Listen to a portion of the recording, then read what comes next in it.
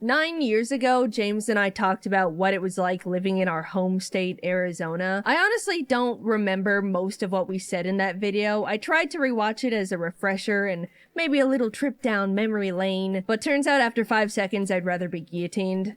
No. Eyes on me. You clicked on this video, you're staying on this video. No funny ideas, alright? The other day, I was in a store trying to buy a plain black shirt that was locked up behind those stupid box lockers, so I had to ring an employee for a single shirt. A few minutes later, someone came by. Alright, what can I... Oh my gosh.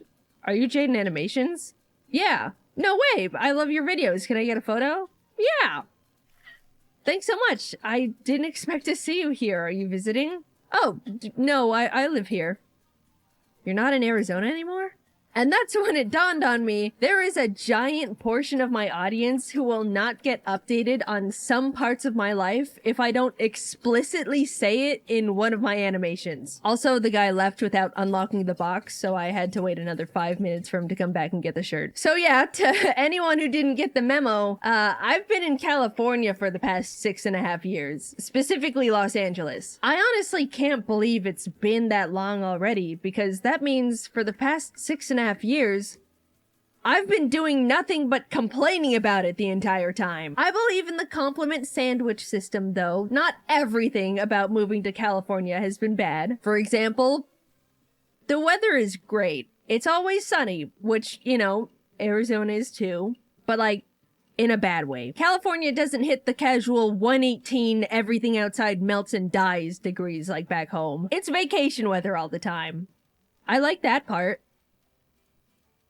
The drivers here are assholes. Arizona isn't all sunshine and rainbows in the driving department either. When I was learning to drive as a teenager, my mom told me to never honk at people no matter what because there's a chance they'll just shoot me. But because of the sheer volume of people on California roads all the time, it is a completely different beast. And every single one of them is driving to go kick babies because they hate their fellow man. Compassion does not exist on the California freeway. And by that, I mean blinkers. You know, the very helpful and necessary communication tool that tells people you'd kindly like to move into the lane. It's a sign of weakness here. If you even think about turning your blinker on, every single car in your vicinity will speed up and refuse to let you merge because they cannot handle the idea of a different car being in front of them. How can they get to their destination faster if a car that was in front of them in a different lane suddenly shifts to the side 12 feet? People will go out of their way to merge into the lane just to speed past you and spit on your windshield. When I turn my blinker on, which I still do because I refuse to let this barbaric driving culture corrupt me, a car will speed up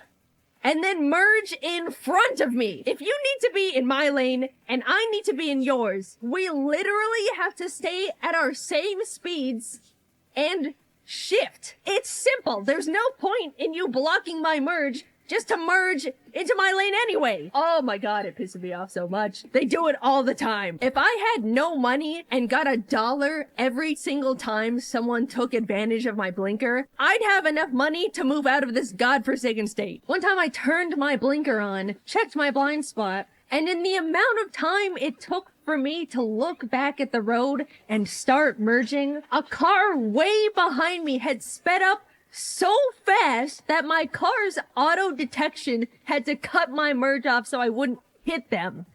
And then that car honked at me! I will kill us both. Alright, the drivers suck, but at least I'm only going a few miles. Not only am I forced to drive alongside these bozos, I'm forced to drive alongside them for way longer than I should need to. The traffic is so genuinely bad, I daydream of becoming a better sprinter to arrive at places quicker, because it is genuinely not far from the realm of realism. Either that or get one of those monster snowplow attachments. I mean, seriously. 10 miles? I should not be in the car longer than 20 minutes. Everyone here loves driving 30 over the speed limit anyway. I don't even know what the holdup is. Also, a little tip. If you wanted to find a place to park when you get to your destination, you shouldn't even be driving in the first place. Parking doesn't exist here, it's a myth and a lie. 95% of all locations have 0 parking lots. There's never street parking, and if you happen to be a lucky enough soul to find a spot, you can't slow down to parallel park into it because people are either gonna yell at you for clogging the lane or ram into your bumper. It's just an evil trick. So your only choice is to find a parking garage that costs like $20. One time, my friends and I drove to a One Piece live symphony at the Dolby Theater and decided to park in its parking garage. Oh, what an obvious mistake. Do you want to know how long it took us to get out of that garage after the show when everyone was leaving? 2.5 hours! We parked in the designated parking garage for a show and paid 2.5 hours of our life on top of real life money. So what if you don't have a car? Then you don't have to deal with any of this, right? Well, you can't walk anywhere. What do you think this is? Any other country? You could get a bike or a motorcycle, but again, with the quality of drivers around, you might as well play Russian roulette every time the wheels touch asphalt. Maybe with the right setup and some expendable funds, you could just get around with rideshare apps.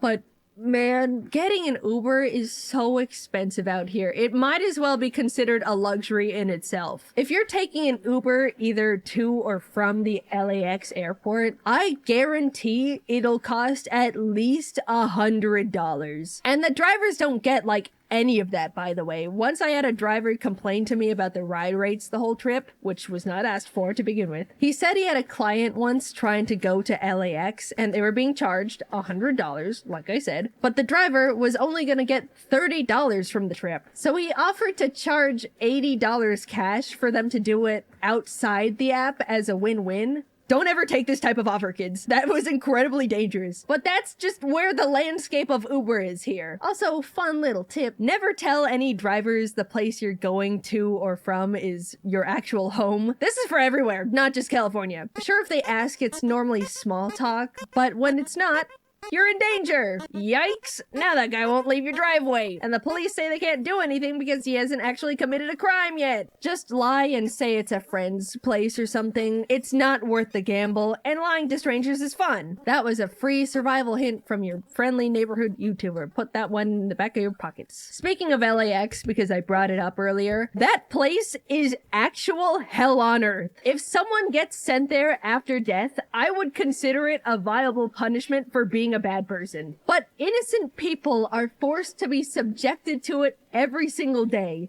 and it's inhumane. You have every single asshole with a plane ticket in the entire city and beyond enter through the same stupid entrance, forced to drive through the same loop bumper to bumper until they get to their specific gate. No branching paths, no attempts to categorize the types of arrivals, just a single slaughterhouse line like cattle. But in normal slaughterhouse lines, the cattle don't hate each other. I was talking about bad merging before. It is legitimately survival of the fittest in the LAX horseshoe. Absolutely no one will let you merge lanes ever unless you threaten to fist fight them right there on the concrete. One time I sat with my blinker on in traffic that was not moving for 15 minutes straight, and a dude still refused to let me start merging once cars started inching forward. I had to sit there making direct eye contact with him until he was uncomfortable enough to let me get in front of him. It is personal. I am not the same person when I'm in the LAX horseshoe. None of us are. Some dudes in the 1960s decided they wanted everyone that ever planned to visit LA to suffer instantly when they got here. And they simply got away with it. I've spent so much time talking about traffic and the airport. I haven't even talked about living in LA yet. Well, that part sucks too! Everything is so absurdly expensive here, it's almost comedic. Almost. Maybe raise the prices of food like $10 more and I'll start to chuckle. Now a burrito's like $40. I haven't even had food out here that's blown my mind. Sure, it's not bad, but when eating out can get this expensive, I expect something more to write home about. There are some really fancy restaurants around, but I shouldn't have to spend even more money to eat a meal that makes me go, wow, I will remember this. It's become a common pastime for some people to pull up Zillow and look at all the really crazy expensive multi-million-dollar mansions, fantasizing about what they would do if they were to live in the craziest of homes. But the equivalent of that for me and my friends here is to look at normal homes that are just not in California. Oh, look at that one! 3-bed, 2-bath for like $2,500 a month. That's insane. Here, the same thing can go upwards of $7,000. Now, don't get me wrong. I'm very lucky and fortunate enough to not have to worry about finances as much. I can afford to live in a more expensive place here. It's not gonna break my bank. But at the same time, I'd like to still be relatively smart with money. Sure, I tend to splurge on plushies and trinkets. Haha, Jaiden's buying another Miku figure. But outside of that stuff, I'm really not spending money on anything else. I'm not into luxury cars or clothes or any of that type of culture. It's trinkets, plushes, and admittedly a little too much DoorDash. But I have a job that I can perform literally anywhere in the entire world. And I'm sitting here wasting extra costs on living in one of the most expensive cities in America. It feels bad. And I don't know if you picked up on it yet, but I don't even really like it here all that much. So why? Why do I choose to burn extra money just to exist in LA? The single reason is all of my friends are here, and I'd happily shovel extra funds into a giant furnace to be near them because that's what makes a place feel like a true home.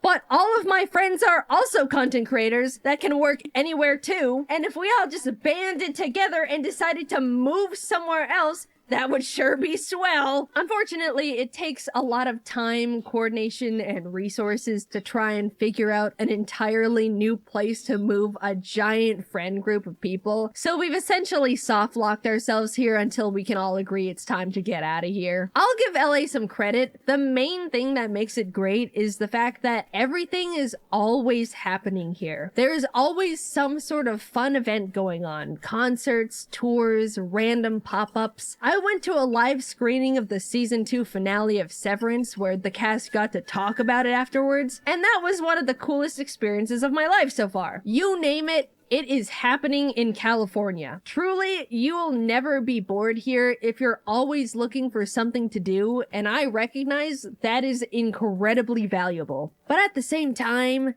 it means there's always tourists visiting, and Los Angeles is a very disgusting city for tourists to visit. It smells like pee all the time. The tourist trap areas are so trashy. There's constant crowds everywhere you go. When it rains, the pee smells even worse. Every once in a while, I need to go into the city for some reason or another, and those are bad days. Also, if you want to see all these cool things, you don't have to live in California to begin with. In fact, living here only desensitizes me to all the awesome stuff constantly around. Back when I first moved, I was really close to Disneyland, and for the entire 2 years I spent over there, I only went to the alleged happiest place on earth a single time because of a friend's birthday. That's more of a personal experience though. I know plenty of people who have yearly passes to Disney or Universal who go to them all the time. But for me, I always just think, I can go there anytime, so maybe later. And then later is multiple years. I consider it a privilege to be able to live in LA. It's expensive. A lot of people dream of coming here and making it big. And if you can afford it, you can definitely live luxuriously. But I am just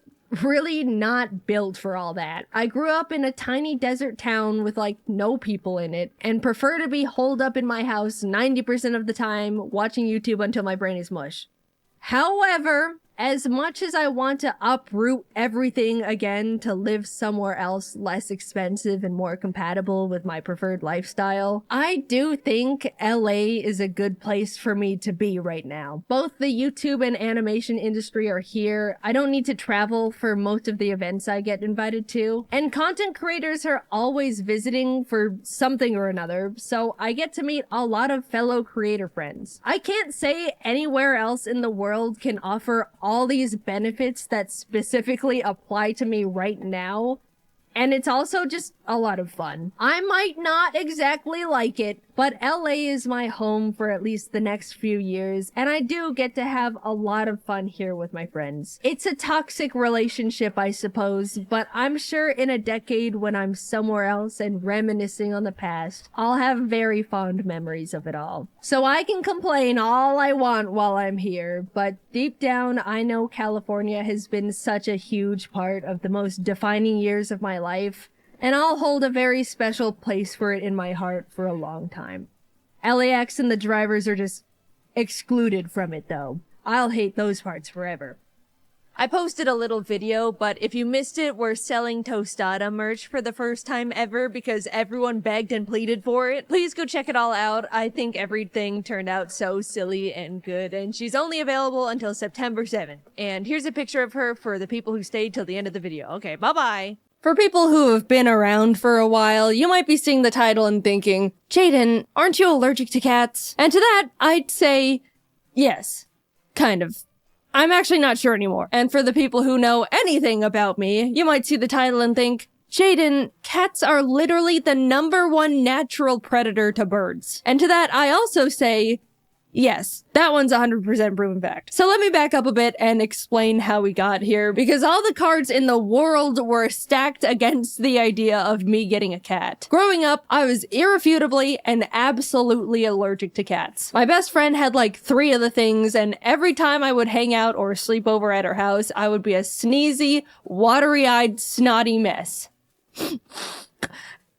Can I have some water? Given the fact my brother was also allergic to cats, it was set that we were a dog family. My whole life I went around not giving cats a second thought. I never had anything actually against them, but since I was forced to stay 20 feet away from them or suffer the consequences, I just couldn't get to know them. Plus, as a kid, dogs were always more appealing. They're more likely to be bigger fans of playing and running around, be more approachable with their genetically bred unconditional love, and can overall be more forgiving. Cut to like 2 catless decades for me later, and I'm meeting Jacob for the first time at his place. As we're hanging out in his living room, his cat Fraser comes over and greets me. Fraser is extremely social and vain, so he's always expecting nothing less than a never-ending stream of attention from the people. Even though he's very cute and distinguished, I deployed my typical foolproof plan of don't touch the cat. Fraser realizes he's not getting any attention out of me and sits down nearby on the couch, but a bit later, Jacob's other cat ends up making an appearance. This one's Taylor. She's normally really shy and hides, but does really like women, which I am. Taylor ended up crawling onto me and making herself really comfy in my womanly lap. Jacob, knowing I'm allergic, offered to take her away, but this was actually the first time a cat has ever done something like this to me. I've always been a bit of a cat magnet, if you want to call it that, because I act like they don't exist, which they interpret as me not pushing their boundaries and creating a comfortable environment for them to come up to me on their own terms. But never have I felt like a cat has chosen me like this before. I told Jacob I'm happy to let her stay comfortable on me, and I'll just reap the consequences of my sewing later on. This was my first extremely positive experience with the cat, and I honestly felt really happy and special and wanted to enjoy it. A few hours later, I'm saying my goodbyes, and during the drive back home, I realized I was completely fine. No sneezing, no itchy eyes, straight up nothing. I was so confused and curious. Thus, the start of my little cat experiment began. Every time I went over to Jacob's place, I would let the cats be as social as they wanted with me. If Taylor wanted to sit by me, I'd let her. If Fraser wanted attention, I would pet him. At one point, while we were watching a movie, Taylor literally decided to lay down on my neck, filling every one of my breaths with cat dander and hair. And you know what happened? No reaction. Not even a little drip of mucus. Sometime, I'd grown out of my cat allergy and never noticed. Apparently, every 7 years, people's allergies have the chance to change. Maybe being surrounded by my friends' cats all throughout my childhood could have helped my body get more familiar with them. Either way, I've now unlocked the skill to survive cats. Oh guys, it was incredible. Now that I'd been freed from my shackles, I immediately started taking time to get to know cats more. Instantly, they felt so much more cute and cool and approachable, and I was really starting to like them more, especially since every time I would hang out at Jacob's place, Taylor would walk over and be around me and purr, and it was amazing to be loved by a cat. So I really like cats now. And after some time, I decided I wanted one too. Jacob and I decided to peruse a local cat rescues website just to see what cats were available. I don't want to get one right away. There's a lot I have going on, but it doesn't hurt to— oh my god, that one! I want that one so bad. It's so cute. What's its name? Tostada? Tostada, my beloved. We have to send in an application. We have to. Hi, my name's Jaiden. I love this cat. Please let me adopt it. Please. What? You guys know me. I'm weak-willed and impulsive. My first mistake was liking cats to begin with. The rescue reached out a few days later for a cat screening interview to make sure we would be a good fit to be cat parents. After being approved, they told us we could pick any cat we wanted that was in their care. Of course, I asked about Tostada, but we were given the unfortunate news that she had already been adopted. No! We looked at the other cats available on their website, but unfortunately none of them really stood out to me. The rescue ended up inviting us to a little Meet the Cats event they were hosting where we could see all the cats they had up for adoption in person, which was awesome because that was actually the first time I'd ever actually seen and held a kitten before. It was amazing. But as cute and tiny as they all were, there still wasn't one that called to me. I pried Jacob away from the kittens, headed home, and we started waiting. Every day I would check the rescue's cat list to see if any new ones caught my eye. I didn't even know what I was looking for, but waited for the universe to send me my perfect cat nonetheless. One morning I refreshed the page and saw one new kitten added. A tortie they found in some dumpster named Scrabble, with the biggest eyes and forehead I'd seen in my life. Something about this bizarre little creature called to me. I messaged the rescue about Scrabble and they told me she's available, putting me in touch with Scrabble's foster parents. Every day they sent me new little pictures of kitten Scrabble, and every photo I fell more and more in love with her. She seemed so silly and playful, and those eyes. We got on a video call and they told me all about how big of a personality she has. Out of the 5 other kittens they were fostering, she was by far their favorite. The whole time we were talking, Scrabble was flipping around in their arms and looking at the camera with her giant orbs. I left that call knowing I found my cat. I needed to have little kitten Scrabble. Meeting her in person only cemented it. She was shy at first, but after flinging around her worm toy, she immediately started hopping around and being the life of the party. I talked a lot to her foster parents and they just gushed about how they wish they could keep her since they all loved her so much. Even though the rescue called her Scrabble, obviously that was more of a placeholder name. The foster parents called her Cammy, but neither of those really fit to me. However, I knew one name that I liked. Tostada. Yeah, I stole another kitten's name and pasted it on mine. So what? Big deal. Tostada is a great name. My Tostada is way more of a tostada than the other Tostada anyway. Look at her. I would have left with little Tostada in my arms that moment if I could. But unfortunately, Jacob and I were going out of town for 3 million weeks and had to wait to take her home until after we came back. She was all I could think about the entire time. I was shoving Tostada photos in everyone's face every chance I got. The foster parents were sending Tostada updates every day. I was overflowing with yearning for this cat. She was growing and learning about the world without me. Take me home to my child. Literally, the moment Jacob and I landed, we drove straight from the airport to the foster home to pick her up. I could not wait. We arrived home with +1 Tostada. I couldn't believe it. I have a mammal now. And sorry, other mammal owners, but it's the best mammal in the whole wide universe. Jacob and I spent the entire day playing with her, letting her get used to her new surroundings. She was so cute and so tiny. Here's a video of her eating wet food with a big old chomp. As someone who's owned birds for 7 years at that point, it felt so strange to have a pet that was significantly less fragile. And also draws significantly less blood. You mean this thing can't fly up and get hit by the ceiling fan? Insane! I've had Tostada for a while now. She's 2 years old at the time of me posting this, and let me tell you, this thing has become a creature. First of all, eyes, still giant, and she never blinks. Look at this. She was sitting on my desk looking like that long enough for me to notice, get my phone out of my pocket, pull up the camera app, put the camera in her face, and take a photo.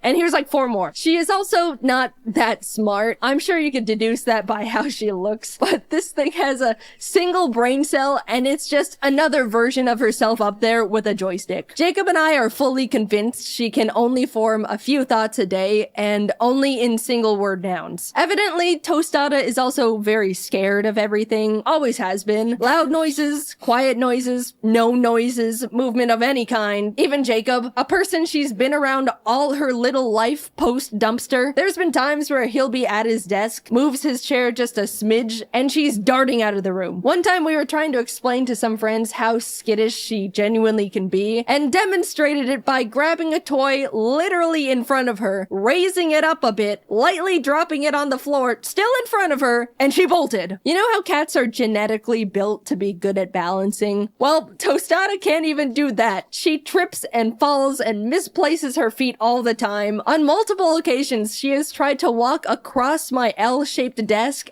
and just missed and fell down. That's like the one thing that makes a cat, and nope, doesn't hit the mark there either. She's gotten better, but as a kitten, Tostada couldn't even jump. After I built her first cat tower, I watched as she attempted to jump up to the 2nd level, not quite make it, and had to slam her arms down on the thing to hoist herself up like she was mountain climbing. But oh, is she the sweetest little thing. When I got a cat, I was expecting it to want its own space, come around when it wants, you know, general cat things. But this creature follows me from room to room with those high beams of hers. She sits on my lap while I'm at my computer, lays on my giant Pokémon plushes, mostly just looks up at me from the floor and just stares. When I'm sleeping, she'll just crawl into bed and tuck herself up right next to me. Look at all these photos of her straight up on me when I'm sleeping. Don't look too close though, I don't have makeup on. Bedtime is sacred to her. She loves bedtime. If I'm working late, Tostada will come into my office around 9 or 10 p.m., aka past Tostada bedtime, and just start crying, scratching on my chair, rolling around on the floor. It's pitiful. And if I still don't move after that, she'll go into the bedroom and drag over her string toy she always plays with. It's just so sad and pathetic. I always play string with her when she brings it over though, don't worry. But lately, she's picked up another routine habit, which is pats. Not all cats like the pats, but Tostada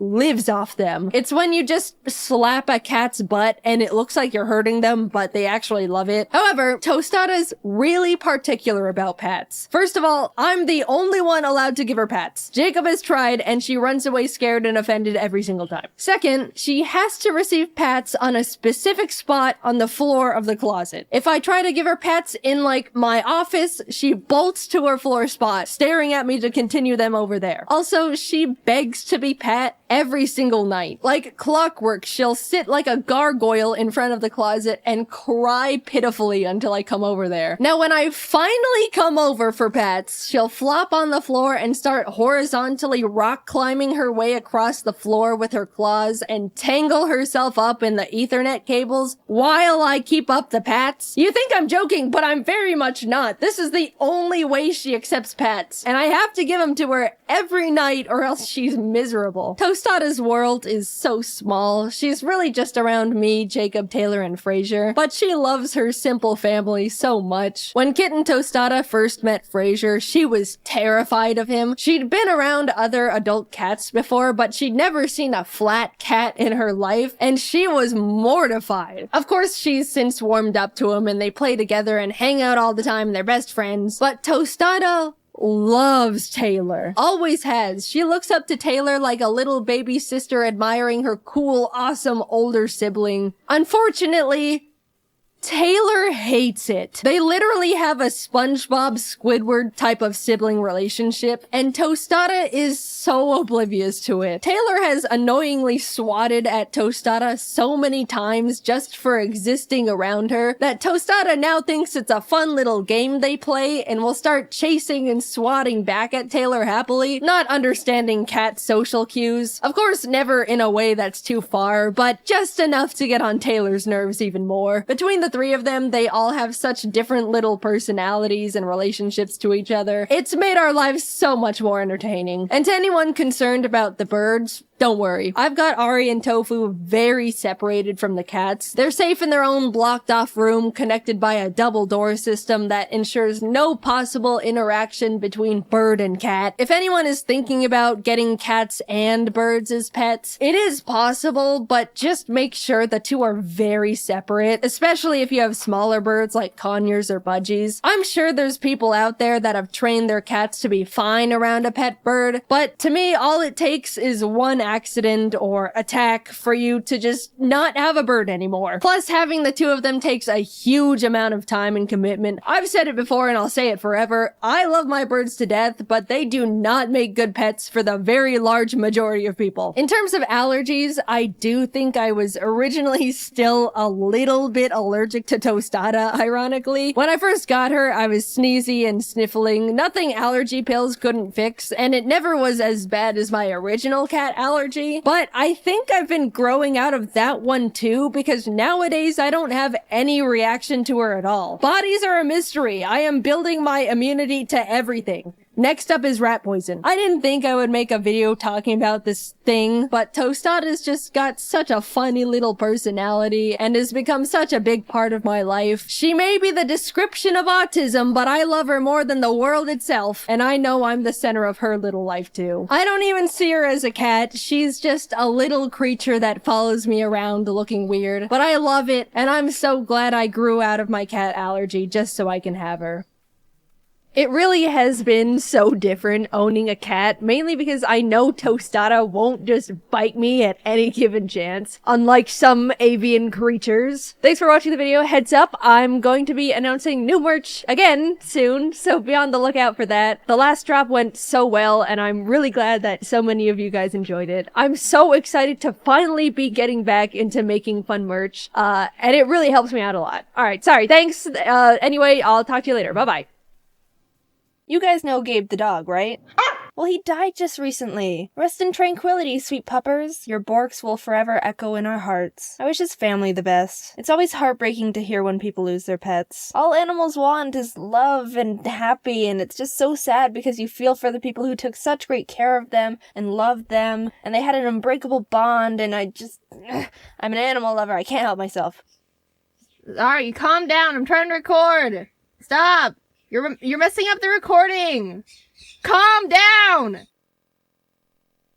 When I heard the sad news about Gabe, it reminded me of my old childhood dogs, and I thought I could tell you some stories because they're a bit insane. I'm surprised I haven't told them sooner, to be honest. I had 2 dogs growing up. The first one was a Shetland sheepdog, Keisha. Quick fact, growing up, I didn't know what the breed was called, so I just said Keisha dog, and that's what I still call them to this day. I don't have too many memories of Keisha because my parents got her before I was born, and I was too young to remember very much from the few years we coexisted, but my mom and dad have told me stories of us, including the one I'm about to share with you. Setting the timeline here, I was really young, 3 years old. I don't have memory of this, but my parents have told me about it many times. So my mom and dad decided that we should all take a nice walk around the neighborhood with Keisha. I was apparently very excited about this and was wanting to go out right at that moment. They told me to slow my roll and wait a bit because they needed to get ready, and we would go out later. But Jaiden thought, nah, I'm going now. So I took Keisha and left the house on my own without telling my parents I was leaving. There was now an unsupervised 3-year-old wandering down the street,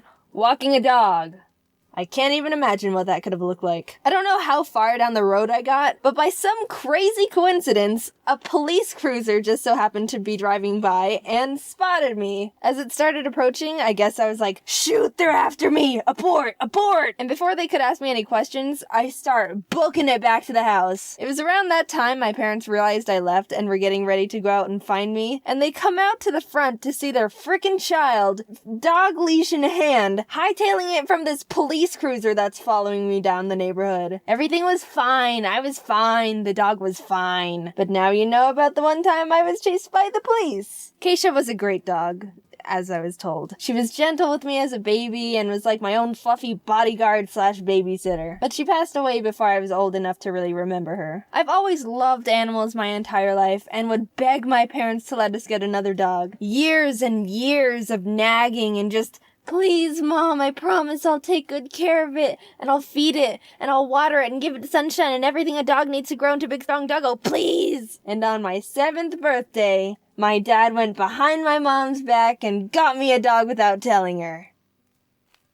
Now, okay, we went to look at dogs before as a group, but it was never an official decision we'd get one. So here's the story of when we got our new dog. My dad went to the place to pick him up. We got him from a dog rescue, which is a recommended place to get animals because you save a life and all that. Try to look into rescues and adoptions over breeders, just a tip I thought I just mentioned. And when he was holding the dog getting ready to take him home, the dog started peeing on him. Obviously, my dad didn't want that, so he tried to hold him away from his body, but that made the dog nervous, and he turned around and bit my dad's hand. Not wanting to drop the dog on the floor, he tried to shift him over to the other hand, but he bit that one too! My dad came home with pee on his shirt, 2 bleeding thumbs, and a dog.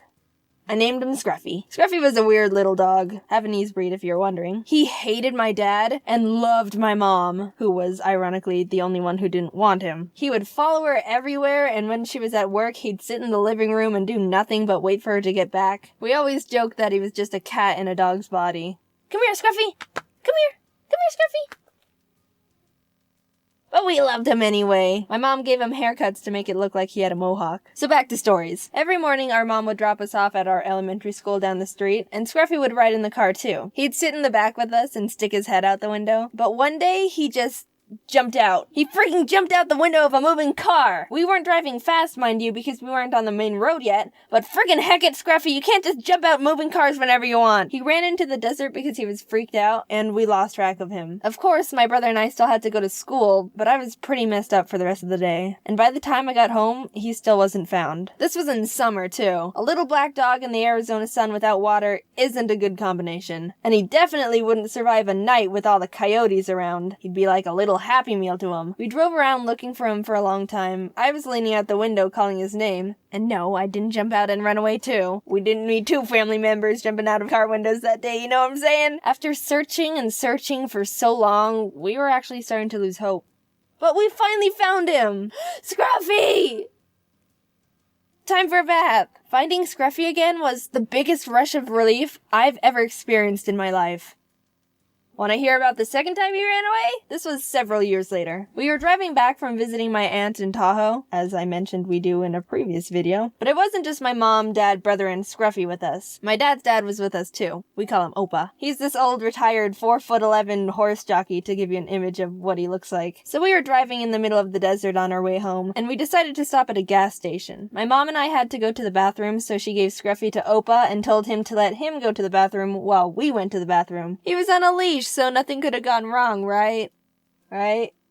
Yeah, of course not. While we were in the stall, I was still young enough to go in the same restroom stall as my mom, okay? Opa busts in and yells for my mom. There were a few other women in the bathroom too, so they were a bit startled to see this tiny old man come in and start making a ruckus. Yeah? And she sees Opa holding the leash with no dog on the end. Oh, great! Pull up your pants, we're going on a run! Since it was all mostly flat open desert, we were able to see Scruffy still booking it down the side of the road. And since it was a tiny middle-of-nowhere gas station, the few people that were there were all chasing after him too. Everyone was screaming at each other, "Get the dog! Get the dog!" and running around. Ugh, what a disaster. The thing is, even though Scruffy was a small dog with tiny legs, he could run. Those things can friggin' run. And when he started running, you couldn't stop him. It was like tunnel vision. Need to run, need to run, need to run. Where am I going? I don't know. If I just run, I'll get there. You could try to yell his name. It wasn't like he was gonna listen. He hardly did that anyway. So how'd we catch him? Driving down the road towards us was a white van. They saw that there was a herd of people chasing this tiny dog down the road, so they turned sideways, opened their big van car doors, you know, the kind I'm talking about, the ones that they slide, and Scruffy just jumped in. What? Scruffy, hasn't anyone taught you not to jump into white vans with strangers? They didn't even have to offer you dog treats to get you in there. And I could try to lie to you and say they closed the door and drove off with a free dog, but they didn't. They gave him back to us. But think about how easily they could have. Oh, thanks for catching our dog. We could have never caught up to him. I don't think you would have forgiven me if I tried to pull off that ending. And that was runaway attempt number 2. He loved us, I promise. Scruffy was a great dog, too. And even though it might not seem like it because I only talked about him trying to run away from us, he was glad to be part of our family, and we all loved him. If you have an animal, make sure you give him a good pat on the head and tell him you love him. Even if it's a snake. Yeah, snakes want love, too. It's sad to hear when animals die. Scruffy dying was the first time I ever had to experience death, and I was really heartbroken when he wasn't with us anymore. But just knowing we gave him a good life and he was a happy little dog helped me feel better. Make sure you give your animal the best life you can while they're still around. All animals deserve to be loved and cared for properly. They aren't your possession, they're a friend and a family member. Give them the right care, the right food, the right toys, the right amount of attention, everything. And make sure you do research beforehand to know exactly what it takes to make sure they're happy and healthy. Too many people impulse buy animals, and the poor thing doesn't end up being treated for correctly. Research and then love. That's the steps. Rest in peace, Gabe. Keep on borking, little pal. Remember when Pokemon sent me every single one of their Gen 5 sitting cuties for me to rank? Turns out they really liked that video. So much, in fact, that they said, "Hey Jaiden, awesome video. Why don't you come to Japan to watch the Pokemon 2023 World Championships?" Our treat. You won't have to pay for your flights or hotel or nothing.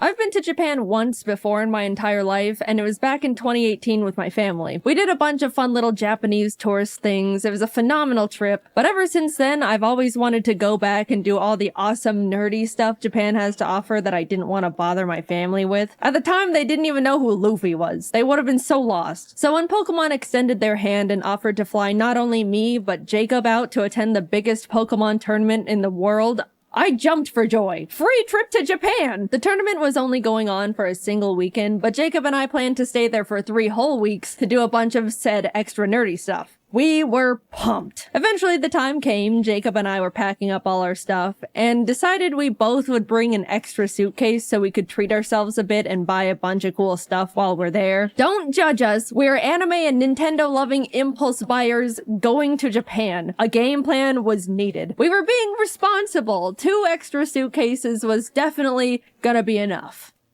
Yep. Equipped with our extra luggage, we headed off to the airport. Pokemon straight up gave us business class seats. We didn't ask for them or anything. So when we boarded, we realized we had the seats where you could lay down. There even was some sort of seat divider that acted like a car window, so I could roll it down and bother Jacob whenever I wanted. Quick little 11-hour flight later, and we were in Japan. It was time to have the best trip of our lives. I'm not joking. I had the most incredible trip and got to do things I won't ever forget. And I won't, because I've now plastered it onto the internet forever. We landed midday Japan time, so we decided to go to the first thing we wanted to see while abroad. Japanese McDonald's. I couldn't order anything except fries, but Jacob and I both dropped our jaws when we saw something called the Double Big Mac on the menu. I thought Americans already went big with the Big Mac, but Japan did the impossible, just to send a message. What a magical place. Let's begin with the next morning. Pokemon planned a bunch of cool stuff for the creators and partners they flew out, beginning with a group field trip to the Mega Tokyo Pokemon Center. Jacob and I woke up early for it and missed the bus they had for us. And it totally wasn't completely my fault entirely because I hypothetically didn't read the schedule correctly and was taking my sweet time getting ready. Why would you think that? So we had to take the trains on our own to get there. Anyone that remembers my first Japan trip knows the trains were me and my family's mortal enemy number 1. We kept getting it wrong and it was failure after failure the entire trip. You'd think that with all that prior experience and struggle, I would have grown as a Japanese train understander, right?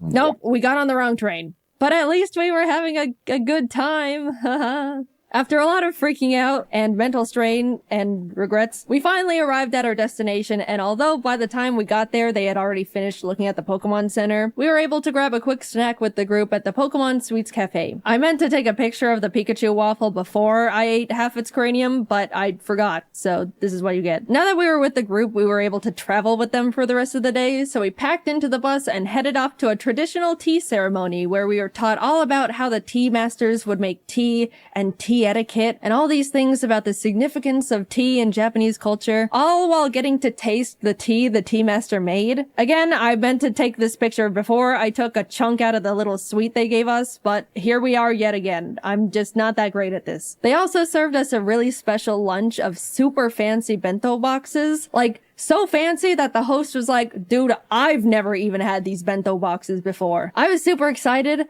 but I don't mean to be ungrateful or wasteful, but the box was full of super fancy, complicated fish and seafood. I knew going to Japan I'd have to be flexible with food because it's really hard to be vegan or even vegetarian there, so I really tried to eat as much as possible and look thankful. But yeah, I struggled a lot. But I still had a great time and it was an honor. We were dropped off at the Yokohama Chinatown and left to explore a bit until dinner in a few hours. Everyone separated into groups, and Jacob, Stefan, the guy that sent me all the sitting cuties, you guys remember him, the guy named Steve, and I went and pursued the street food a bit before stumbling into a little arcade with a bunch of crane machines. I got this silly little bear minifigure. His name is Chico, so I decided to innocently carry him around in my pocket for the entirety of the trip. You know, because he was silly. This single action severely changed the course of my mental stability going forward. You'll see soon enough. But look at these cute photos I got with them. We had a great dinner, headed back to the hotel, got to hang out with our good old Pokemon rival Jan a bit, and called it a night. The next day we all got to do some private shopping at the Pokemon World's pop-up shop. I'll just say we bought way too much stuff that we also don't regret in the slightest. I even got this video of Jacob grabbing more and more sitting cuties as the workers kept reorganizing them to keep the display looking perfect. We walked out of there with 3 giant bags of stuff. But it's okay, because remember, we anticipated this with our extra suitcases, which I am starting to wonder if they are going to be enough, but surely we will come down. We were then all taken to the creatures' offices. You know, just the place where they make Pokemon cards. It was gorgeous in there. They had these awesome sculptures of giant Pokemon cards with crystals, and all the walls were lined with 3D card art. It felt like I was in a building with a lot of significance. Because I was. We got a tour around the building, met the TCG card testers, and were able to ask them questions about their process. Even got to have a little Q&A session with Atsushi Nagashima, the game director of the Pokemon TCG. It was funny, one of the people in our group asked how they chose which Pokemon to make cards for. A good question.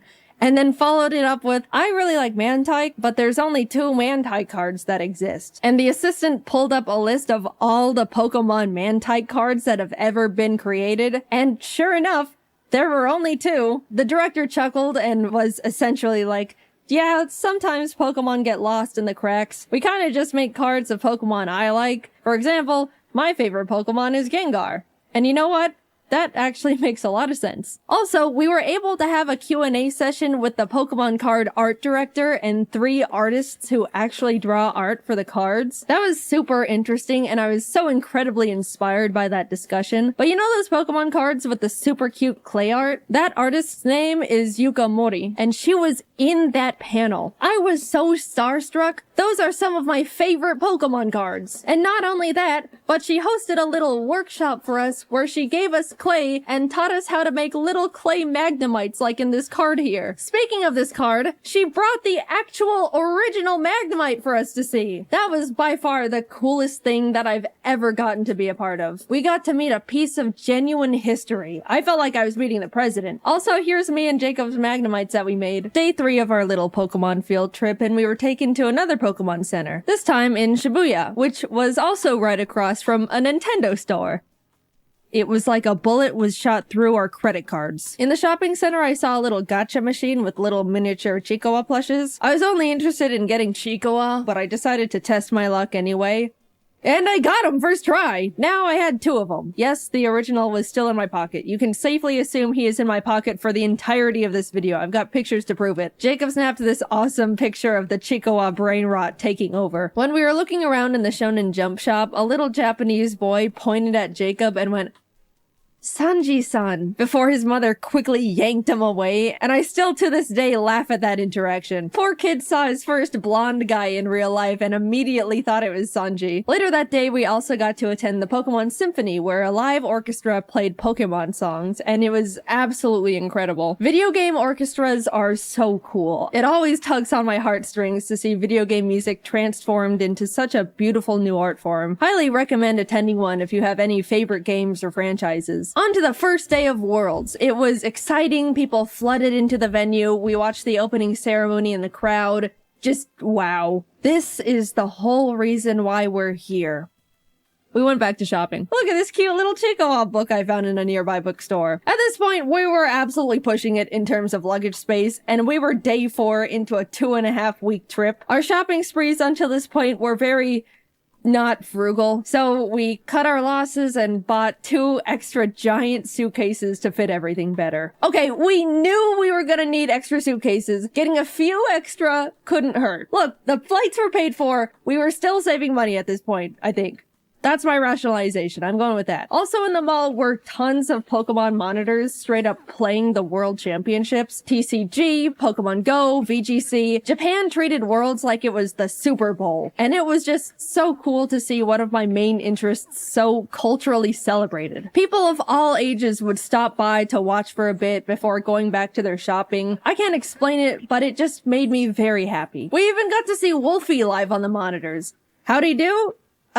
He did great. Don't worry about it. Nothing happened. Look, we were just happy to see our friend on the Pokeball screen. Proud of you, Wolfie. You're so cool. The second day of Worlds was hype.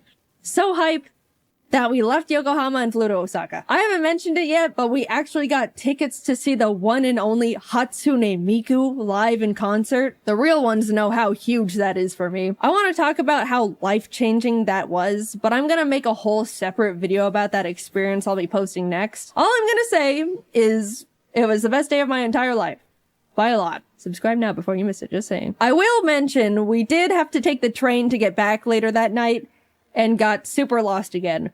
And we never get better at it. Don't expect anything to change in that regard. We did finally get back to Yokohama, crashed for the night, and had a nice slow morning as we got ready for finals later that day. To any One Piece fans who are caught up, we were in Japan for the One Piece anime episode. You know what I'm talking about.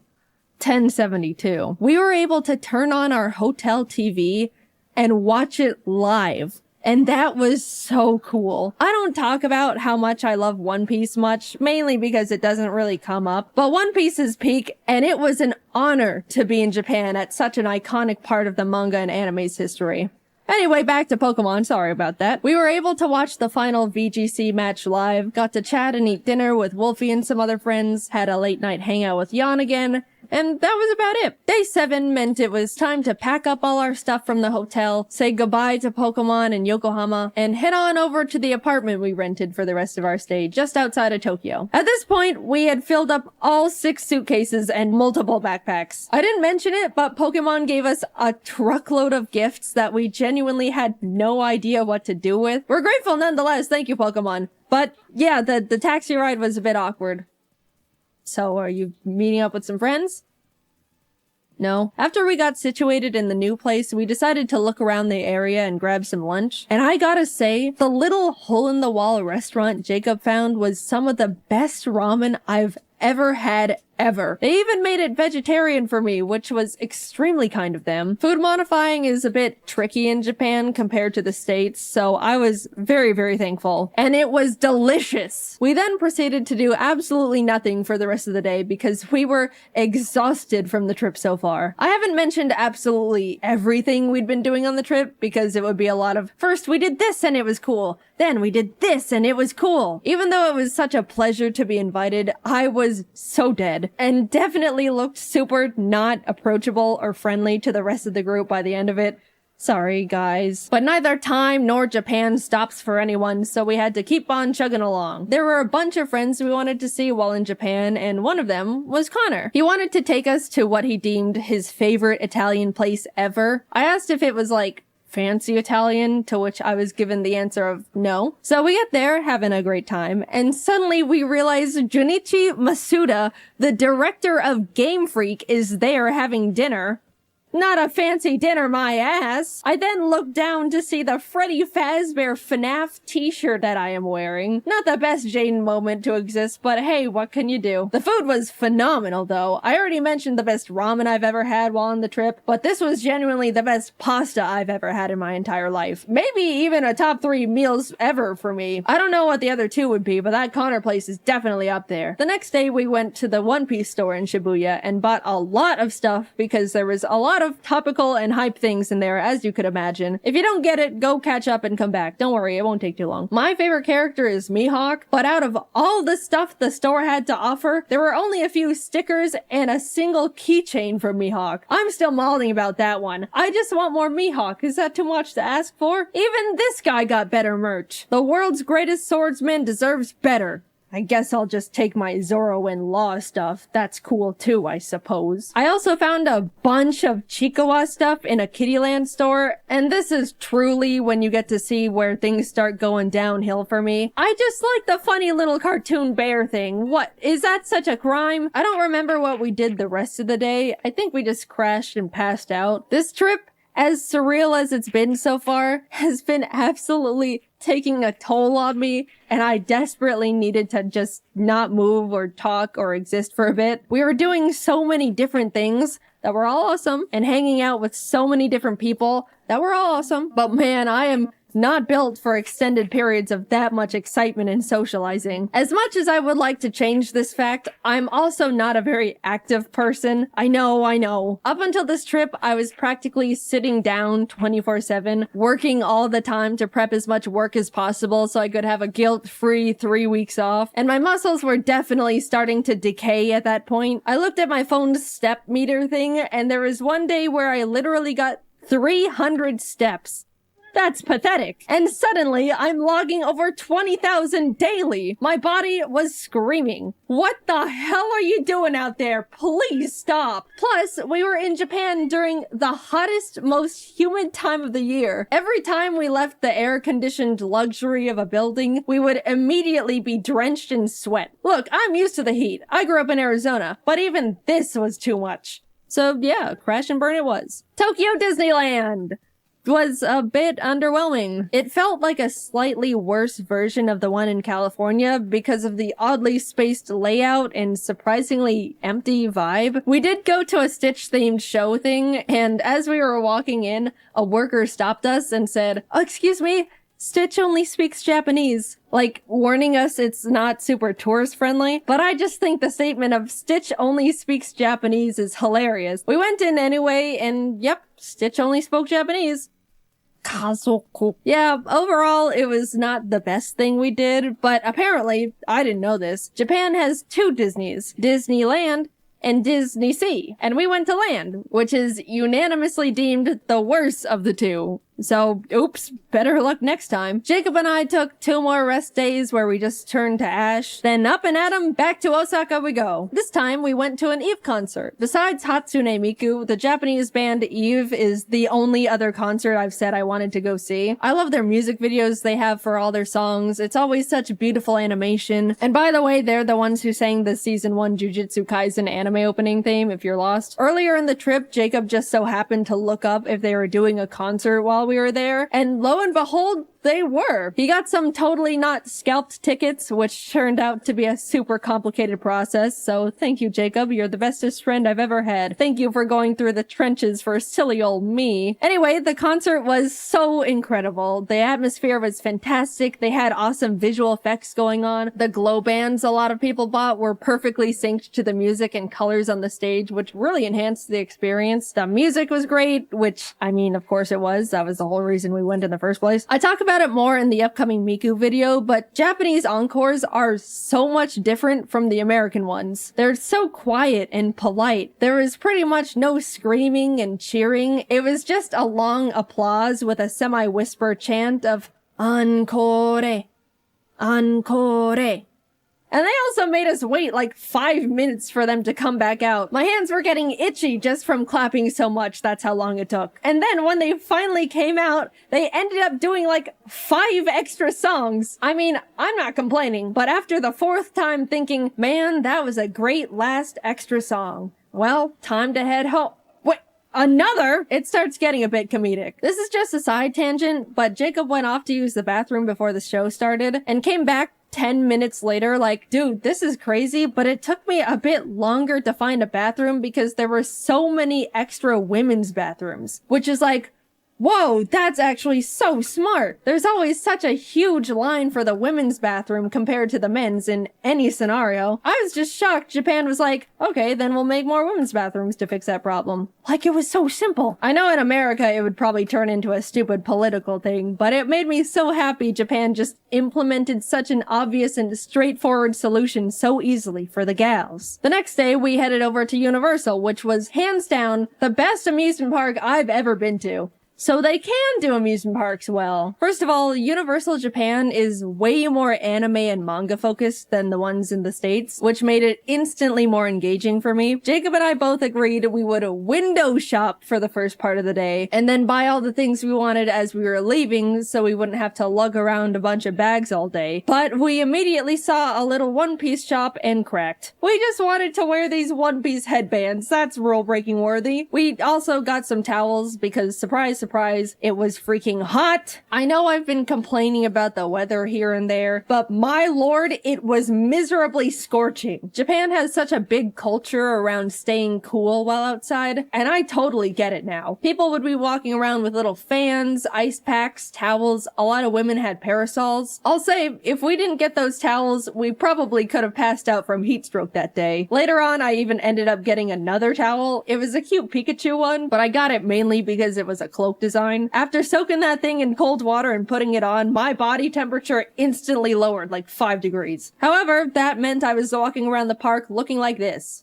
Back to the awesome stuff. We did a bunch of attractions like watch a fun 4D Jujutsu Kaisen show where the seats move around, went on a super cool 3D VR Spider-Man ride. We tried to cool down by going on a Minions thing called Freeze Ray Sliders that claimed to cool riders down with a blast of chilled mist from a giant freeze ray. But we got on and absolutely did not even touch a drop of the mist because it never ended up getting in range of our cart. That felt like an actual tragedy at the time. There were a few big roller coasters we wanted to go on, but I get super motion sick and forgot to bring nausea medicine, so no roller coasters for us. But I shall return one day. The park, of course, had a bunch of cool themed restaurants, one of them being a super cool One Piece restaurant. Did I mention I like One Piece? There also was a special Sanji one, but we didn't know you needed a reservation, so phooey. It was awesome though. I love One Piece. After a few hours of rides and being broiled alive, we decided to fully cool off by going on the Jurassic Park ride. That's just giant splash mountain with dinosaurs. We cooked in line for probably a solid hour, and as soon as we were literally stepping foot inside the ride, it started pouring rain. Now that's just not fair. I don't even understand how that happened, but whatever. We started buying all the stuff we window shopped for as we waited for the One Piece live show to begin. Again, please refrain from judging. I am being vulnerable and open here. By the way, as we were walking around, we stumbled onto a little Mario-themed show just out in a courtyard area. They played some fun little custom songs and had all these dancers alongside the mascots. And then out of nowhere, they started absolutely blasting the crowd with like gallons of water. I didn't even see it coming. It was like firefighters showed up to put out a giant fire, except the fire was a bunch of Japanese people. The time came and we got to file in for the special One Piece live show, and even though Jacob and I didn't understand a single part of it because it was all in Japanese, it was awesome, and the costume design was phenomenal. It was a bit unfortunate though, because the seats were all in like a half circle formation around the stage. As much as they tried to make the show enjoyable from all angles, it was pretty hard to see the main things going on in the center. My only true complaint though is that Zoro didn't come to our side at all. All the other characters rotated around so we could see them, but Zoro only did it at the very end to take a bow. Also, Mihawk being included would have been nice, but it's okay. By the time we got to enter Nintendo Land, it was like 9 p.m. We got up at 6 a.m. by the way, so we pretty much just rode the Yoshi's Island ride they don't have in the States and headed home because that's all the energy we had left. But even just seeing that, it was miles better than the one in the States. Also, we picked up a little dinner at the 7-Eleven near our hotel. 7-Eleven is actually awesome in Japan, by the way. And they had a few little Chicoa plushie keychains and I bought them. Just being transparent here. We woke up early the next morning to catch our flight back to Tokyo and hurried over to the Kirby Cafe. Emily actually booked the reservation for us. She was meant to also be there, but she was only able to get 2 seats and gave them to us as a gift. Emily, I will always be indebted to you for your sacrifice. The cafe itself was so well decorated with all these little Kirby things, and the menu was adorable. I got the star curry and a magical little fruity drink with a Kirby marshmallow that triggered my cute aggression. Jacob got the pizza and a Kirby burger, but since he made modifications, the staff asked him to not post a picture of the burger to the public. Like, they didn't know he was a content creator or anything. I guess they just didn't want the public to see a naked Kirby burger. We also both got desserts. I already decided I was gonna consume the Kirby. The presentation was beautiful. It was literal art on a plate. Taste-wise, it was decent. The body was some sort of gelatin, which I wasn't too crazy about, but the rest was super tasty. I did my best, but he ended up looking like he was in a horrific accident when I threw in the towel. The cafe also has a special little private store connected to it. And yeah, what you expect happened definitely happened. We left with full bellies and bags, continued to look around the shopping center the cafe was connected to, and ended up walking into a gacha store.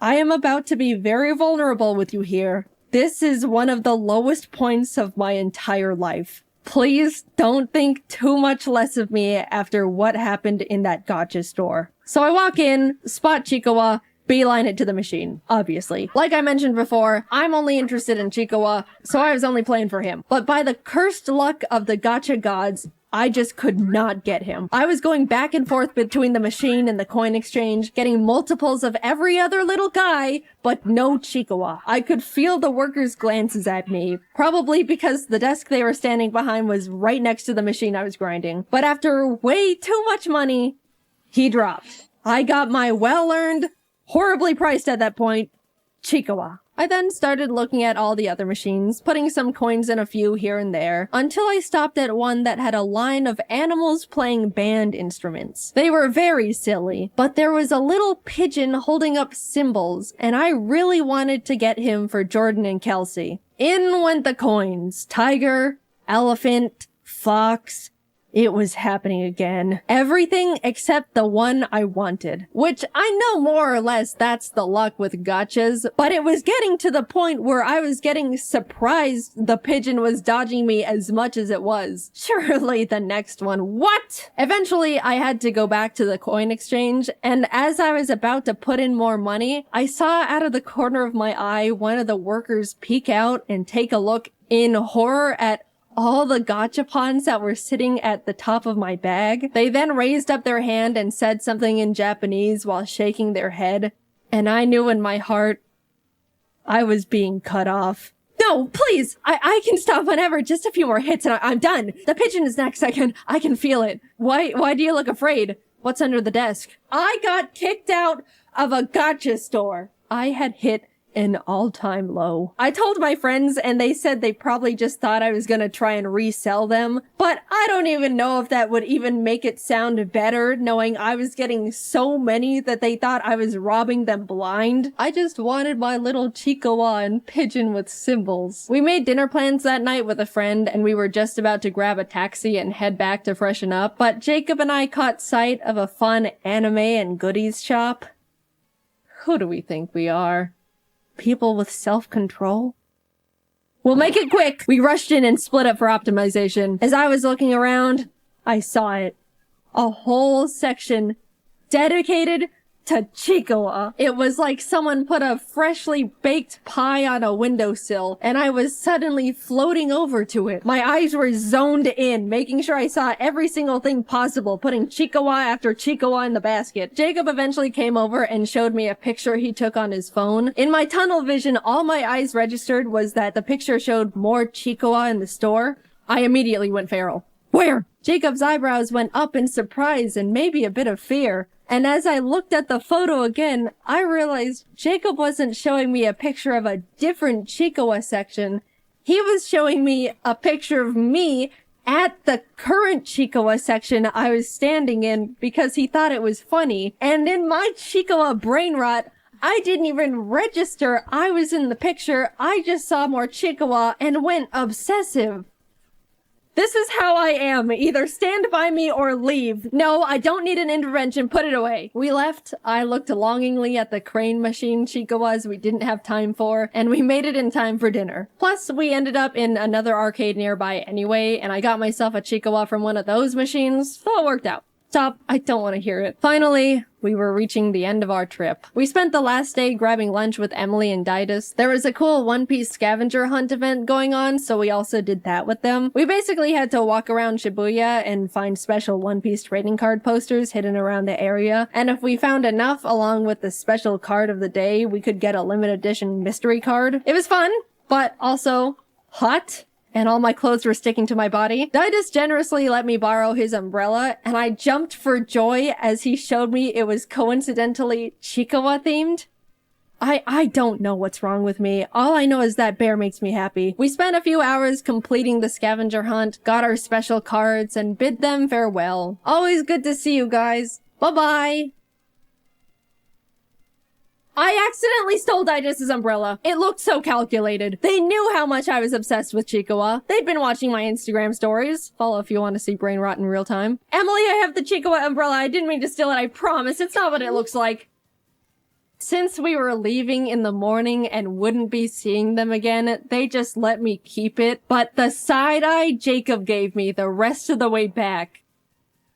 I didn't mean to— stop it! Getting back to the apartment, reality hit us hard. We needed just a few more suitcases.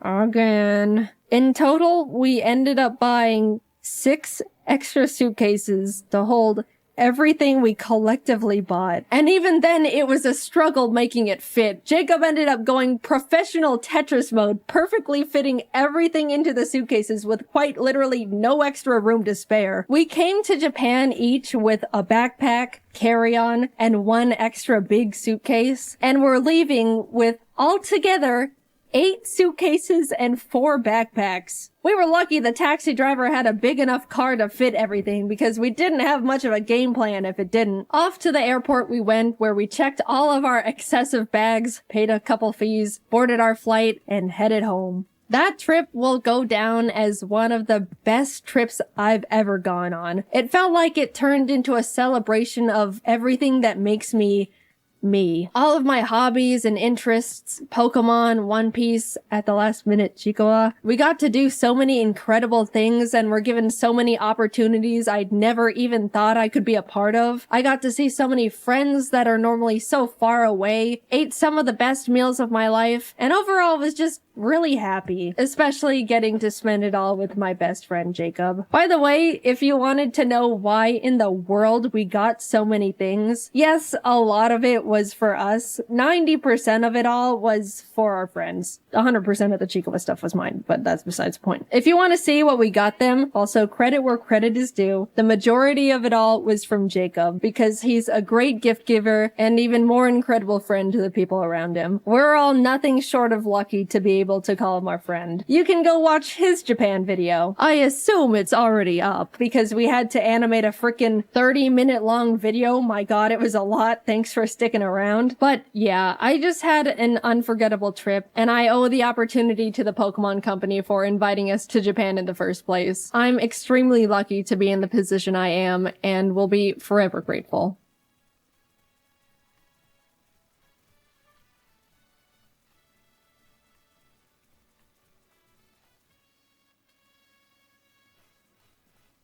I think we all know the gist of what a speedrun is. Play game fast. But there's so much more that goes into it than what's on the surface. People spend hundreds of hours practicing games, finding optimal routes, discovering the most precise glitches that can save from minutes to just a few frames, which if you don't know is basically risking your entire run just for a few milliseconds of time save. I've come to love speedruns, watching them at least. Something about them is really cool to me, and I think the community is really cool. It's all cool. I've been lurking and watching various speedrunners for a decent amount of time, and I decided that I wanted to do a speedrun. Now, I don't really have the time to set aside hundreds of hours to hone my skill on whatever game I want, so I decided I had to do a blind speedrun where I just play it for the first time and try my best. I spent a few days racking my brain on what game I'd like to run. I like Pokemon. Maybe I could run a Pokemon game. But that's a lot of researching and memorizing and luck.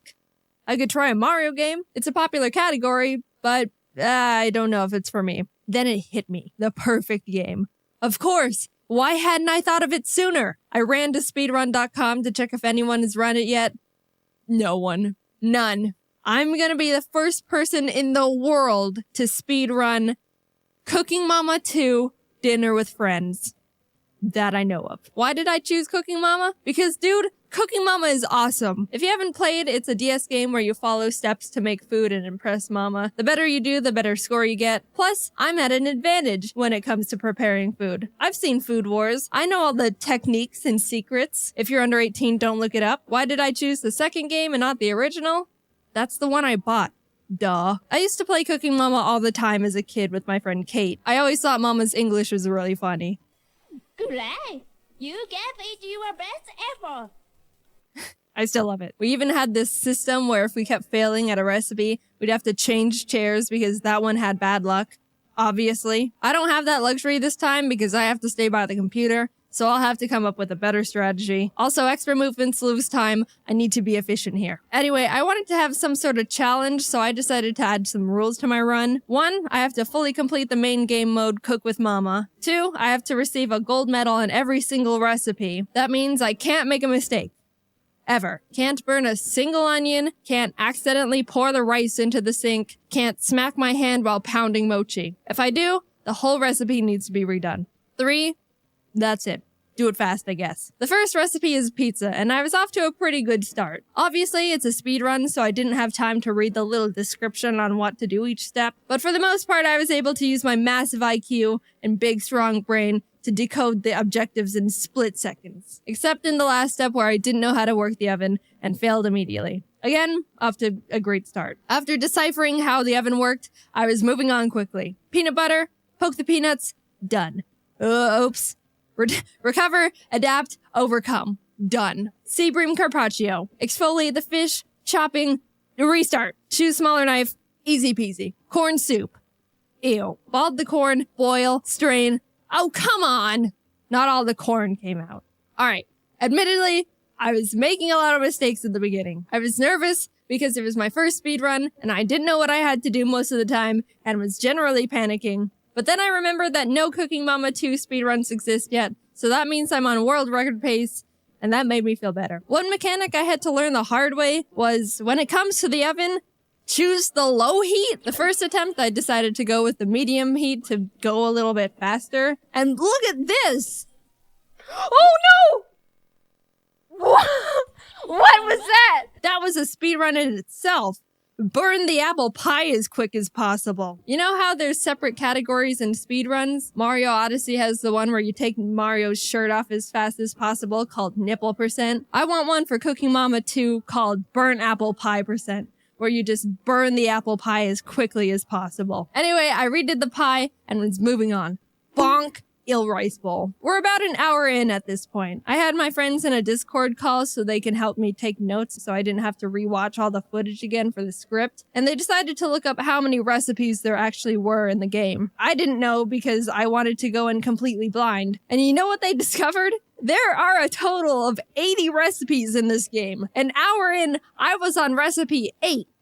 Which would be impressive in real life, but not here. So either we were gonna pull a Cooking Mama all-nighter, or I had to start picking up the pace. Sorry, Shrimp. this is gonna get violent. It wasn't perfect, and I was still making some mistakes, but I started getting into the zone. It helped that I was starting to get familiar with the mechanics and actually know what the game wanted me to do for most of the steps now. Waffles, chili dog, meatloaf, lobster. I was one-shotting all of them. I even put 2 mama flags on the lobster, which was a bit risky, but you know me, I live for the danger. I almost forgot to put the lobster on.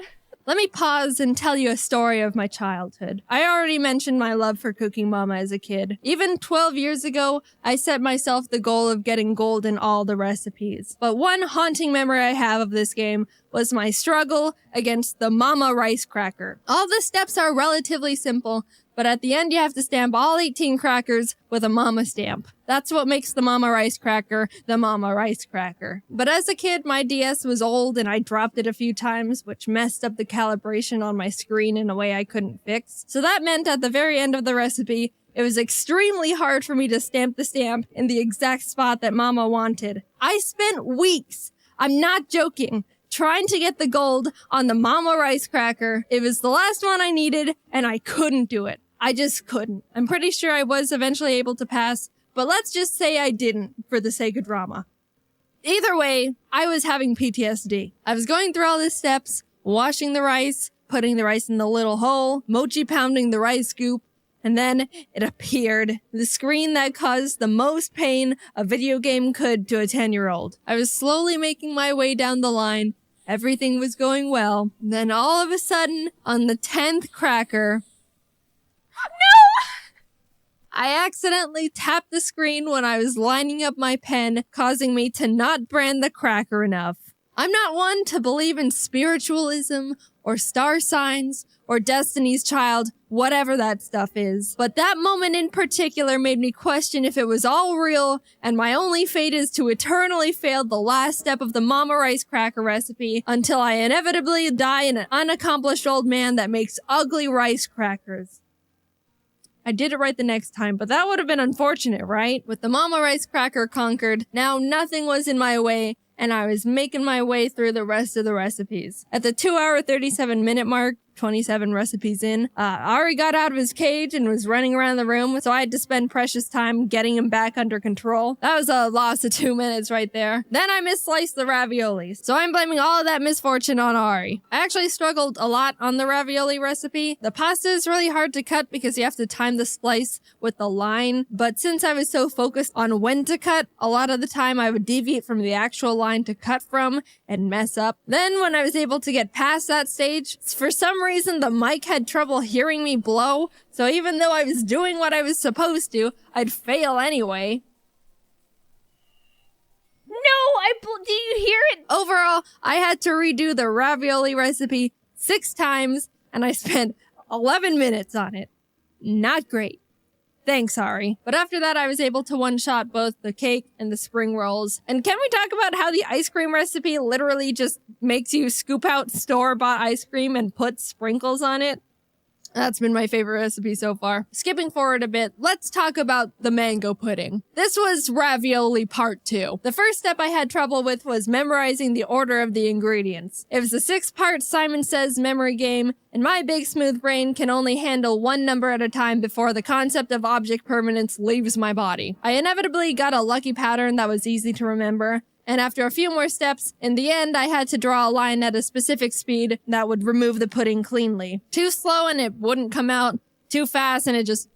For the life of me, I couldn't get the pacing right 3 consecutive times in a row. And with the combined difficulty of that, along with the memorizing, I spent another 10 minutes trying to get it right and still failing. My confidence was shattered and I had to take a mental health break. I'll be back for you, mango pudding. I'll come back stronger, and I'll cook you so well I'll become the mama. I was in shambles from the pudding, but was able to move on and started getting back into a rhythm. All these foods, I was knocking them out one by one. I will note that I struggled with popcorn because I thought there was going to be some sort of indicator or something on when to open the lid.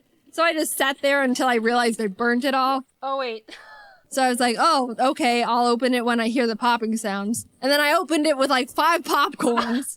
But it's okay, I was able to figure it out. Overall, the rest of the run went on without any major problems. I was able to finish up the rest of the recipes, and at the 6-hour, 38-minute mark, I only had 2 recipes left. The bento box, and of course, the mango pudding. Time is ticking. We're in the endgame now.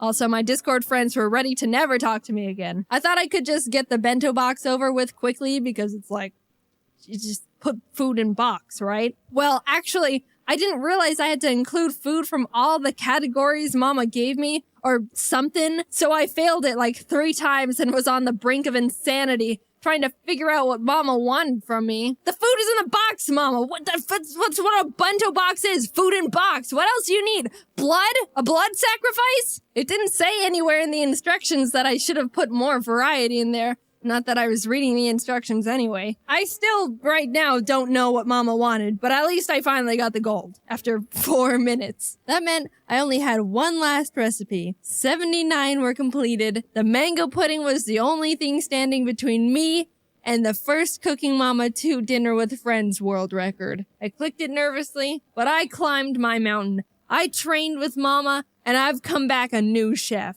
Peeling, slicing, blending, I was quicker than ever. There it was. The memorizing. I was doing well until... No! I restarted. I was sweaty and shaking. My brain was shutting down. My eyes had only been seeing Cooking Mama for the past 6 hours and 45 minutes. Every breath was Cooking Mama. Every neuron in my skull was Cooking Mama. Every atom in the universe at that moment was Cooking Mama. But my next attempt, oh my god, oh Jesus, is this the one? I nervously went through the rest of the recipe until I arrived at the last step. It's been about 3 hours and 15 minutes since I practiced removing the pudding from the mold, and to be honest, I don't remember the removal strats. First one, second one, let's go! I got all the puddings out flawlessly. I waited until the results to confirm it. Boom! 100 points on the mango pudding. Stop the timer. I did it. At long last, all 80 recipes in Cooking Mama 2 gold. In 6 hours, 47 minutes, and 27 seconds.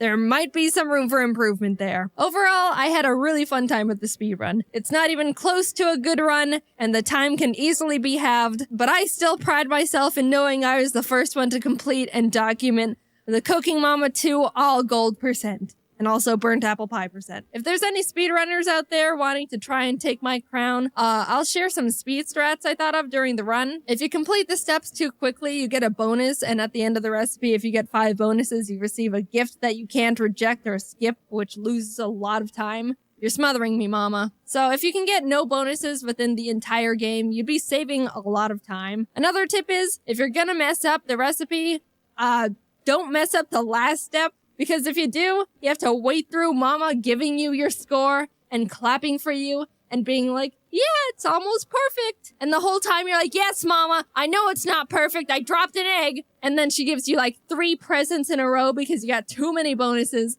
And you're just screeching at her to shut up the whole time. I didn't discover any glitches that would save time, unfortunately. I don't know what a Cooking Mama glitch would look like, but it doesn't sound pleasant. But it doesn't matter, because as of this moment right here, I'm the one with the Cooking Mama 2 Dinner with Friends world record. Guess I finally did something with my life after all. Anyway, thanks for watching my first attempt at a speedrun. I think, in hindsight, I should have chosen a game that could have been done in a few less hours, because I feel like I aged 20 years after this. But you live and learn. I wanted to submit my run to speedrun.com, but since no one has run the game yet, I need to submit a request to add Cooking Mama 2 Dinner with Friends. But I only made my account last night, and to make a request, I need to have had my account for 7 days. So I'll submit it in 7 days. But it's not gonna be interesting. I didn't record my audio with it. It's just 6 hours of Cooking Mama gameplay. Also, we're working to drop some new merch in the shop really soon. I don't know if it's on the site yet, but it's coming. And we've got some real fun stuff in the works. Alright, that's it. See you later. I've played a lot of Pokemon in my days, and by that, I mean I've played the same Pokemon game with various different skins. But I'm here today to showcase one of, if not the most unique ideas for a Pokemon game Nintendo has published for our tiny little hearts. And that game is called Pokemon XD Gale of Darkness. XD. A bit unfortunate, but it came out in 2005, so they get a pass. Why am I talking about it? I think it's an underground game not enough people know about. It does something different, kind of shakes up the formula. It's constantly overshadowed by its predecessor, Pokemon Coliseum. And yeah, okay, I played it as a kid. I'm very biased. Is that what you wanted? If you've not heard of it or played it, you're in for a treat today. The game opens up to a cargo boat, the SS Libra, out at sea, where we find the captain and guy who steers standing at the helm. All is calm and serene when suddenly they get swatted. And it's not no ordinary SWAT today, folks. No, sir. This is a Lugia SWAT. They run out to see what's going on, and the captain looks up and makes this face as if he wants to kiss Lugia passionately on the lips. But Lugia's not here for kisses. He's here for the opposite of kisses, which is crime. He hyper beams the cargo ship and then steals it. You heard me right. Just blasts the thing point blank and takes it away. Lugia's ship now. The presumably only 2 people on the entire boat fall into the water and are left to just drown in the ocean, I guess. Well, that was a bit raw. What are we, a minute in and 2 people are dead? Gen 10 could never. Hard cut to me because that's more important. You play as this boy kid named Michael, but actually his name is Jaiden now because that's me. The game throws you into the middle of this intense looking fight between a Salamence and Metagross, both level 50. I don't know where I am, what the stakes are, who I am, but this battle seems really important and tough, so I'm gonna give it my all and immediately OHKO it. I did it! Screen goes black. I open my eyes, everything's blurry. Wake up, Jaiden, you've been in a coma for 15 years. Turns out I live in a friendly laboratory run by this Professor Crane and his lab guys. I get up and the guy running the battle simulation tells me how good of a battler I've become. Aw, thanks, man. Then he immediately negs me by telling me it's about time I go out and get myself more Pokemon besides my one lame Eevee. Backhanded compliment at a child, but I'll take it, I think. I go into Crane's office where him and my mom are talking, and he says he heard from the battle coach that my battling skills have improved dramatically, and how proud he is of me. To which my own mom tells him to stop giving me compliments and praise because I'm gonna end up spoiled rotten. I don't know what kind of a response that is to a child receiving praise. Either I'm already a cocky little bastard, or I'm being currently emotionally neglected by everyone in this building. Whatever it is, I don't think it's healthy for my mental development. To make this mother look even worse, we realize her only other child, Jovi, is missing and no one is looking for her. The world is only filled with overpowered wild rabbit animals and crazy people. No, I'm sure it's fine you haven't started looking for her. Keep doing what you're doing. I get a lead saying she really likes hanging out with family friend mad scientist Dr. Kaminko, so I head over to his house and I'm about to knock on his creepy door when this tiny little blind man, Chobin, the doctor's assistant, walks up and is like, "Burglar!" and challenges me to a battle, to which I win because he only has a level 5 Sunkern. Jovi comes out and is like, "Oh, hi, big brother, it's Jovi. Did you get lost, big brother? Silly big brother, Jovi will guide you back home." Alright, I see why no one was looking for her now. We return home to the lab and they present me with a snag machine. A machine that allows the user to catch shadow Pokemon, which are Pokemon that have been so abused that they turn evil. Now, they're saying they haven't seen or heard of any shadow Pokemon that exist anymore because they've all been purified years ago. But who knows when they could start popping up again? Better be safe than sorry. Bam! Some guys from a secret organization called Cypher bust into the lab, beat everyone up, steal Professor Crane, show off their shadow Pokemon, and run off to their secret base to never be seen again. Well, I'll be. The lab is in shambles, not knowing what to do, but then decides they're gonna complete their purification chamber in his honor because shadow Pokemon are back and they want to do something about it. They send me off to this seaside town Gadion port to retrieve a machine part they need, and Jovi pesters our mom to come with because Jovi doesn't think I can handle going out on my own, and Jovi needs to hold my hand and guide her big brother the whole way. Okay, not only does this little snot talk in the third person for no reason, maybe our mom didn't care enough to get us any education, perhaps she was worried the teacher would give us a compliment, heaven forbid, but she's also the most annoying character I've ever witnessed in any media, and I've watched an episode of My Hero Academia with a grape kid in it. We go to Gadionport, and not 2 seconds pass until Jovi pisses off this random guy, Zook, who happens to be the buffest man in the world. He's about to punt her, and I'm about to do nothing about it, when this old man and his color-coded henchmen step in and obliterate his shadow Zangoose. Old man, I was about to be free of everything that is bad in my life, and you took that away from me. We get the part, head back, and Mom tells me about this spot in Agate Village called the Relic Stone where you can naturally purify Pokemon. I don't know why you're making your own purifying chamber then when there's a rock that already does that. I go to Agate, and this very enthusiastic man with a Pikachu shows me the stone, and I'm like, cool. To which he's like, by the way, my friend Vander might know where Cypher took Crane. Oh, okay. I go talk to Vander and he points to this random spot in the desert on my map and is like, oh, they're right here. I saw them. What were you doing out there? That's literally just sand. Wow, would you look at that? A headquarters. Huh. I start infiltrating the base, battling all the grunts that fall from the ceiling, snagging any shadow Pokemon I find, until I reach Pink Hatsune Miku, who's trying to get information out of Crane about purifying shadow Pokemon. I battle her and win, which means I get to unkidnap him, and while heading out, I find this data ROM on the ground. Huh. This seems very important and like it has a lot of secret information about Cypher on it. Convenient. Brain returns to the lab and everyone's happy, and then they send me to Pyrite Town to find Net, a guy that should be able to crack the ROM and access all the information on it. So I head there and he's like, yeah, we can crack this, smile. While he's hacking it, I go out and play around in a random cave and run into Mirror B. This guy doesn't do much in this game, honestly, but I just want to make sure you know he exists and listen to his music.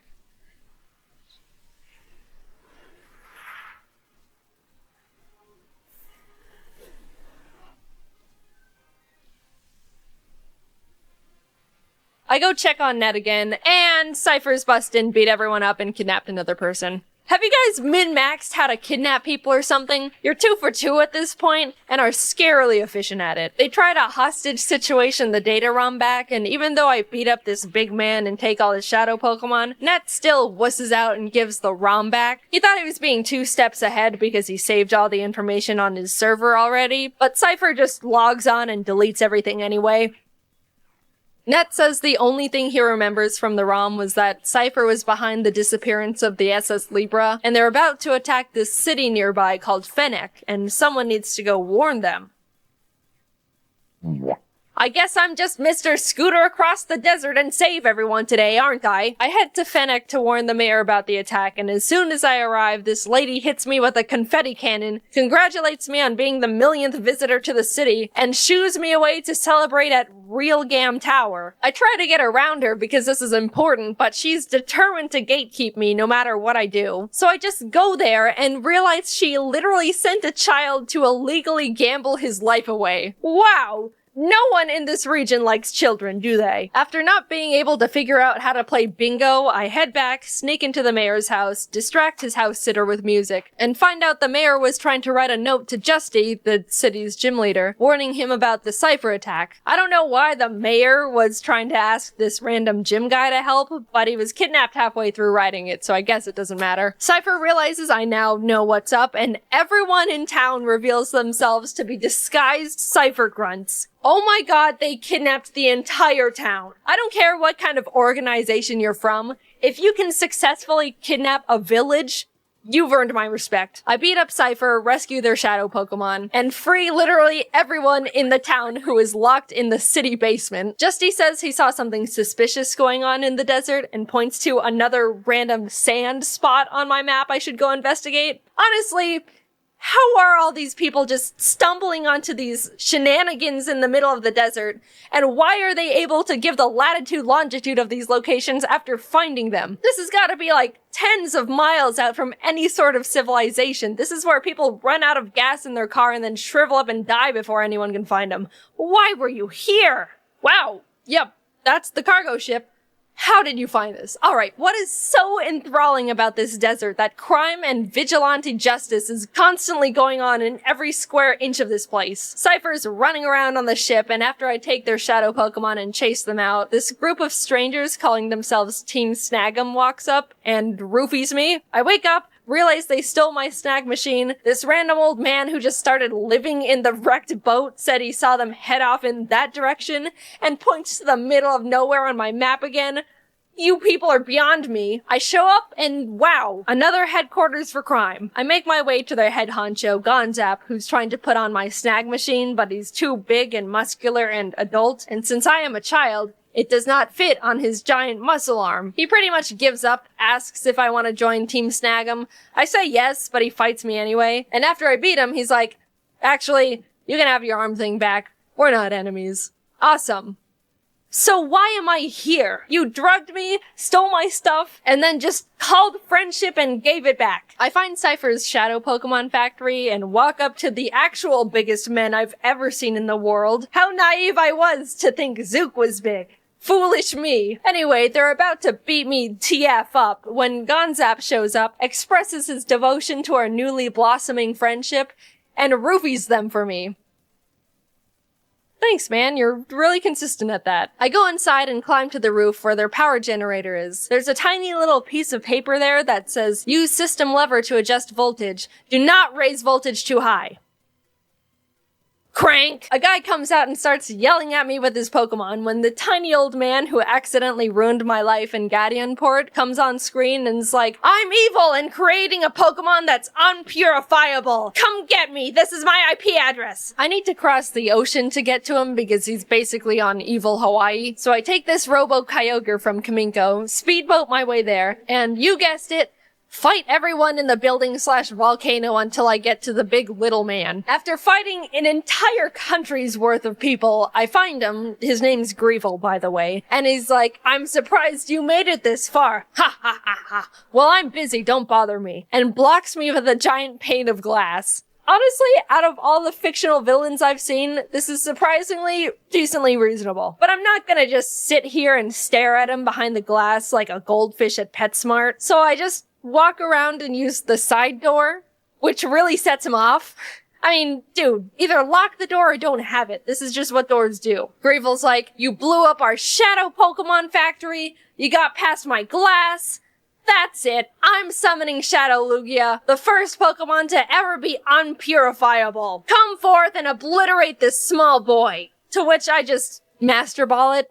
Really overlooked that one, didn't you, mate? He may not be purifiable, but he's mine now.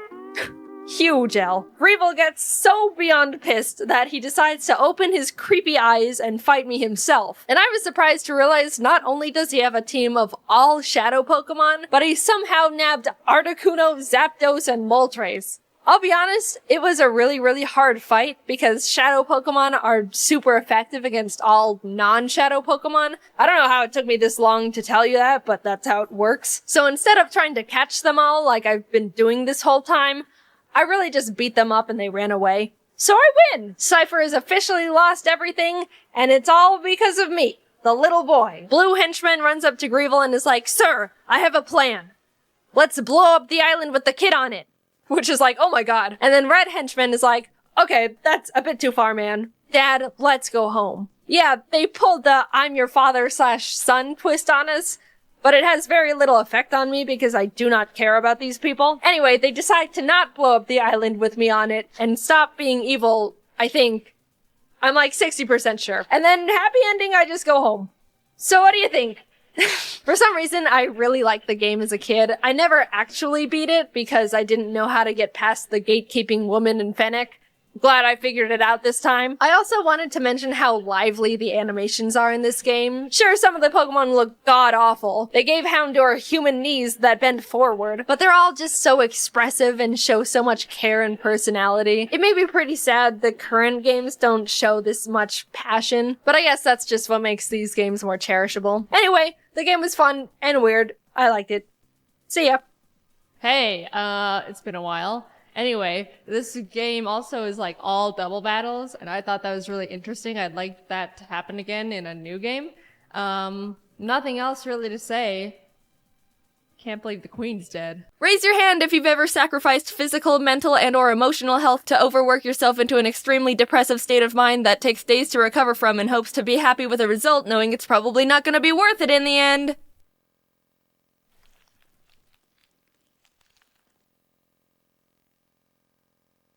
If a friend came up to you and said, "Hey, I'm gonna go run 50 miles and refuse to eat, sleep, or take care of myself until I'm done," you'd be like, "No, you doof. That's a horrible idea.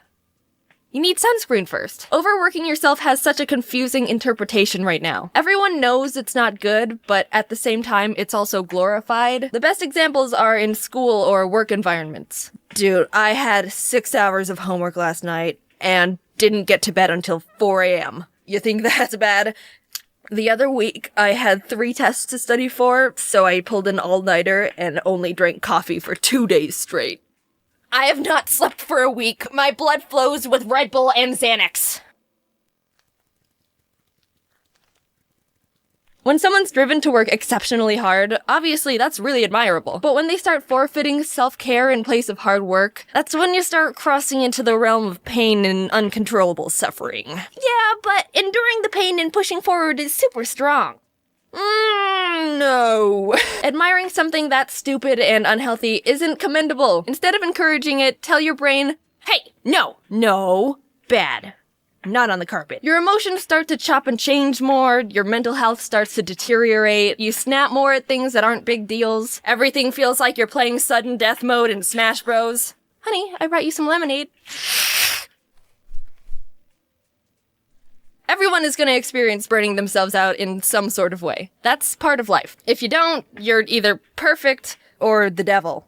And I don't trust either of those, so stay back. I've been slowly losing my sanity from overworking myself ever since I dropped out of college, which was 2 years ago. It's the type of thing that slowly creeps in, and you only start to notice it when your insides have already deteriorated by 30% and your insanity stat has reached level 10. Burnout is caused by 3 main variables: depersonalization, where you don't feel in control of yourself anymore, emotional exhaustion, and a lost sense of achievement. Wow, Jaiden, you're so smart! Ha! Yep, you know me. I'll research anything all day just to educate the people. After a long time of feeling like a very sad shell of a person, I started seeing a therapist. So the first day I came in, she just asked some basic questions to get to know me and my situation. And she got to the question, "What would you describe your average daily schedule to be?" And I was like, alright, that seems simple enough. So I wake up around 8:30, have a small snack, work out for like 30 minutes, and start working. So I work until lunch, and then I get back to work. Yeah. And I work until dinner, and then I work until I go to sleep. And when's that? 1 a.m. Yeah, I see the problem now. I was, and still am, struggling with the mindset of, if I'm not working, I'm being lazy. And the fact that I work for myself in my own home and am my own boss doesn't help at all. Taking a break to play games? But I could be working. Eating dinner? I could be working. Sleeping? But I could be working. Working? But I could be working harder. I'm not saying this just for you, but for myself. It's okay to take personal time for yourself. Don't work your life away. I'll take a break when I'm dead. Frick. Never got to come up with a funny tombstone. I asked a bunch of my friends about their experiences with overworking themselves, and they were all like, "Oh yeah, burnout is torture and can go frickin' suck a jellyfish." Their stories consisted of not sleeping for hours or days on end in exchange for more time to work, denying themselves food or water until they finished something, breaking for a minute to go to the bathroom only to go right back to work, snapping at friends or family for no reason. It sucks, because these aren't even uncommon experiences. It feels so good to be validated and admired for working hard, but there's a slippery slope there of accidentally forgetting to keep yourself alive and sane if you're not careful. I'm here to save you from yourself! What? What? Wait, I've got to study for final exams! No time! Go take a nap! 46% of Americans drop out of college anyway! I'm kidding. School is important. If you drop out, you don't get to use me as an excuse to your parents. But it's important not to die from burnout. Or in general.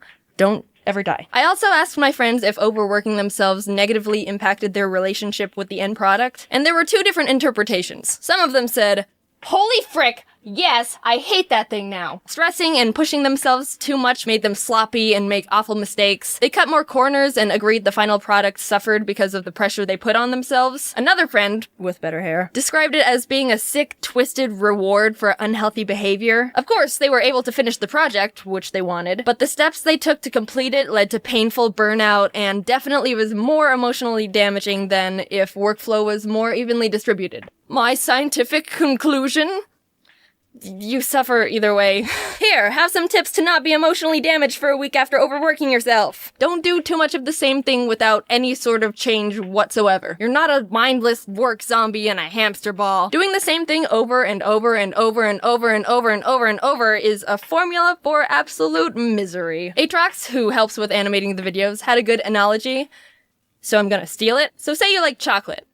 I do like chocolate. No one asked you. So imagine you hypothetically enjoy eating chocolate, but when you only eat chocolate and nothing else, you feel sick. That nauseous feeling in your throat and stomach that makes you want to lay down and throw up for the rest of the day. It's the same with anything else. Do more than just work and eat hypothetical chocolate all the time. 'Cause otherwise... Take time for self-care. Yeah, it sounds generic and straightforward. So then do it, you dummy! Spend time with yourself. Do something that'll refuel your juice tanks. When you're running on empty, you gotta take time to fill the tank back up to full. Don't just try to avoid the inevitable by pouring a little cup of gas in and hoping that'll tie you over. Enjoy yourself!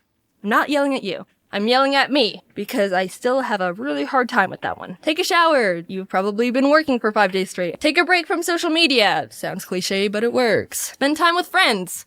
If you have any. Do some stretches or something that includes moving your body. Exercise equals dopamine, which means less depression. Yay! Stick to a healthy sleeping schedule. If you're a farmer, I am a farmer. No one asked you. You gotta tend to a variety of fields instead of hyper-focusing on the same one every day. Push yourself to always be trying something new or focus on improving. It's easy to get stuck in the same grind of consistency. Everyone's a unique, special snowflake, but eventually your brain is gonna start craving something different, and if it doesn't get anything new, it throws a tantrum. You get more excited about things you're going to learn and get better at. Spice everything up. If you're a lumberjack, I am a lumberjack. Will you cut that out? You can't keep swinging your axe continuously at trees all the time. It'll start getting too dull and become difficult to keep going. You gotta take time to stop and sharpen your tools. Keep things balanced. You can create your best ideas when you're not stressed and overworked, and sad, and tired, and feel like poop.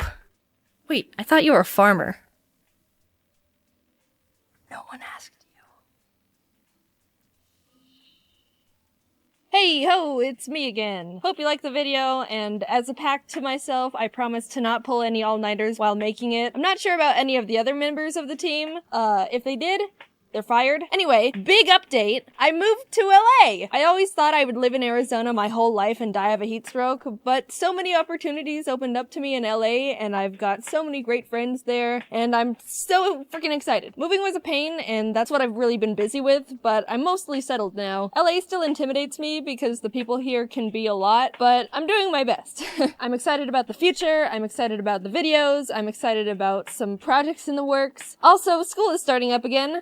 Sucks to suck, and I wish you the best of luck, soldier. Maybe you can be the 54% of Americans that doesn't drop out. Anyway, thanks for sticking around, and bye. I know absolutely nothing about Digimon. Pokemon is my entire life, so why would I need to branch out? Well, I happen to be a very open-minded person, and the only way to prove that is to play a Digimon game for the first time. I wanted to see if, putting all my bias aside, I could bridge the gap between the two, and they could live together in harmony in my tiny little brain hobby drawer. So thus began my journey on finding the perfect Digimon game to start out with. At first, I didn't think that would be a difficult feat. Every community kinda has the general agreed consensus on what media is best to consume as a newcomer, right? All it takes is a quick Google search, I play what the internet people tell me, and now I'm a Digimoner. Well, apparently not here. I've come to realize that it's a bit complicated for them. Everywhere I looked, there were threads upon threads of people trying to agree on what Digimon game is even good in the first place. Pretty much every comment I read said something along the lines of, "This game is pretty good,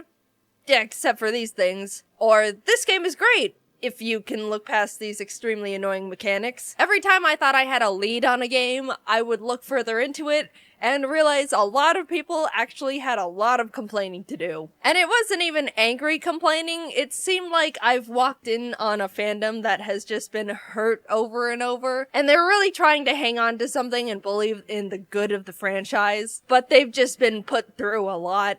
You know, kind of like the Sonic fandom. I've never had to do so much research just to find a single game in a franchise that people can just all agree is good. People were talking about how they like Digimon World, but apparently it's like a tedious and frustrating Tamagotchi game where you just start over if they die. Digimon World 2 is apparently a dungeon crawler, but extremely grindy and complicated, and I read a lot of people complaining about it just being bland. People said Digimon World 3 is a typical RPG, but the battles get tiring and annoying, lots of backtracking and never feeling like you get anywhere. Digimon World 4, Digimon World Championship, the list goes on and on. Con after con. I spent multiple research sessions searching, even opted for a last-ditch effort by asking, Twitter. Everyone was saying different things. No one seemed to be able to agree that there was just one game that was overall good and easy to start with. And Digimon fandom, if there truly is a good game out there, you guys need to start pitching the franchise better. You made this difficult. I will say it seemed like the majority of people enjoyed Digimon Cyber Sleuth, but the thing is, that's not really the type of game I wanted to play for the channel. It looks like it's got more of a Persona 5 vibe that focuses more on the story and characters and stuff. That's just what I've read, I don't know. Either way, it wasn't the fit for what I'm looking for. I'm sure I would love it as a casual playthrough, but it just didn't hit my content checklist. All this research led me to a game I decided to settle on. Digimon World Dawn. It didn't seem perfect, I saw complaints with it, but I thought, you know, it seemed like the same amount of complaints other Digimon games were getting, and there were enough people talking positively about it. I figured I could look past the criticisms, maybe even if I was aware of them beforehand, they wouldn't bother me too much. And plus, I thought it looked nice. I like the pixel art, and I'm a sucker for good pixel art. So after all that, all the research, knowing the flaws beforehand, having a positive mental attitude, I settled on a good enough Digimon game, right? Something at least playable, right? As much as I want to say yes, this was one of, if not the most miserable video game experiences I've ever forced myself to go through. And that isn't even as a biased Pokemon player, that's as an enjoyer of fun. I was aware of Digimon World Dawn's criticisms, I knew what I was getting myself into, yet despite all the warnings, all the positive outlooks, all of the manifesting to be able to frolic hand in hand with both the Digimon and Pokemon franchises together in a beautiful field of 1,000 sunflowers, it was just awful. It started out lighthearted. I tried to put my name in and realized they only allow 5 characters for the main character's name. So I'm Jaiden. Before any gameplay, I'm given 4 different packs of 3 Digimon. The Balance Pack, Attack Pack, Speed Pack, and the Japanese Pack. And honestly, I was shocked to see how huge and powerful they all looked. Look at these big men! Pokemon starters don't look like this. This is awesome! I chose the Attack Pack because the big worm guy was my favorite, and then the game forces me to nickname all my Digimon. It's not an option, and if I try to name them their original Digimon names, I can't, because they don't give me enough characters. Again, out of everything I read about this game, this is hilariously not mentioned in anyone's criticism list. I don't know if it's a Digimon thing, or I don't know. So here I, Jaiden, am with my Charmon, Tony Tiger, and Big Worm. I'm not even given a chance to breathe before I'm thrown into this Digimon gang tournament, having to fight for my Digimon and friends' lives and glory in an environment I'm not even sure how to comprehend. Like, first of all, where are we? This sure doesn't look like the States. Or Japan, I think. Also, what is a Digimon? I win by figuring it out, kind of, not really. Still don't know what's going on. And then win a few more times before the tournament is over, and our team or gang or something, Light Fang, is the winner. Yay, Jaiden! You won the tournament for us! What's going on? Oh my god, what the is that? In a complete twist in story direction, a genuinely terrifying virus of death spawns and starts turning all the Digimon into Digi-Eggs, including mine. I checked my guys, and Charmon is the same. Tony Tiger is a bit smaller, but Big Worm is a dinosaur now. He's not a big worm anymore. Now his cleverly tailored nickname doesn't make any sense. How was I supposed to know I was getting fully grown Digiguys, and they were gonna turn them back to small Digiguys again, and Big Worm starts off as a lizard? That's like the opposite of how evolution works. I knew I didn't know anything about Digimon, but after the past 5 minutes, I've realized I am completely out of my element. I go up and fight the horrific demon virus that I'm IRL scared of, and despite still not knowing what the hell I'm doing, I end up winning, even with my little Digibabies. The virus deuces out, and the head of the Lightfang clan, this Glare guy, that's his name is Glare, is like, this is so weird. Go climb a mountain and look around or something, I guess. I'm sent out to look for virus clues at Login Mountain and run into my Lightfang friend, Kenpa, who's like, I don't know what happened. We got here and all the wild Digimon started attacking me and the other members. They left me behind to be mauled with no escape equipment. I'm fine now, but I think I'm just gonna go back to the city. She does that, and I start traversing the mountain. And this is where I experience my first complaint that everyone was talking about in this game. All the dungeons and areas and stuff are mazes. They're all mazes with absolutely bonkers wild Digimon encounter rates. You don't have a mini-map to know where you're going or where you even are any point of the dungeon. And there's no item to avoid the random encounters. Basically, I am realizing this is like playing a Pokemon game, but the whole game is a maze. You never know where you are because maps don't exist. Everything is wild grass, and there's no repels. I think I chose the wrong game. I end up stumbling my way to the top of the mountain. At least I think it's the top. I have no idea where I am and never will. And the other two guys who left a defenseless little girl to be roasted over a Digifire are getting beat up by a Digi-Eagle. I knock the bird in the head hard enough to make him come to his senses, and he apologizes for being mean, which is more than I expected, to be fair. And the guys are saved. By the way, I didn't know that Digimon spoke. I didn't know that they spoke to the people and talked and interacted.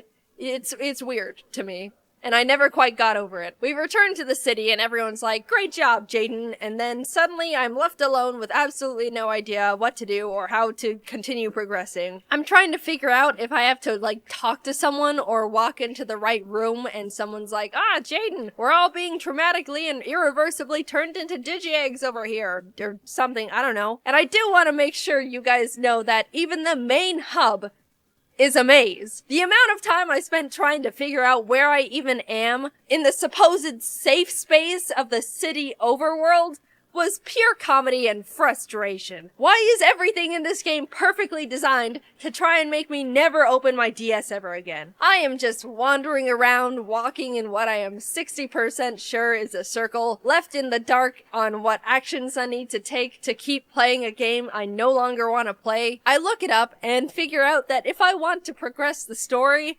I need to earn it. I have to walk into this building, talk to the Digi-Clerks, and complete multiple useless side quests that have nothing to do with anything to unlock another chunk of the main game. And let's not forget, all the dungeons are mazes. I said that already, but I want to reiterate. I have to go through mazes, sometimes multiple times, to unlock the important maze. But only for a little bit, after I earn just a biscuit, just a crumb of that sweet, sweet story nectar. I'm humbled yet again by being told to go play more errand boy in more pointless mazes as the cycle continues.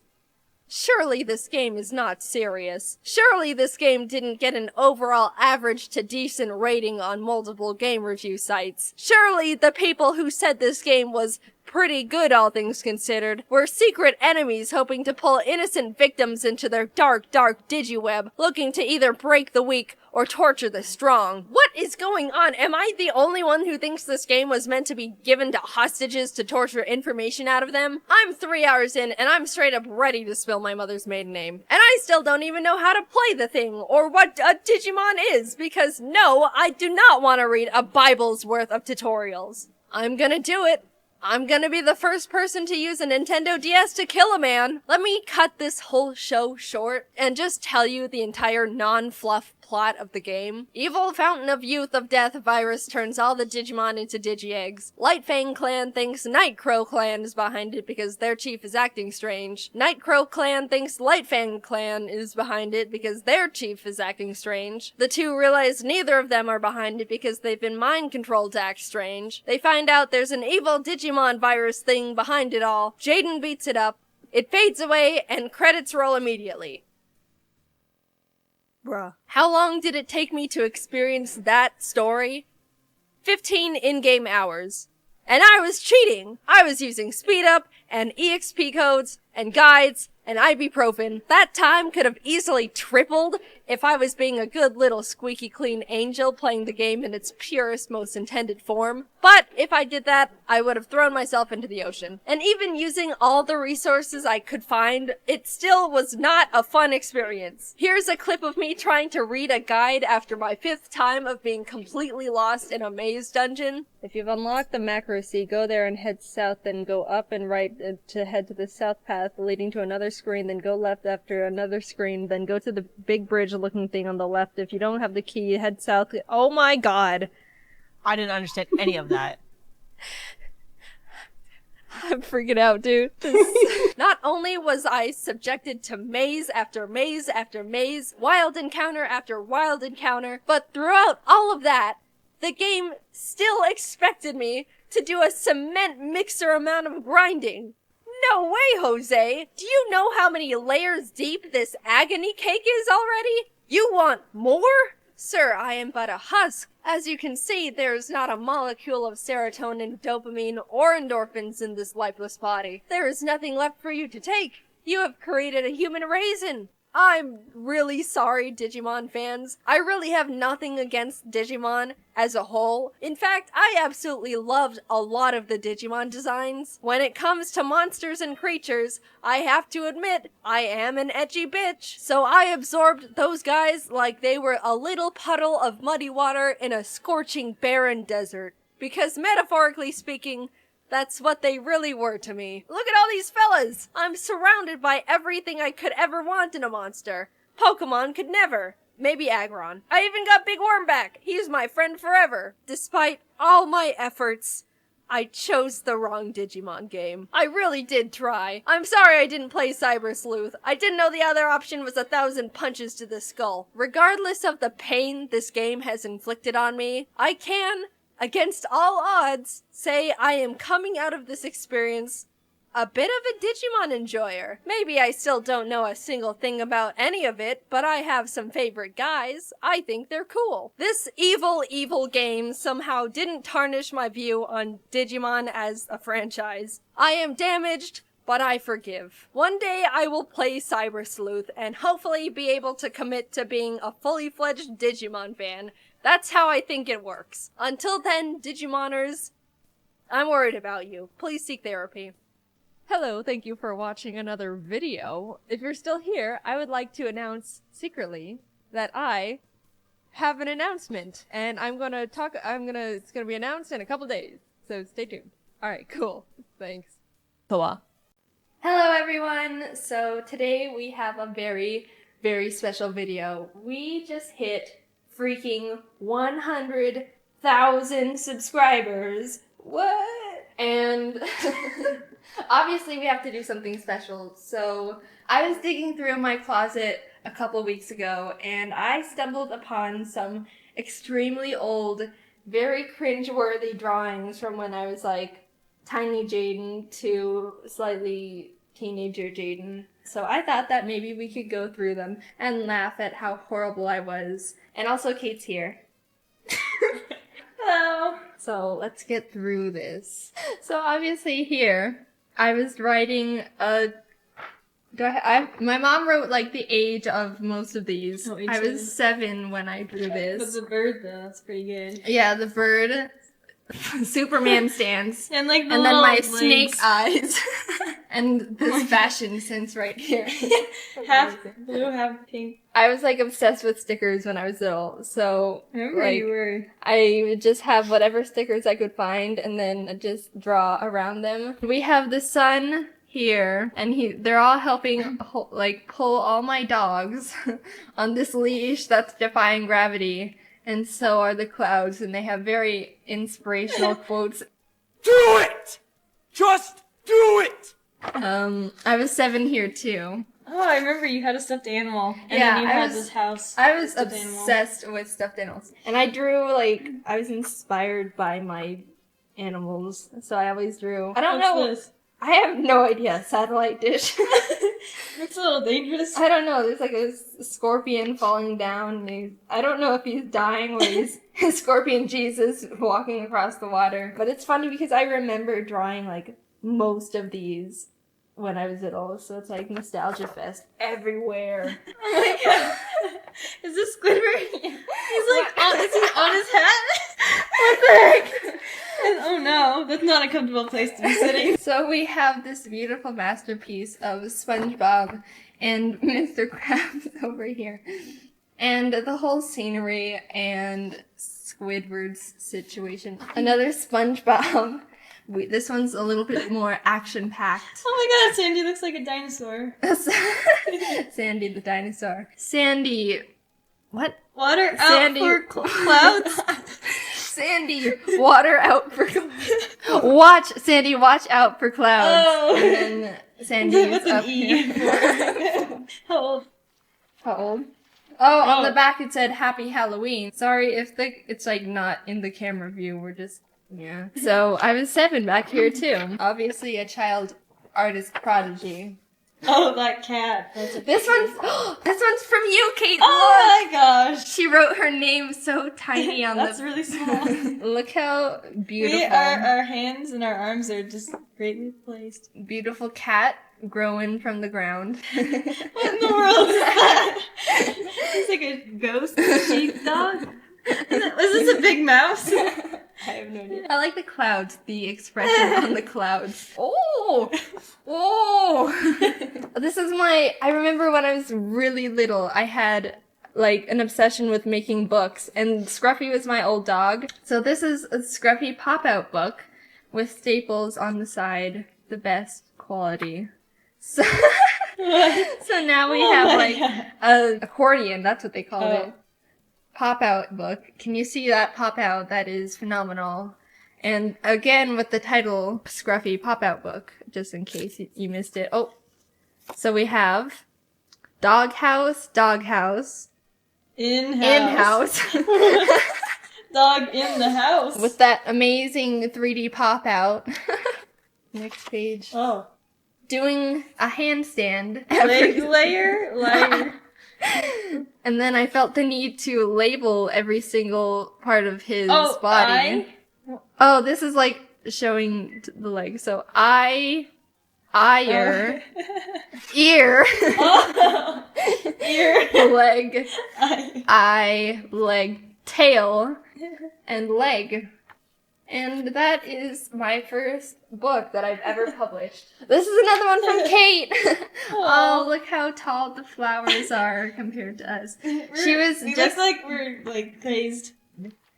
And then, thank you for being my friend from Kate to Jaiden. We were actually, you guys probably don't know this, but we've known each other since we were 4. I would always do this type of thing where I drew something and then I'd feel the need to color it in with multiple colors. And look at this spacing.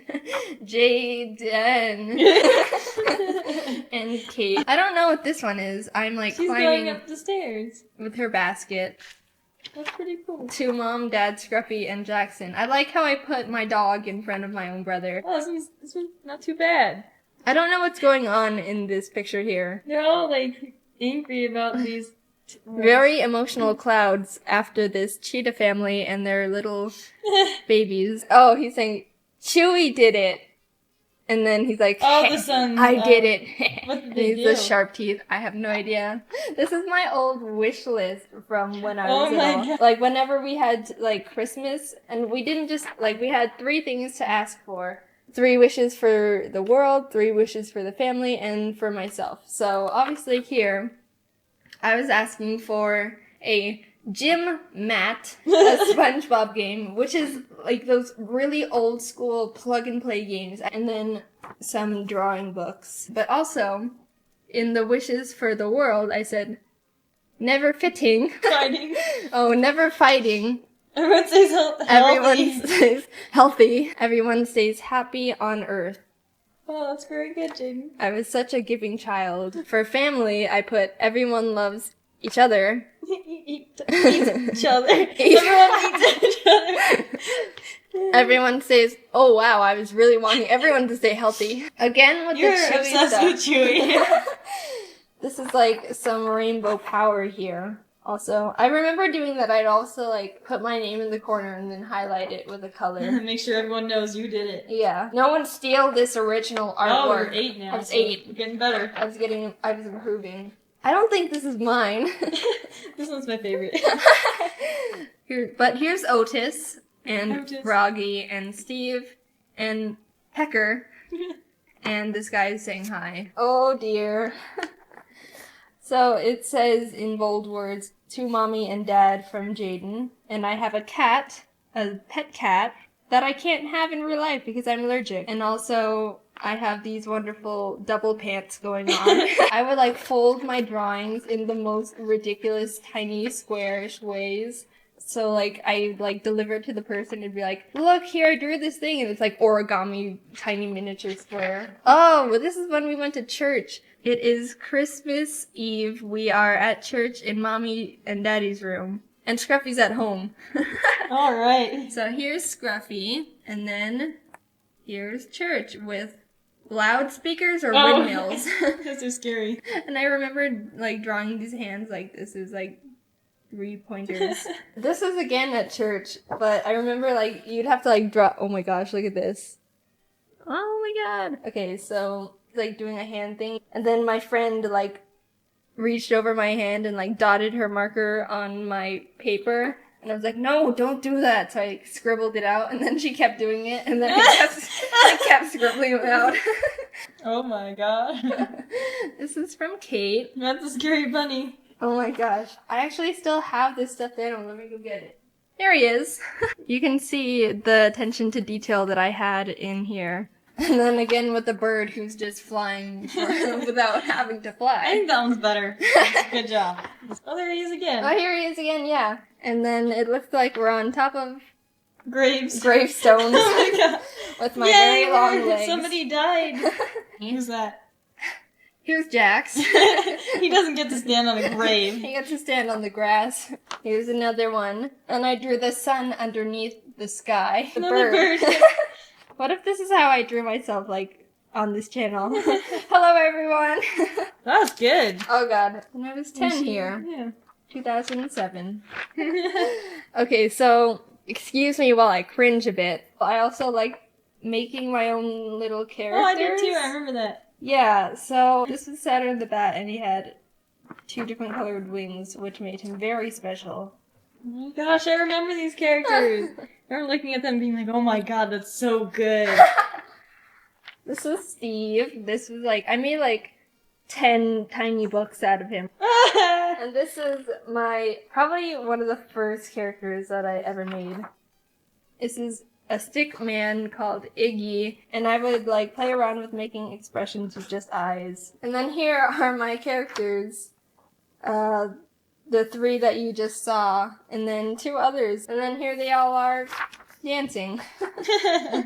This is good. I like this one. Okay, so I remember thinking when I was little, I'm gonna draw all the Animal Crossing characters in the whole game and their house. God. And that didn't last very long because I only did 1. Oh, you wanted this bird. I've wanted this bird. I still want a bird, but not this one. Where's his other leg? That's what I was wondering, actually. I was very proud of the branch that he was sitting on. Yeah, it's a good branch. No, it's not. Oh, this one's good. How old were you? I was like on a bird craze. I think I drew this at the same time as the other It's a one. good one. Yeah. This is a cockatiel. It's okay. The legs are kind of wonky. This is how I used to draw birds. It was like my own style of drawing birds. Here's like an example of my comic book that I would like draw comics all the time. So there's an alien and he somehow gets transported into Earth. He's like, oh no, I need to get back to my old planet. Oh no. And then there's a human. You look cool. You look so cool.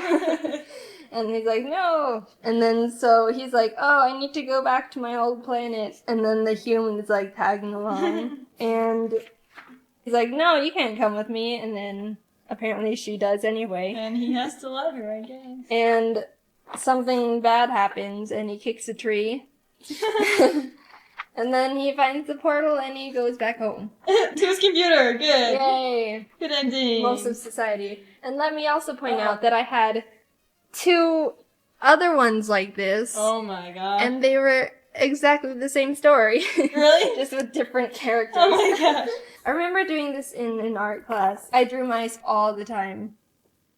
And I was 10 here. We're getting older. I think the, thing of the project was to use a bunch of different patterns and write your name. Yeah. That's pretty cool. I think this was for Looks like art his circulation class, got too. cut off in certain places. This is like art class in 6th grade. And she's like, okay, draw a castle. And I was like, That's a "Well." good one. And then there's like I always had like something funny going on in the picture. So there's like a little guy who's like, wrong address. Okay, so here we have the power of Switch. Oh, and up here it says I'm 12. So here's my character that I made, Switch. Apparently he can transform, and I went crazy with all the dots here.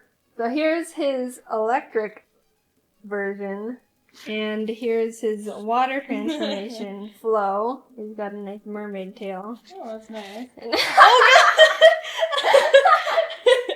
Oh no! That's Okay, his high so- version. Keep in mind, I was 12. I didn't know what weed meant. I was just thinking like, oh, I can't have a name be grass. Let's just think of what else is grass. Oh, weed. Oh no. So, I remember doing this one.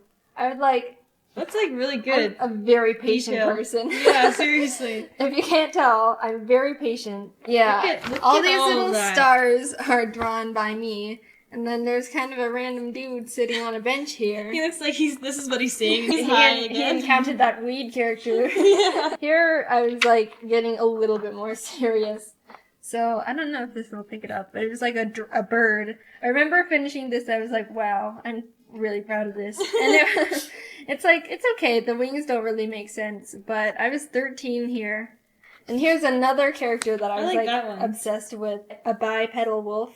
And he's like aggressive here, and then he's like sitting down, aggressive. Aggravated. Aggravated. When I had binders, I'd always like want to draw a wallpaper for Superman them. sheep. And I wanted to do like a sheep one.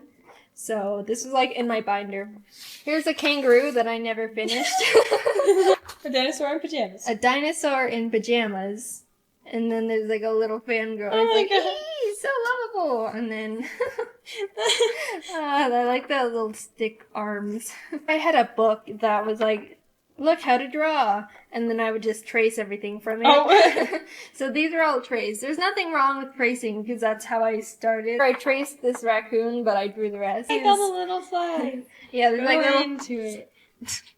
there's like little fireflies. And Cute.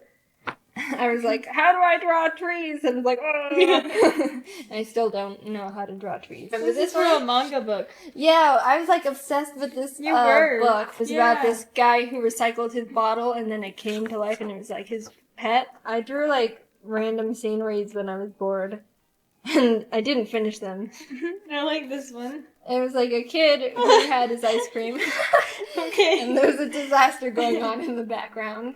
And then there's a grown man who dropped his ice cream. Oh my god, his beard.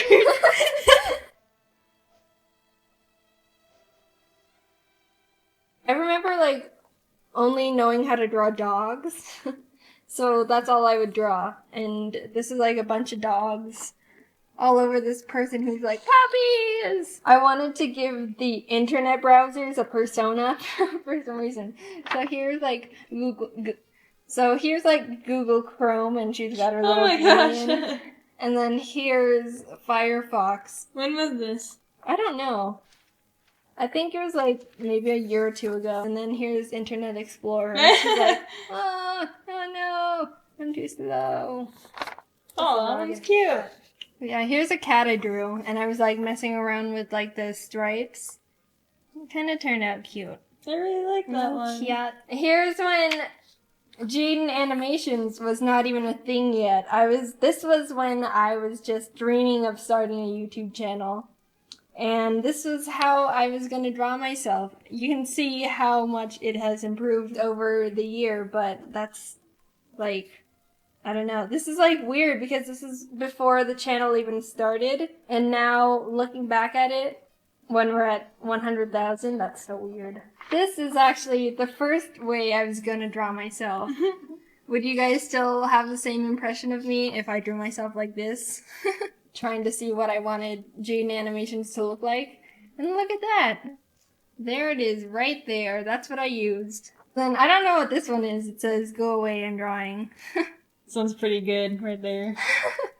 This is like a funny dance, apparently. I need more paper. I need more paper. I remember I was like, oh, I don't have any regular printer paper, so I had to use lined ones. And then these were like my drawing notebooks. I always had like comics filled with these characters I made.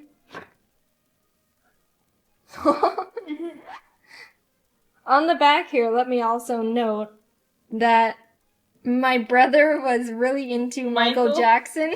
Oh my god.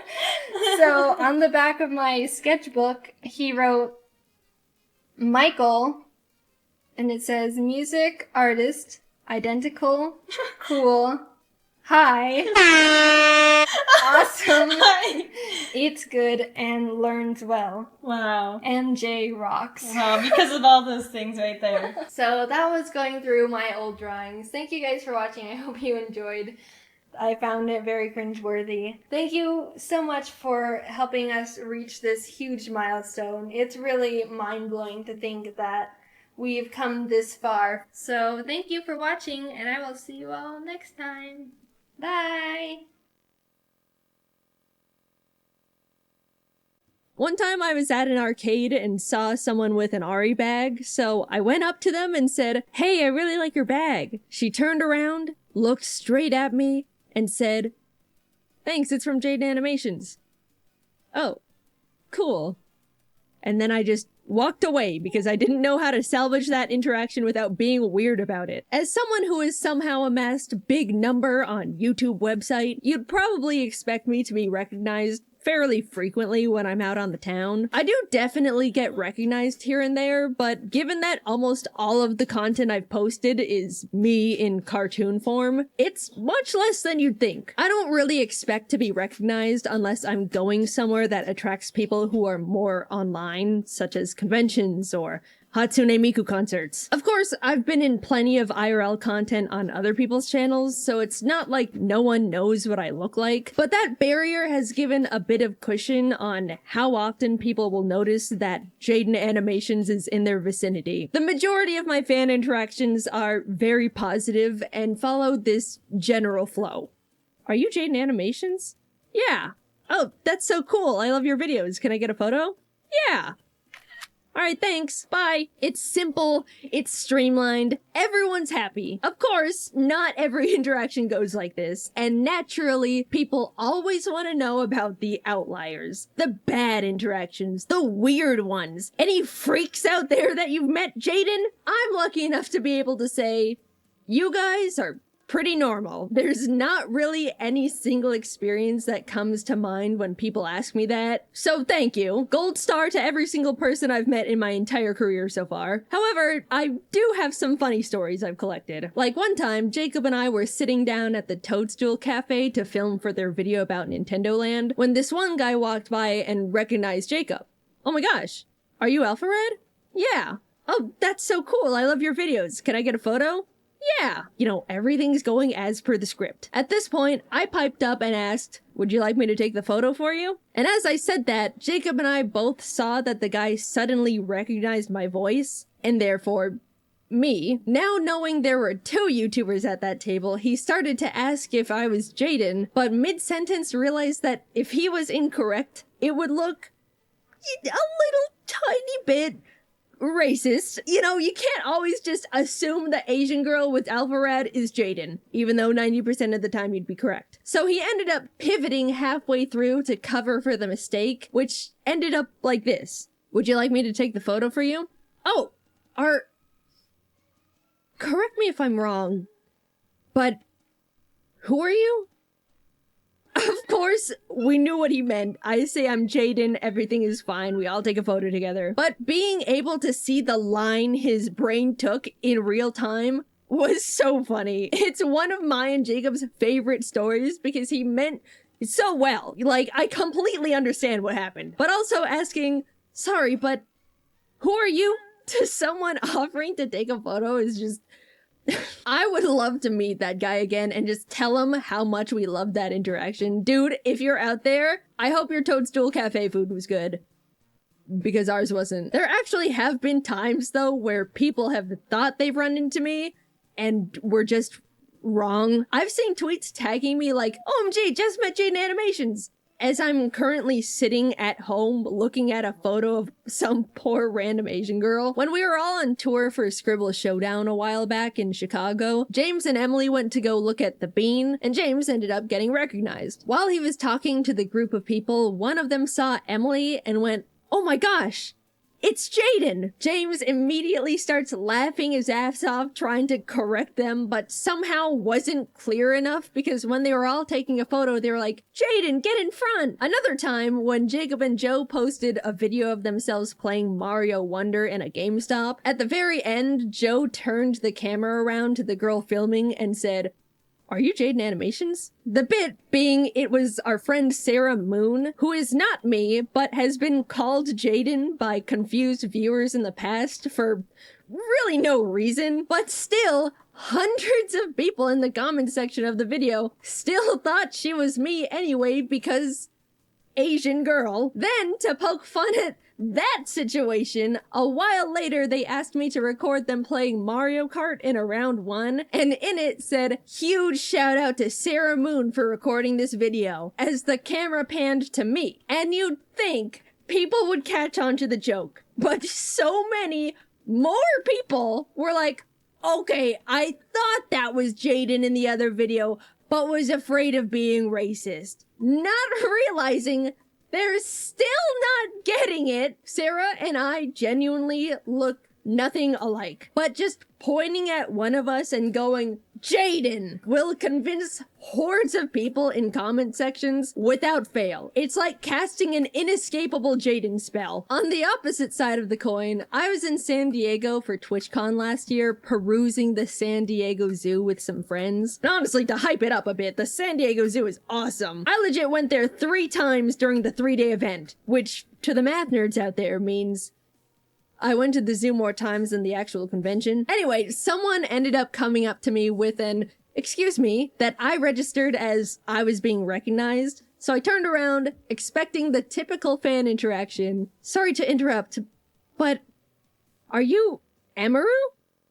I was stun-locked. It threw off my whole script and I accidentally blurted out, oh, no, I'm not. I'm sorry, I'm just Asian. And the guy didn't really have anything to say about that. He just went, oh, okay, thanks. You know, it was a nice little dose of humble for me, though. I got a kick out of Emily and Sarah being called Jaiden, and now I've been struck by the Amaru hammer. Look, I'll be the one to say it, though. None of us look like each other. We're just Asian women on the internet, and not even the same kind. So yeah, if you ever think you see your favorite Asian creator in the wild, make sure you double check. Sometimes I can tell people are secretly Googling me before asking for a photo just to be sure.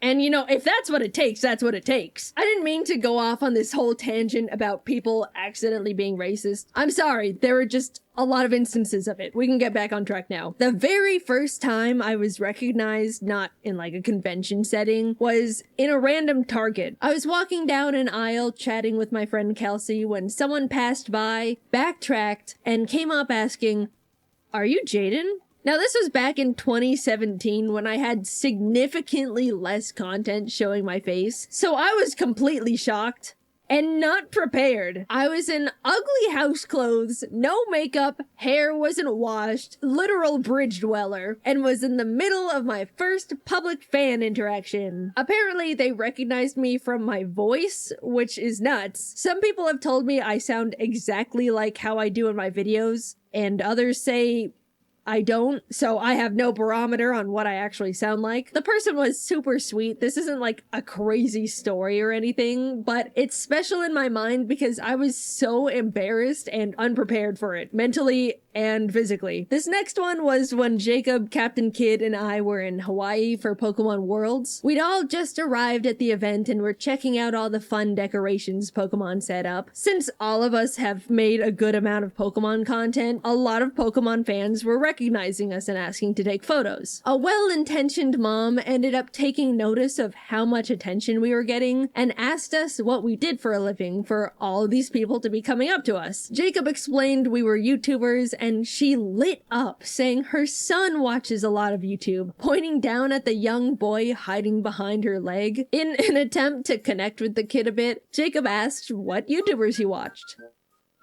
"I like Mr. Beast." Seeing a way to make the kid excited, Jacob pointed at me and said, "No way! Did you know she was in a Mr. Beast video recently and won?" Instantly, the kid jumped up. "You know Mr. Beast?" "Well, like, kinda. I've talked to him before, but will you tell him to give me $1 million? First of all, hilarious situation to suddenly be thrust into. Second of all, now that the kid was suddenly not hiding behind his mom's leg anymore, we could see he had a giant gold chain around his neck, sporting a framed PSA graded base set first edition Charizard. Little dude, do you know how much cash you've got around your neck right now? The card was graded like 9.5 as well. I have no idea where he got it from. Like, you always see those, "Can you give me $1 bajillion?" comments on Mr. Beast stuff, but it was surreal to witness it in real life. Like, it's real. Gold chain Charizard Mr. Beast kid has been cemented in my memories, and he didn't even know who we were. Also, for the record, after I won the Mr. Beast cube, my emails were an absolute wreck of random people begging me for money. "Can you give me money? May please get some money? Hi, JD." Not my name. "Just 10K, thank you." Heart. Someone straight up sent me a PayPal invoice for $10,000 with no message attached. Just an outstretched, grubby little hand in my inbox. Guys, I didn't win any money from that thing. You can stop emailing me. We gave it all away to various artists all over the globe to support them through their art school, which was an incredible opportunity, and I was very happy to support artists, and I wish them all the best of luck with their degrees. But stop emailing me for money! Gosh, I don't even want to know what Mr. Beast's DMs look like. One time my phone screen died on me, not my fault, so I had to take it to a repair shop. This was, unfortunately, during a time when my car's driver's side mirror was smashed. My fault. So I also had no street legal car to take me back home while I waited for my phone to be fixed. Needing to kill 2 hours, I ended up sitting in a nearby Burger King equipped with my Switch to play Hello Kitty Island Adventure and an iPad as a second monitor to watch YouTube videos. I almost made it the entire time with no issue, but like some sort of pathetic Scooby-Doo villain, my plan was foiled as a nice girl came up to me and quickly said, "I really like like your videos," before walking back over to sit with her friends. Now, the interaction itself was completely fine. I'm just embarrassed at what it looked like on her end. Internet personality Jaiden Animations sitting completely alone at a single seat table in a random Burger King. No food in sight, just a table covered in devices like some sort of 27-year-old iPad kid. She didn't even let me explain my situation. She just said hi and walked off. So, kind girl, if you're out there, or even still a fan, it wasn't as pathetic as it looked. It was pathetic, but it's not that bad. I was just passing the time. Please resubscribe. I feel like I lost you that day. Speaking of unfollowing out of shame, a couple years ago, I went with some friends to my first furry convention. The furry convention isn't the shameful part, though. That itself was great. The actual shame began when my group wanted to check out the 18+ section, mainly out of curiosity and entertainment. I sheepishly followed them in, and just as I was thinking to myself, man, it would sure be unfortunate if I got recognized while in here. Oh my gosh, are you Jaiden Animations?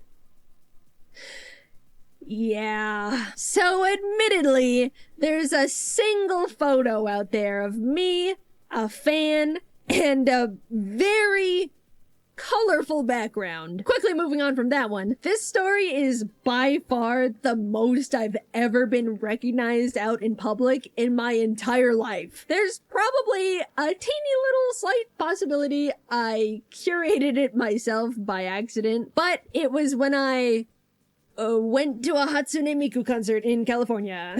The community somehow has caught on that I like her, and said community was all right there in one spot. Before the concert, I was getting recognized like every few minutes, which is very not normal for me, but, you know, completely fine. I don't mind at all. Eventually, everyone was led into the venue. I was meeting a few more people inside. Then the lights went down and we all got to enjoy the concert as per usual. However, when the show was over and the lights turned back on, everyone rotated 180 degrees to head to the exit, which meant people could see my face again. We would make it a few steps forward, get stopped, then 3 more people would come up, and I'd suddenly be against the wall. All while my poor friends just had to watch it all happen and wait for me. For the first time ever, I needed to figure out a way to get out of there, or else I would have been taking photos with the entire concert audience as my friends withered on the floor. Sarah put her big hoodie on me, another friend gave me their sunglasses, and suddenly,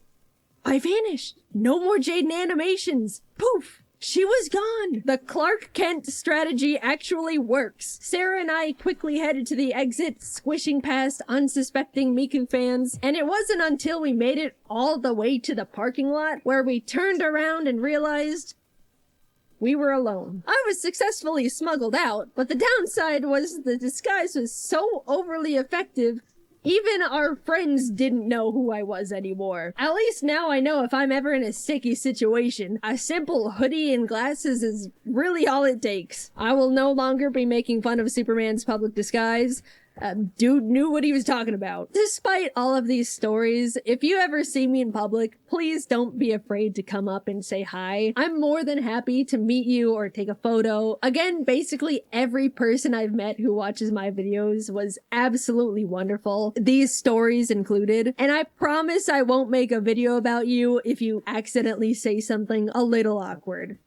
Unless it was really funny and the world needs to know. Also, I can tell when you recognize me. I've essentially got a spidey sense for it by now, and it's more uncomfortable for both of us if you just stare at me for 30 minutes and then leave. Please, just say hi or something. It's okay. I'm lucky to have such a normal and kind group of people watching my content, and I do really enjoy getting to meet you guys. I guess if you were to take anything from this video, make sure you know it's actually me. This is not me. This is not me. This is not me. I'm this one. Hope that helps. Man, it has been quite some time since I've done a good old classic story time. What is this, 2016? The fact that I really only have lighthearted funny stories to share and not really any bad or scary ones with meeting people who watch the videos is a huge testament on how kind and respectful you all are, and I really appreciate it. Like, half of these stories are about how I was the one fumbling it, you know? I always look forward to meeting more of you guys in the future. Thanks for watching, and I'll see you later.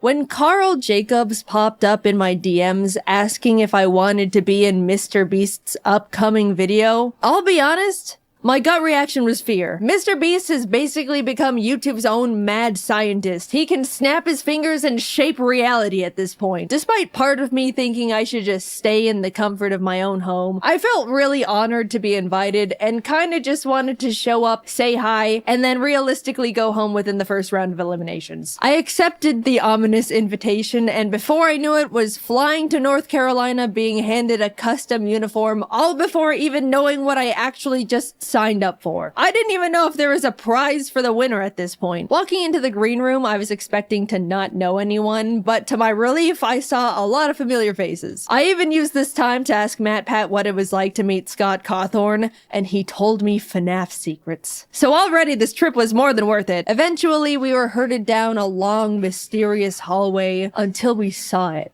The Mr. Beast cube. After everyone was filed inside, we were told the last person to leave the cube would be deemed the winner. And also win $1 million for their subscribers. This is for $1 million?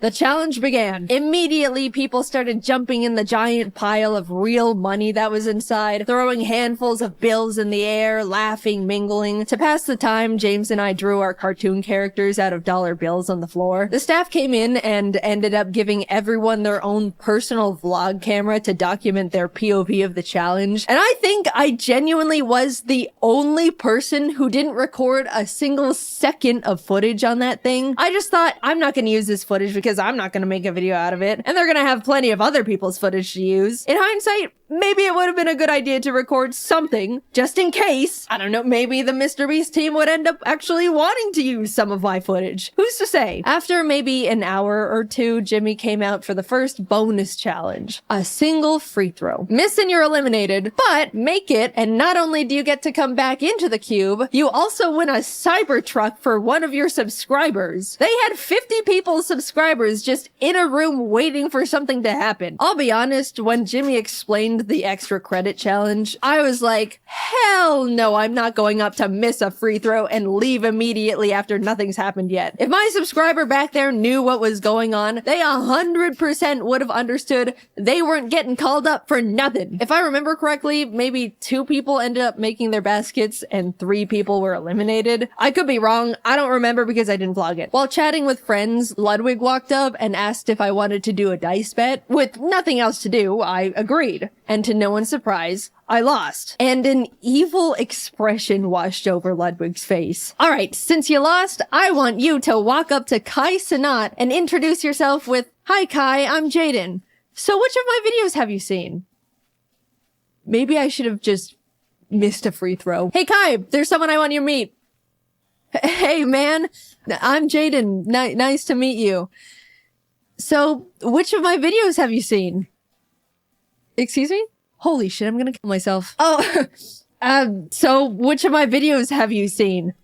"Oh, I'm sorry, I haven't seen any, I don't think." "Ha! That's okay. Nice meeting you. Bye." Kai was super chill and nice about it, but oh my god, I wanted to rip my skin off. I'm stuck in this cube with him until further notice, and it's all Ludwig's fault with his stupid dice. I hate it in here. Let me out. Oh, hi, Jimmy. We were told to gather up in groups of 5, designating one as a team captain who will have immunity for the next challenge. I was with James, Schlatt, Ludwig, and Charlie Moist Critical, using the dice to choose the captain. This time, I actually rolled highest, but reassigned it to Ludwig because I couldn't cope with the idea of possibly being responsible for a teammate's elimination. And then it was revealed captains would just have to assign their teammates a shape for the Squid Game Honeycomb Challenge. Okay, Well, I definitely overthought that one. I had triangle, James got circle, Charlie was star, and Schlatt unfortunately got umbrella. The 10-minute timer began, and everyone started deploying various different strategies to get their cookie shape out. Charlie used a new technique called huck as much spit as you can into the tin to dissolve it all. It was really gross. He ended up filling the tin almost to the top with spit. By the end, 2 people with stars were eliminated, and not a single umbrella made it through. Bye, Schlatt. It was very funny seeing Mr. Beast lift the lid off Charlie's tin and immediately reel back in disgust, though. A total of 14 out of 50 people have now been eliminated, leaving 36 people. Honestly, that was good enough for me. Losing at any point going forward was already further than I was anticipating. We were fed our little thing of rations and left to wait again. It probably doesn't seem like long in Mr. Beast's video, but it was like 9 p.m. by the time we began the second real challenge. After being directed to choose a partner, James and I shook hands, ready to take on the next game as a team, and froze as it was revealed we had just chosen our own opponent. Another Squid Game tactic. I probably should have seen it coming, I just didn't expect the double up. The Beast staff revealed the next challenge as they rolled in a giant Jenga tower. Winner stays, loser walks. Unfortunately, the very first game of giant Jenga between KSI and AJ ended up taking literally 2 hours. Doing the math in our heads, we all kind of figured we probably didn't have the time to play Jenga for the next 30 hours. But just as AJ won, KSI hoisted him over his shoulders and ran out of the cube. No! Huge drama! Everyone was freaking out. AJ was stunned. No one knew what to do. Was that legal? Can you just carry people out of the cube? Jimmy had everyone take a vote, and pretty much everyone opted to bring AJ back in. Yes, out of the kindness of our hearts, but also out of fear of being manhandled. So since giant Jenga was a bust, production ended up scrambling to try and find like 12 sets of normal Jenga at midnight in North Carolina. A feat that seems impossible, but I feel like Jimmy could just call up the president of Jenga and have it all delivered via helicopter within 30 minutes. It took a bit, but the slightly larger than normal, yet still reasonably sized Jenga towers were all set up. As our game was going on, James and I ended up making a pact that whoever was eliminated would relay to the outside world that the other was okay, because we didn't have our phones, by the way. Our friends only knew we were in the Mr. Beast cube and haven't responded for 14 hours. Our game of Jenga was pretty intense. Eventually it got to the point where as I was watching James pull out a final piece, I realized there wasn't any left for me to safely remove. I'm about to be eliminated. And a flash of bliss washed over me. Sure, I'll be gone, but that's okay. I'll be set free into the outside world again. The cube is harsh, unforgiving. It's taken so many of my friends from me. The glass floor is hurting my butt. I'm ready to go now. And deeper into the trenches I went. James being eliminated meant I was moving on to Cube Day 2. What a miracle. Watching the rest of the Jenga games was like watching an active war zone. People were focusing, cheering, sweating, praying. Towers were falling one after the other at the feet of now eliminated players. It was brutal. And also still taking way too damn long, man. Can I go to bed? The last game left to finish was between Quackity and a popular Brazilian creator, Enaldino. Apparently, when it was revealed the challenge was Jenga, Enaldino turned to Quackity and admitted he was a Jenga pro. Quackity had never played. Not the situation you want to be in. Quackity half-jokingly asked Enaldino if he wanted to play rock, paper, scissors instead, to which he replied, no. Which, you know, fair. But 3 hours into this single game, the two of them were neck and neck. Genuinely the most cracked round of Jenga possibly ever. Everyone in the cube was gathered around watching Quackity slowly pulling out the very last piece in this skeleton of a Jenga tower. Just as he was about to make it, Enaldino asked, rock, paper, scissors? Quackity looked up at him. Muito tarde. It was over. Enaldino tried to hang in there, but in the end, he fell. 18 people were now eliminated. Alright, it's 3 a.m. Let's go to bed. I genuinely thought they would let us go back to our hotel rooms for the night, but Man, now this is just great. I won myself a ticket to a night in the Mr. Beast cube, sleeping next to a bunch of people I barely know, and I was probably just gonna get eliminated first thing in the morning anyway. As I was getting ready for bed, Kai walked by. Hey, I gotta check out your videos sometime. Oh, I'm sorry, man. I lost a bet to Ludwig and he made me say that. Oh, shit. Okay, damn. Oh, well, that makes falling asleep a bit easier. Thank God he only thought I had a huge ego for 19 hours straight. Crisis averted. In the morning, production had to prep for filming again, which meant they turned on every single light in the building, flash banging all of us. They were turned off, and then these loud-ass brrrr sounds from construction started blasting. They turned the lights on again a few minutes later, but this time in a crazy strobe light effect for some reason. After breakfast rations, Jimmy returned, pointed to the entrance hallway, and in walks I Show Speed. With too much energy for a group of people that just had the weirdest sleep of their lives. Alright, you guys have the chance to vote Speed into the cube to join you in challenges. The kind thing to do was to let him in, but we all just survived trenches no one could even understand. We were trauma bonded together. And also, it wouldn't be fair. The majority of us moved to the voting side of no. Admittedly, me too. Mainly because I was a bit scared of him. Speed looked at Kai. At least shake my hand, man. You're gonna pull me out. As the two of them argued about a friendly handshake, Ludwig stepped up.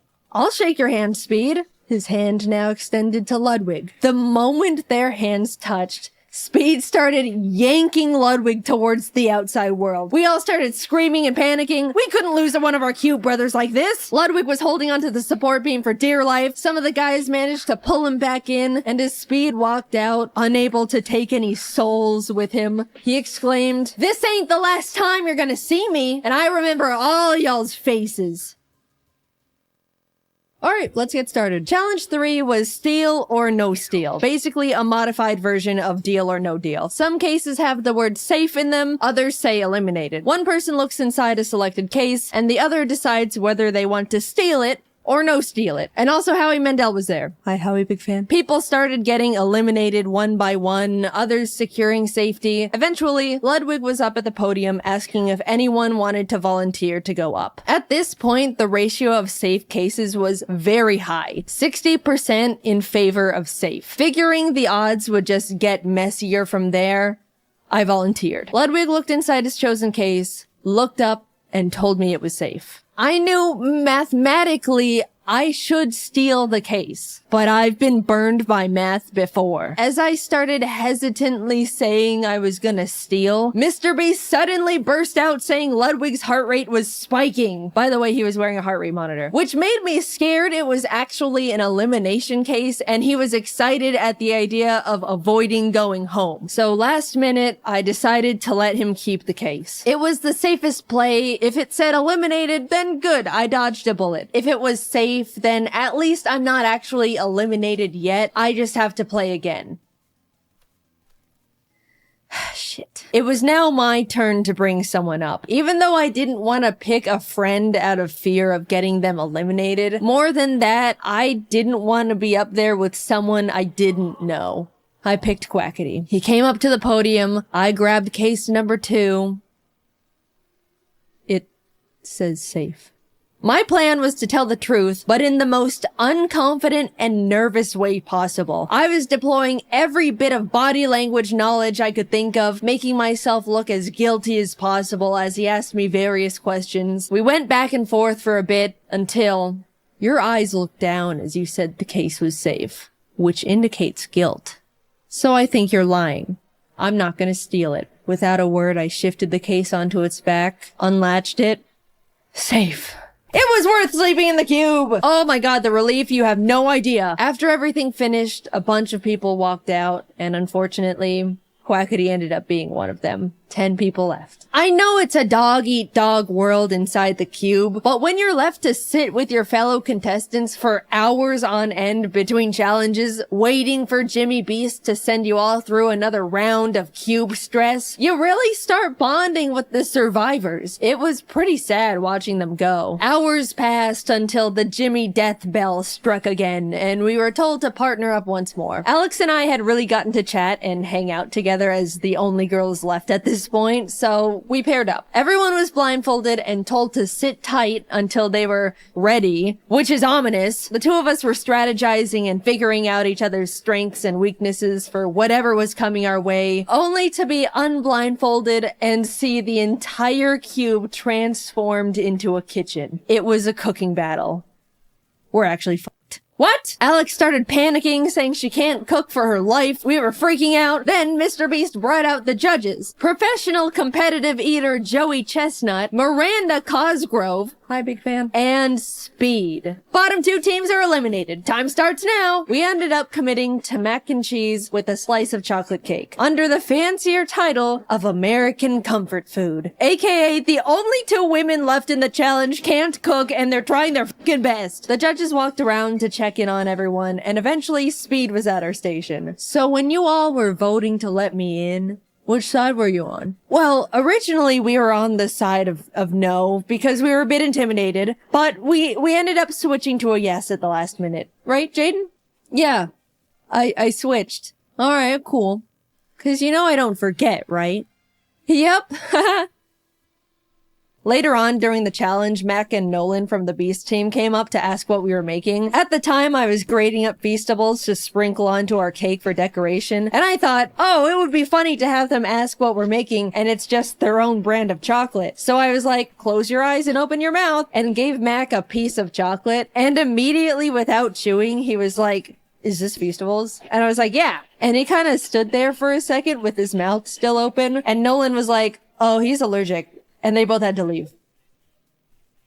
Oh my god, guys, I felt so bad. I apologized so much when he came back. Max said it was fine and is a good sport about it, but I still have so much guilt about being such an idiot. Ludwig and Amixem presented first with their fried chicken and asparagus dish. The judges all really enjoyed it, giving them a total of 26 points, which is really unfortunate because I definitely thought Speed was gonna hold a bigger grudge against Ludwig and tank their score. We were up next, and thankfully they really liked our food too. Joey was the first to score us and ended up giving us a 10 out of 10. And in the moment, as a joke, I wanted to turn around and flip off Ludwig as a, friendly fake gloat, but I accidentally turned around and flipped off a Mixem, and I felt so bad again. He was not the intended target, and now I was just being rude, and this challenge was going horribly. Not because of the cooking part. I've just been non-stop fumbling socially. We also got a total of 26, putting us at a tie with the French boys. But now, Logan Paul and Nick DiGiovanni were presenting. And I haven't mentioned it yet,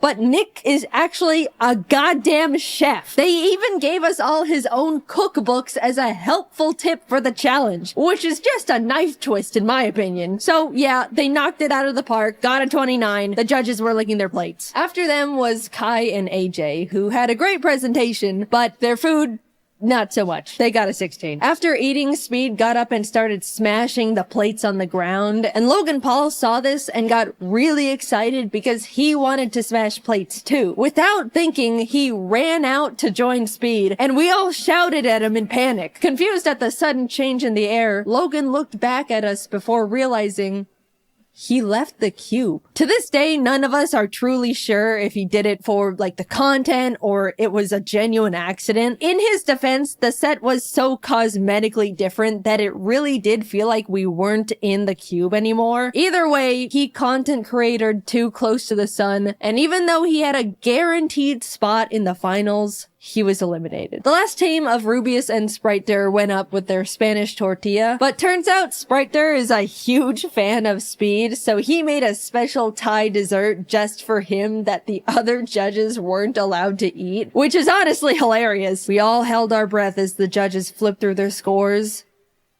22.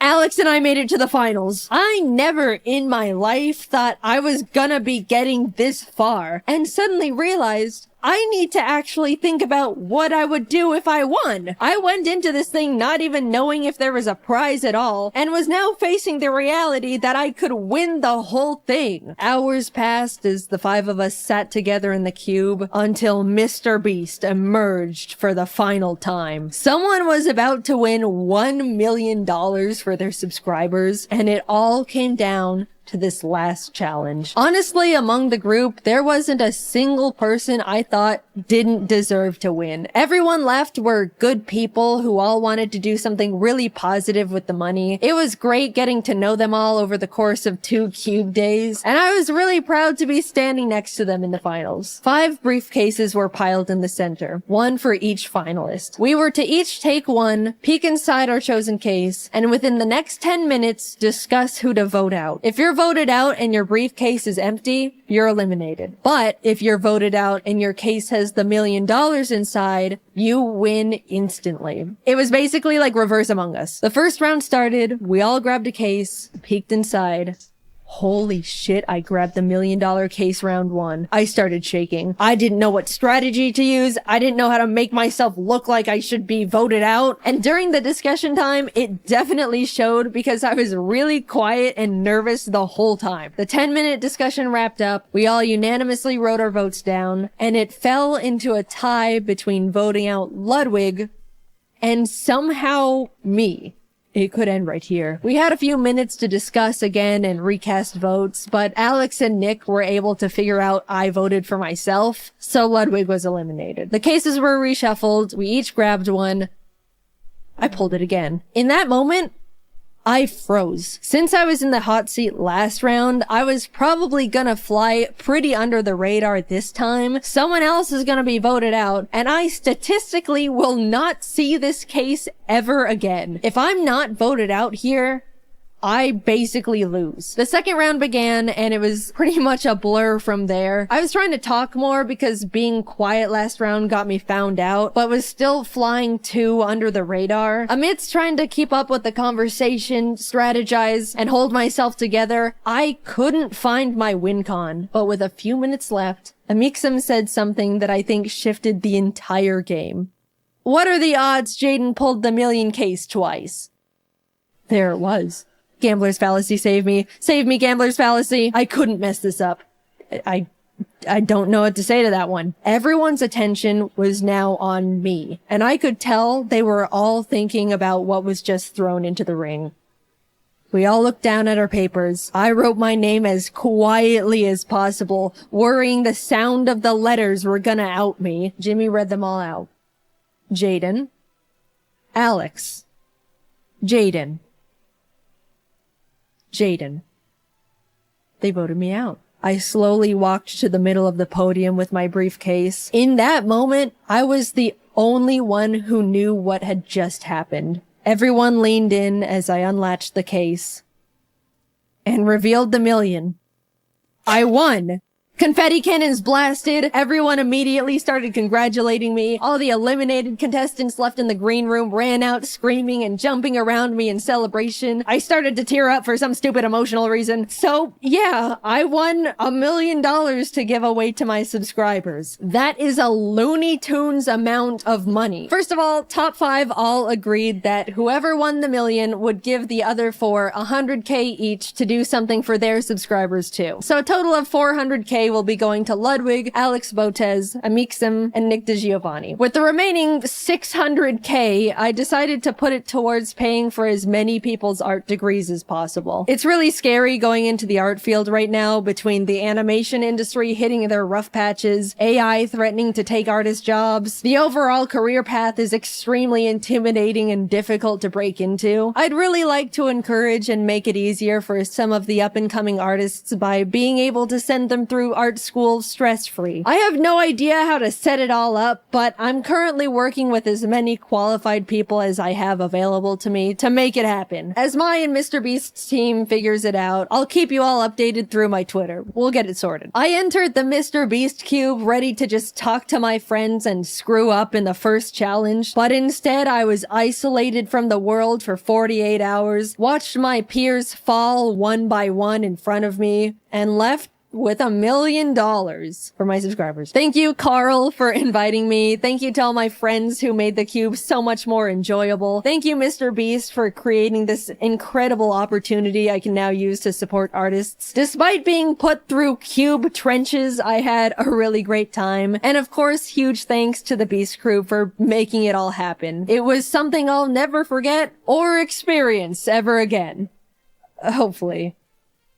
If you're an artist currently enrolled in art school and are hoping to have some of your tuition paid for with the cube winnings, you can now apply through the form I'll have linked in the description and the comments of this video. The form will be available for a week starting the day this video is uploaded, so be sure to check the calendar and apply before it's closed. I assume there's gonna be a huge amount of applications we have to go through, so expect a few months wait before we announce the winners. Thank you for your patience. I'm not sure how many people we can financially help out because everyone's tuition will be vastly different, but I'm looking forward to going through your portfolios and hearing your stories. Thanks for watching, and thank you to my team for dropping everything to work on this sudden video jump scare. Alright, until next time, bye-bye.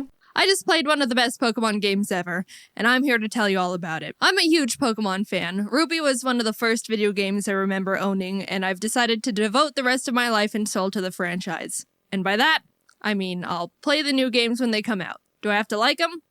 No. Frankly, I think the past few recent ones have been kinda garbage. But that won't stop me from getting my hopes up thinking the next game will be different, even though deep down, we all know it won't be. But Pokemon does have a few side games you might have heard of, like Pokemon Mystery Dungeon, or Pokemon Stadium, or that weird geometric one. But there's one franchise that I feel like doesn't get talked about nearly as much as it deserves, and that's Pokemon Ranger. I had the original Pokemon Ranger game as a kid, and I remember two things about it. I liked it, and circles. Lots of circles. The flashbacks are beginning. When I remembered Pokemon Ranger existed, I decided to look it up and see if it was worth possibly making a video on, and that's when I realized there were actually 3 Pokemon Ranger games. Pokemon Ranger Shadows of Almia, and Pokemon Ranger Guardian Signs. Bit of a Pokemon Ranger mouthful, but I digress. I was looking at some forums of people discussing which one they thought was the best, and the Shadows of Almia one seemed to be high on a lot of people's lists.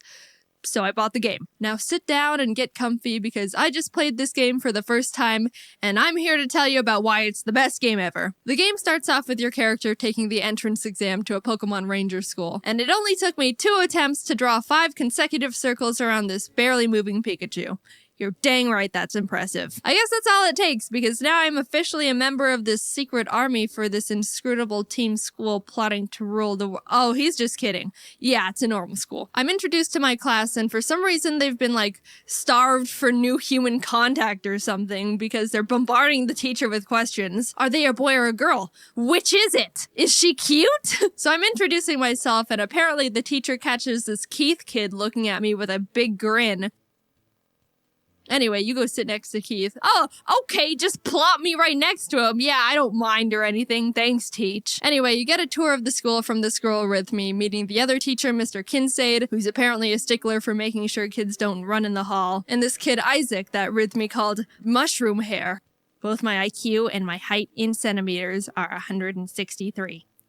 Alright, bud. After getting a feel for the school, you're taught how to capture Pokemon with your styler. Loops portray the feeling of friendship, so the more loops you draw around the Pokemon, the more it will submit to your friendship. That's nice. Touch the Bidoof. You finish the school day and are fast asleep in the dorms when all the students decide it's initiation time. Get up, sleepyhead, it's 4 a.m. Time for your student initiation. Yes, sirs. They tell you to find all 4 of the stylers they've hidden around the giant school, and after doing so, you have to put them in the basement for some reason. So you head down there after finding them all, and are in the basement when— Why are you down here? Only I'm permitted to be in the basement. Leave now! Anyway, Isaac, have you finished testing my very secret experiment no one can know about?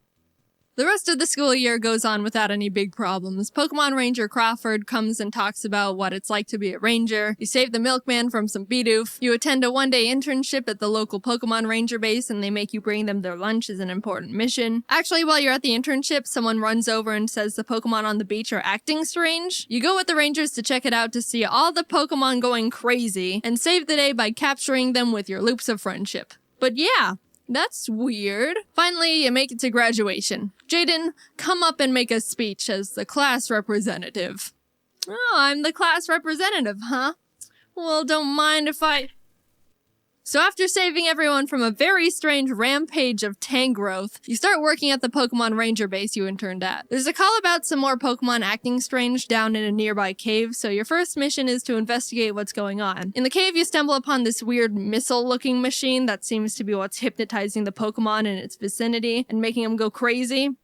So you destroy it and everyone's proud of you. This Professor Hastings guy is called down from the Pokemon Union to take a look at the cave machine, and I guess he's like 100 years old or something because the Rangers want you to go meet him halfway in Puel Town to make sure he doesn't get lost and die along the way. You take one step in town, and oh god, all the Pokemon are going nuts. Turns out there's more of those rocket machines planted in the town, and as you're going around smashing them, you run into some guys that are not only very shady, but also terribly shifty. They run away to tell their leaders there's Pokemon Rangers smashing their stuff, and further into the town you find them again with their admin, who's like, dude, what the heck? What do you have against our Giga Remos, you vandals? Treat things with respect. And then attacks me with Rattata and a Toxicroak. Not gonna lie, their battle music kinda bangs though.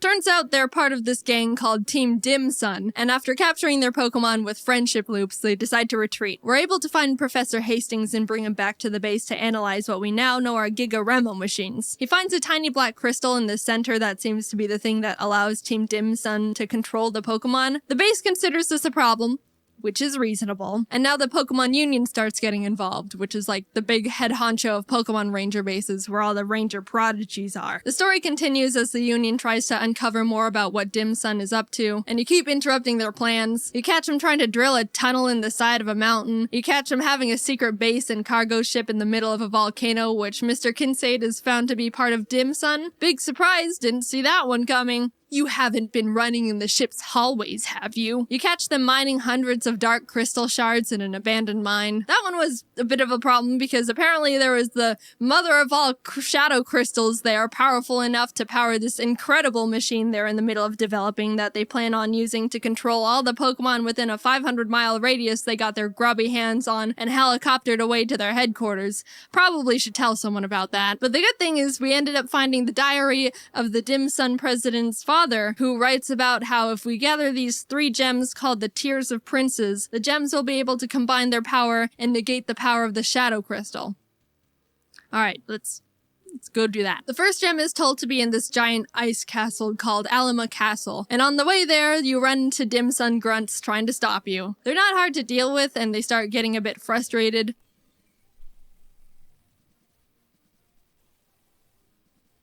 I want to pay you with a snowball.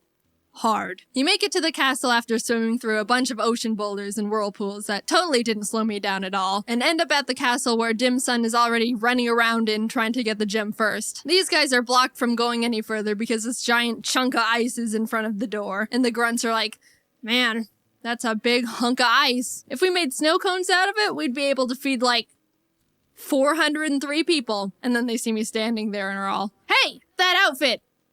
What are they called again? Pokemon Ranger?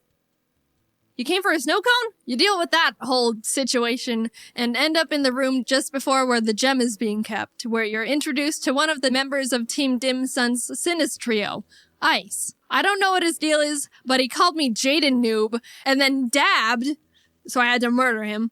Well, I captured and freed his Frostlass, and he scurried away all, well, I didn't need the gem anyway. After gaining the trust of the Lucario guarding the gem with more of my loops, the blue gem of the Tier of Princes is mine. Fast forward a bit, and you get the red gem as well after defeating Sinistrio Lavana and her Infernape. She doesn't dab, but she does do this sexy little dance. The guy from school, Keith, who's a ranger now, was assigned to get the yellow gem and hasn't come back yet, so the Union's like, alright, Jaiden, go check on him. You hop on a boat to the destination, but whoops, apparently a Wailord is in trouble. I'll just go down there and see. Yep, I thought so. These Dim Sun grunts are trying to kidnap a Wailord, and after destroying the machines that were trapping it, they decide to just grab a Wailmer instead and try to convince their boss it's a Wailord mini.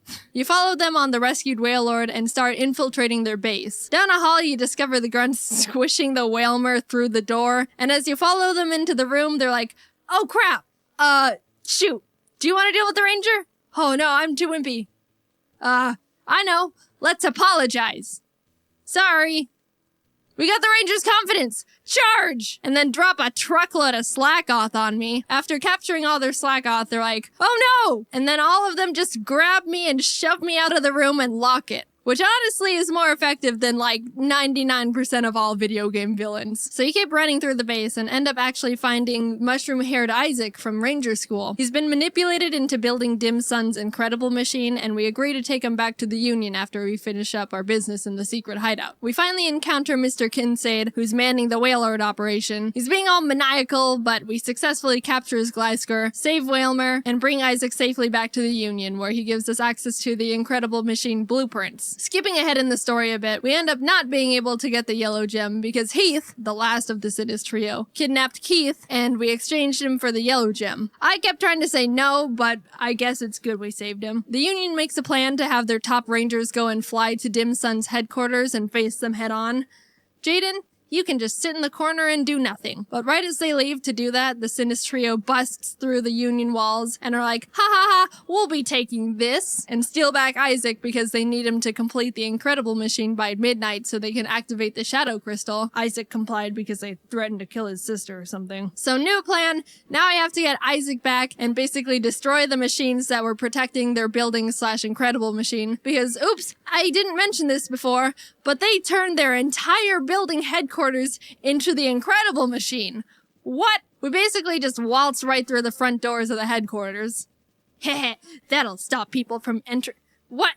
How did you get in here? And battle our way up to Isaac, who's like, you're a bit too late. I totally just completed the entire machine and they're about to use it to hypnotize all the Pokemon in the region in like 5 minutes.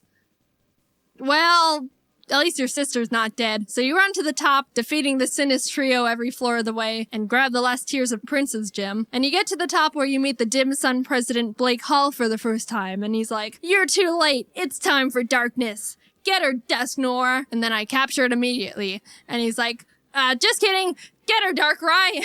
And then Darkrai just starts dipping me into darkness, and Keith has to come save me on his Staraptor. So Darkrai's like, well, then I'm gonna just dip these guys into the darkness, and throws Blake and his assistant into the void. Haha, but I decide to capture and free Darkrai anyway with the help of the Tears of Princes, and save the day. Yay, woohoo! I'm a hero!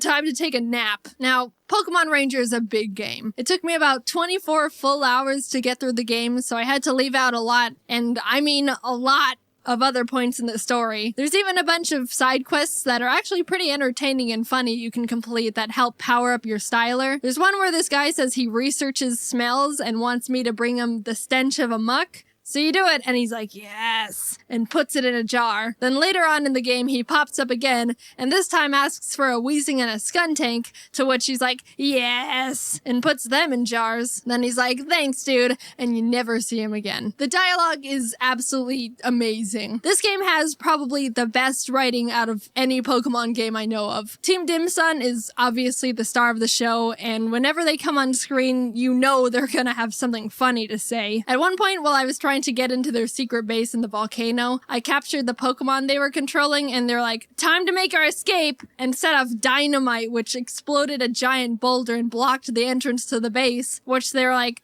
shoot, we were supposed to detonate it after we go in. So they had to wait for me to go get a Pokemon that can destroy the rock. And they're like, thanks, Ranger, we'll be grateful for this for about a second. And they run through the door. So you follow them, and they come back like, hey, we forgot about you helping us. Take this! And drop a bunch of Numel on me. Also, all of the music that plays when they're around is awesome. I was jamming out whenever I was running around their base. It's a bummer this game isn't super popular. I know it's got a small cult following, but it definitely deserves to be more well-known, and I really consider it one of the top Pokemon games out there, just on writing alone. It's not a hard game, but I mean, Pokemon isn't meant to be a difficult game series anymore. I can see some people getting a bit tired of the capture system since it doesn't change much throughout the game, but honestly, again, I think the story and dialogue far make up for the semi-repetitive capture and battle system. Now, I know I kind of just talked about the entire plot, but if you're curious about playing it yourself, there's so much I left out, and there's still a lot to discover about the game, so I highly recommend it. I'm being honest when I say I didn't even cover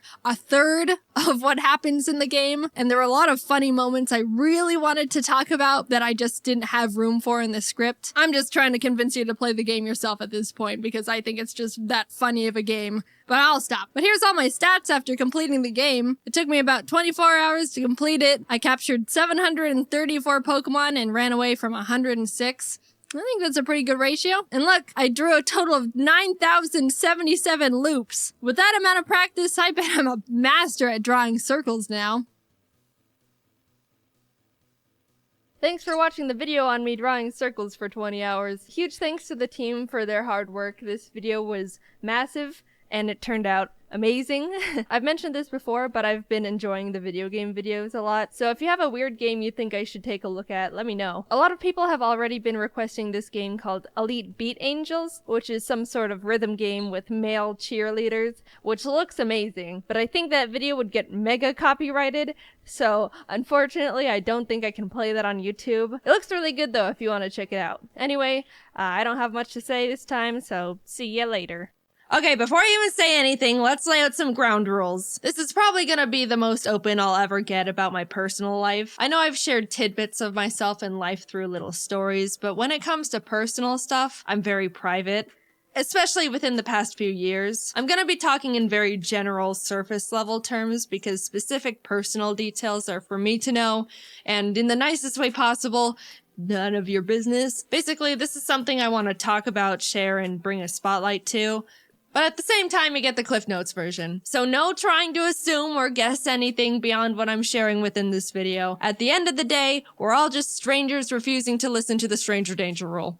Alright, formalities aside, let's get into it. I've come to realize that I'm ARO-ACE, which stands for Aromantic Asexual. And I know what you're thinking. That's not gay. What the hell is that? And you know what? That is completely fair, because I didn't know what that was either. Aromantic and asexual are two different things, and I'm gonna break them down to you separately, starting with aromantic because no one really knows what that one is. And also, it's my personal favorite. Someone who's aromantic is defined as a person who feels very little to no romantic attraction to anyone at all. So like, they might not develop crushes on people or feel the need to be in a romantic relationship with anyone. Very general terms, but hopefully you kinda get the gist. If not, here's a little story example from me.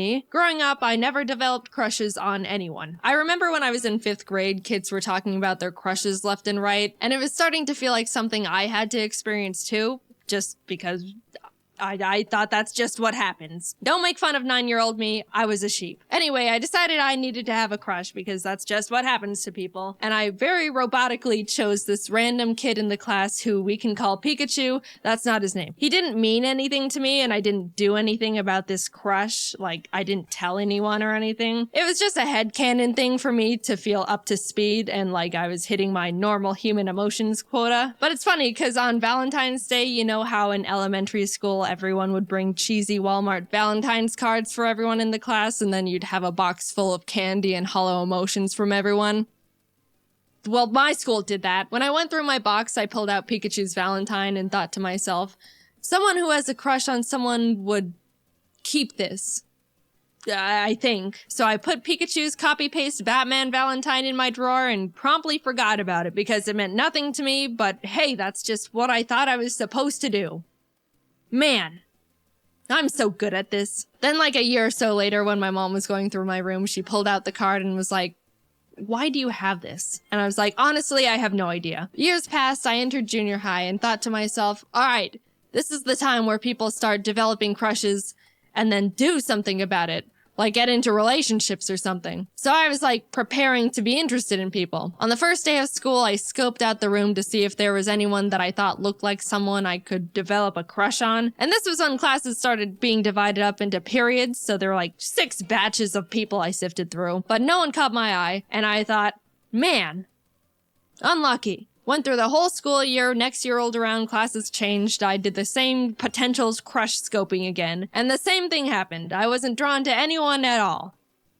Man.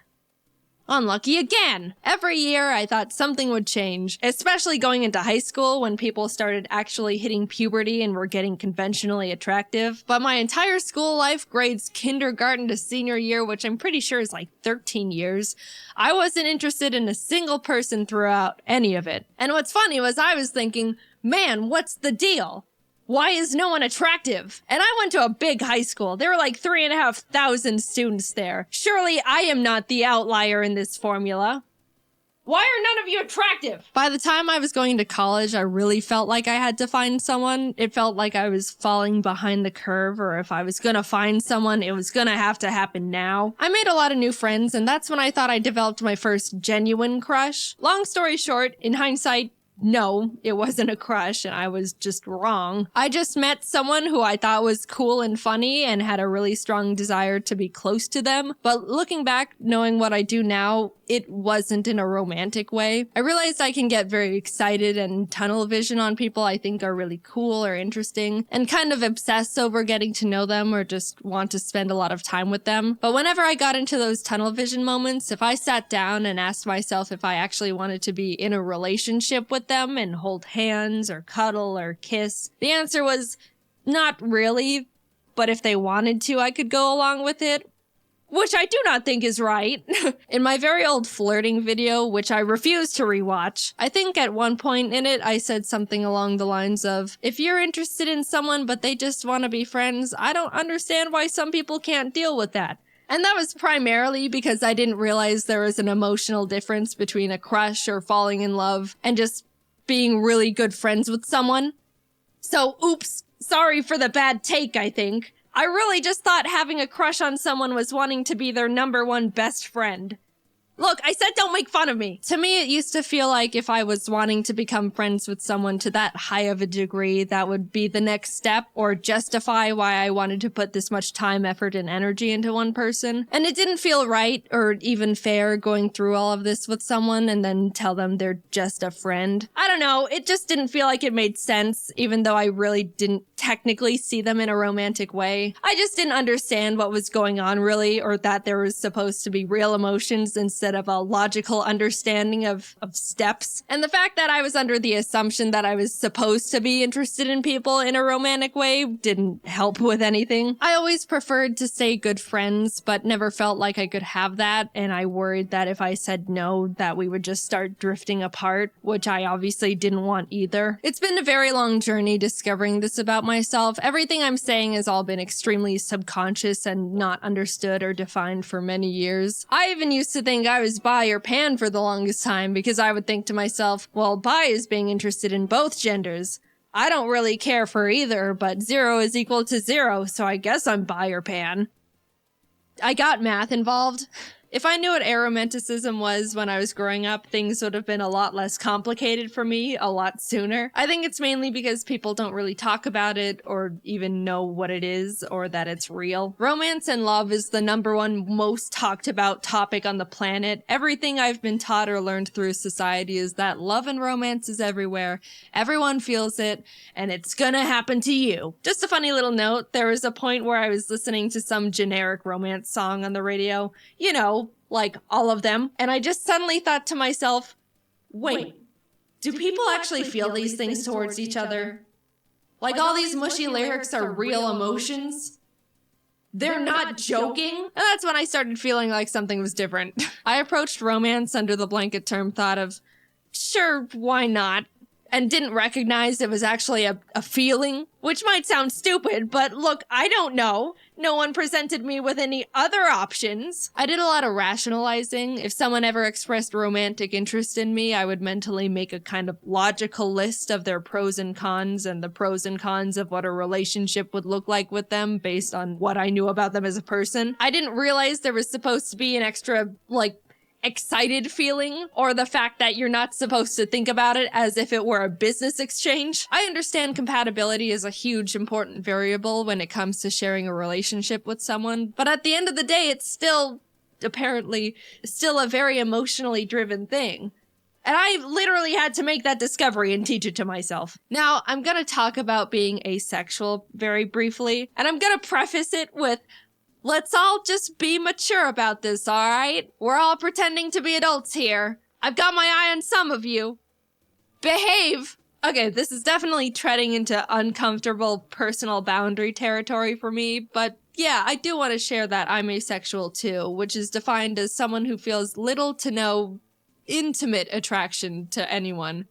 Look, I know we said we're all adults, but I'm still gonna dance around the vocabulary, alright? Yes, there's a difference between romantic and intimate attraction. Little side note, I will say you can experience romantic attraction to someone but no intimate attraction, or you can experience intimate attraction but no romantic attraction. You can be one and not the other. It's not necessarily a package deal. Most people feel both, and I do not feel either. Anyway, I have never been magnetically attracted to the look or shape of a single person in my entire life, and did not realize it was a real thing until very recently. I'm able to identify when someone looks conventionally attractive, like by textbook definition, but I never realized people are genuinely drawn to people they think are attractive. I didn't know that people could just see someone and be like, wow, they're gorgeous. I would love to get to know that person, or maybe go on a date with them, or whatever else you people do. I didn't think it was real. I thought people were exaggerating or something. I don't know. And I also couldn't believe that some people feel that with multiple people.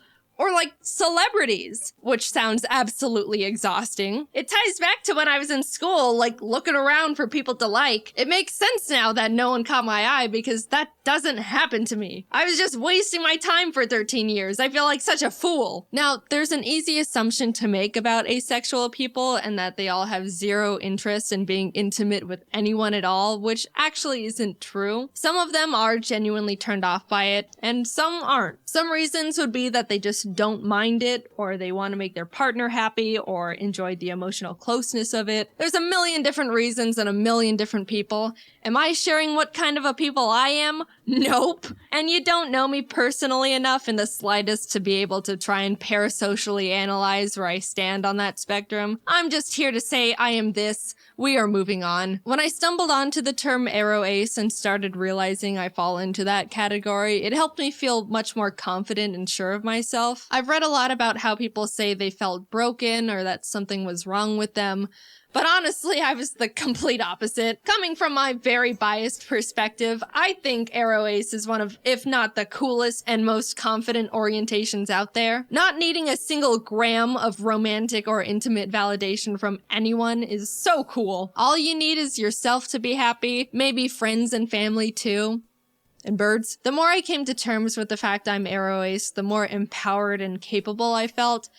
But at the same time, I was also starting to feel more alone and isolated. As cool and amazing and unique and awesome as I think it is, it can be really hard for other people to relate to or even understand. Everyone else and their orientations are able to bond and relate to the love and romance aspects, and we're over here like, we don't do that. I don't even know if I'm explaining it very well. It kind of does go against everything everyone's ever been taught about anything. Romance is taught to be a basic assumed emotion, which I do think is a bit misleading. A common argument used against the ace orientation is that romance and intimacy is what makes someone human. But I mean, I don't know, lots of birds mate for life, which is a better ratio than people, and all animals get frisky. You know, that's just how they became not extinct. It's not an exclusive to humans thing. If I were to guess, I would assume the thing that makes someone human is basic empathy. Like, I'm not an emotionalist monster. I can still love people. I love my family and my pets,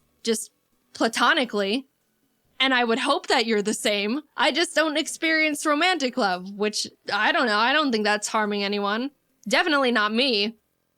I'm having the time of my life. I don't think you need to be in a relationship to be happy. And if you don't want to be just on your own, I think there's many types of people in relationships that push the boundaries of what a conventional relationship looks like. Telling someone that they need to be in a romantic relationship to be happy and fulfilled is weird. And then when that person says they're not happy, they're told relationships take a lot of work and that's just how it goes.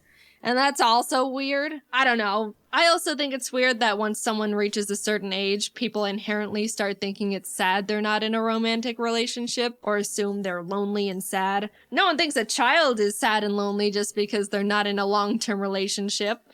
I don't know. I don't get it.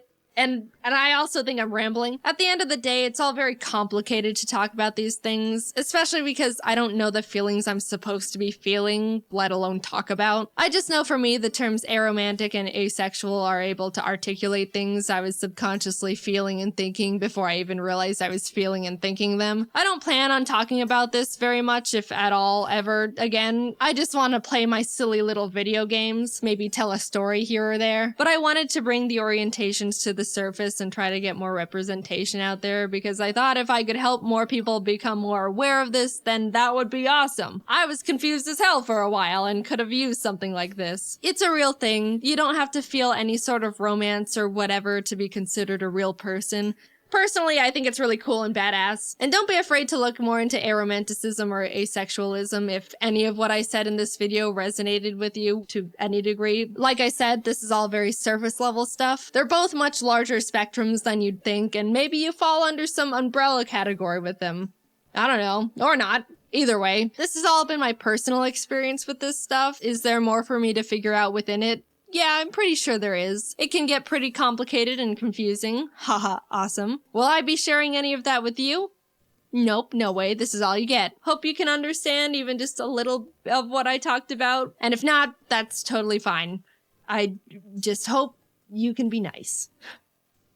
Thanks for listening. I never really intended on making this video because I haven't really felt a strong urge to, like, I don't like using this phrase for myself, but come out. But I did end up wanting to make the video to make people more aware of this stuff because I think it's important and someone has to. There's not really that many people doing it right now. Anyway, yeah, just moving forward, I guess. See you later.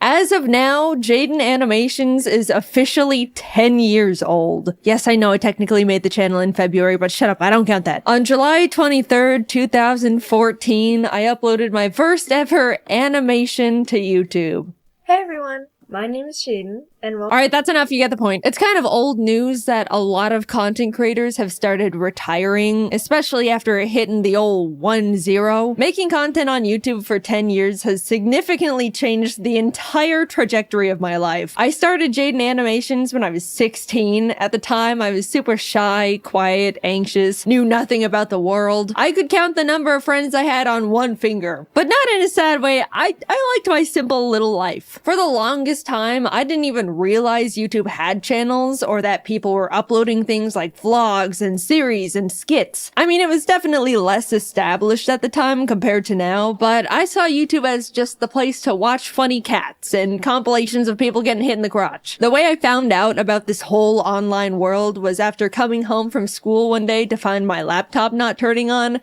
Meaning, I couldn't play Minecraft anymore. We've all been there, it's tragic. To satisfy my desperate Minecraft hyperfixation, I typed Minecraft into the YouTube search bar to see if anyone just so happened to upload any Minecraft-related videos. And oh, were there people uploading Minecraft-related videos. My world expanded exponentially at that very moment. YouTube channels, subscribers, people uploading content for an audience that looks forward to their videos. The first channel I ever subscribed to was a Minecraft YouTuber who...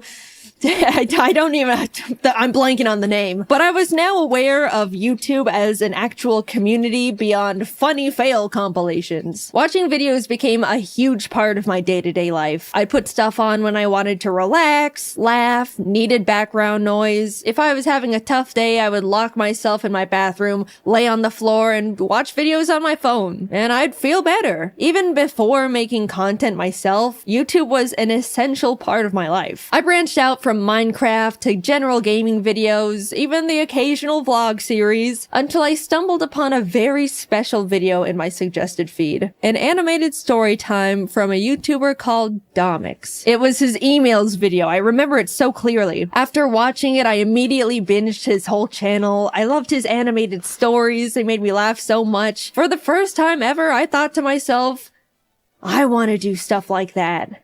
I want to animate. And around the same time, I was really into Aya's Cupquake's Minecraft Oasis series and had even sent in a few fan arts I drew for her. She posted a couple at the end of her videos, which genuinely made me so extremely happy. I was totally freaking out. Anyway, in one of the episodes, she mentioned that she wanted to find an animator to animate some of her funny Minecraft moments. And suddenly, I saw the stars align in front of me. I sent her a little message attached to another fan art, basically saying, "Hi Cupquake, I'd love to animate for you if you're interested." And she ended up reaching out and was like, "Hey, we love your style and would love to work with you. Do you have an animation portfolio we can look at?" To which I responded with, so I've never actually animated before. But I'm learning, and honestly, they shouldn't have hired me. I wouldn't have hired me. But somehow I had secured my first animation job. And for my favorite YouTuber, this was by far the biggest thing to ever happen to me at the time. I wanted to make the best animation they could ever ask for. Now, I just had to learn how to animate. No joke, I literally typed "how to animate" and Adobe Flash tutorial into the YouTube search bar. That's how I learned. No class or school or nothing. I vividly remember opening Adobe Flash for the first time and wishing I could just skip forward in time to when I already knew how to even use the program because I was so confused. Humble beginnings, what can I say? And honestly, that's all it takes. People ask me all the time how I learned to animate, how I do this and that, what program to use. But you already have the biggest source of free online information at your fingertips. Just type whatever you want to learn into the search bar and people will literally teach it to you, no strings attached. While working on the animation for Cupquake and her husband Red, I talked to them about how I also wanted to make YouTube videos, that I wanted to animate little stories but was too nervous. They were both really supportive and encouraging, saying they'll put a link to my channel in the description of the animation to help me and stuff. I'll be completely honest, if Cupquake and Red didn't hire me and offer to help give me that initial push to start a YouTube channel,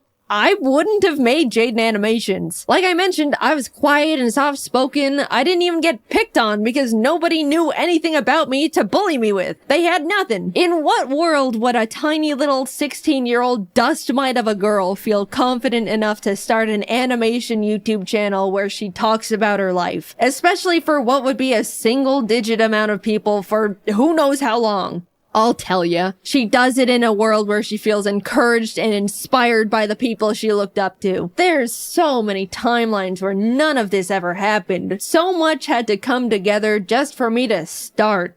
And against all odds, it did. I finished the animation, they posted it, and I spent pretty much the entire month reading every single comment. Everyone loved it. It was doing really well. I remember messaging Cupquake a giant soppy thank you paragraph when the video hit 1 million views. By the way, the entire animation was made on only 3 layers because any more would make my brain confused. I genuinely cannot believe they hired me. At the same time, I posted my very first video as Jaiden Animations, introducing myself and announcing that I'm gonna try out making animation videos. It's funny looking back at because if you don't know all the context, you'll watch my first video and be like, who is this dumbass talking to? She just started the channel. There's no audience yet. The shout out Cupquake gave me in the description gave me the boost I needed to shake the second thoughts. I gained 2,000 or 3,000 subscribers right out the gate, and ever since then, I wanted to keep making more content, and I was really excited about it. I made more animations for Cupquake for a couple years alongside posting my own stupid little videos until eventually parting ways with them to focus entirely on Jaiden Animations. Working with them was amazing, and those animations did overwhelmingly well at the time. Like, I look back and am still shocked. I apparently peaked with that damn 2014 FNAF animation. Come on, Nuzlocke. Surpass it, please. Free me from these shackles. By this time, I was in college now, and even though I wasn't able to post very much at all, things were doing really well. I remember sitting on the top of my dorm bunk, secretly celebrating hitting 100,000 subscribers, a milestone I was beyond thrilled about, and honestly was my biggest goal at the time. Somehow, my roommate ended up finding out about it and immediately told every single person on our floor, which embarrassed the hell out of me.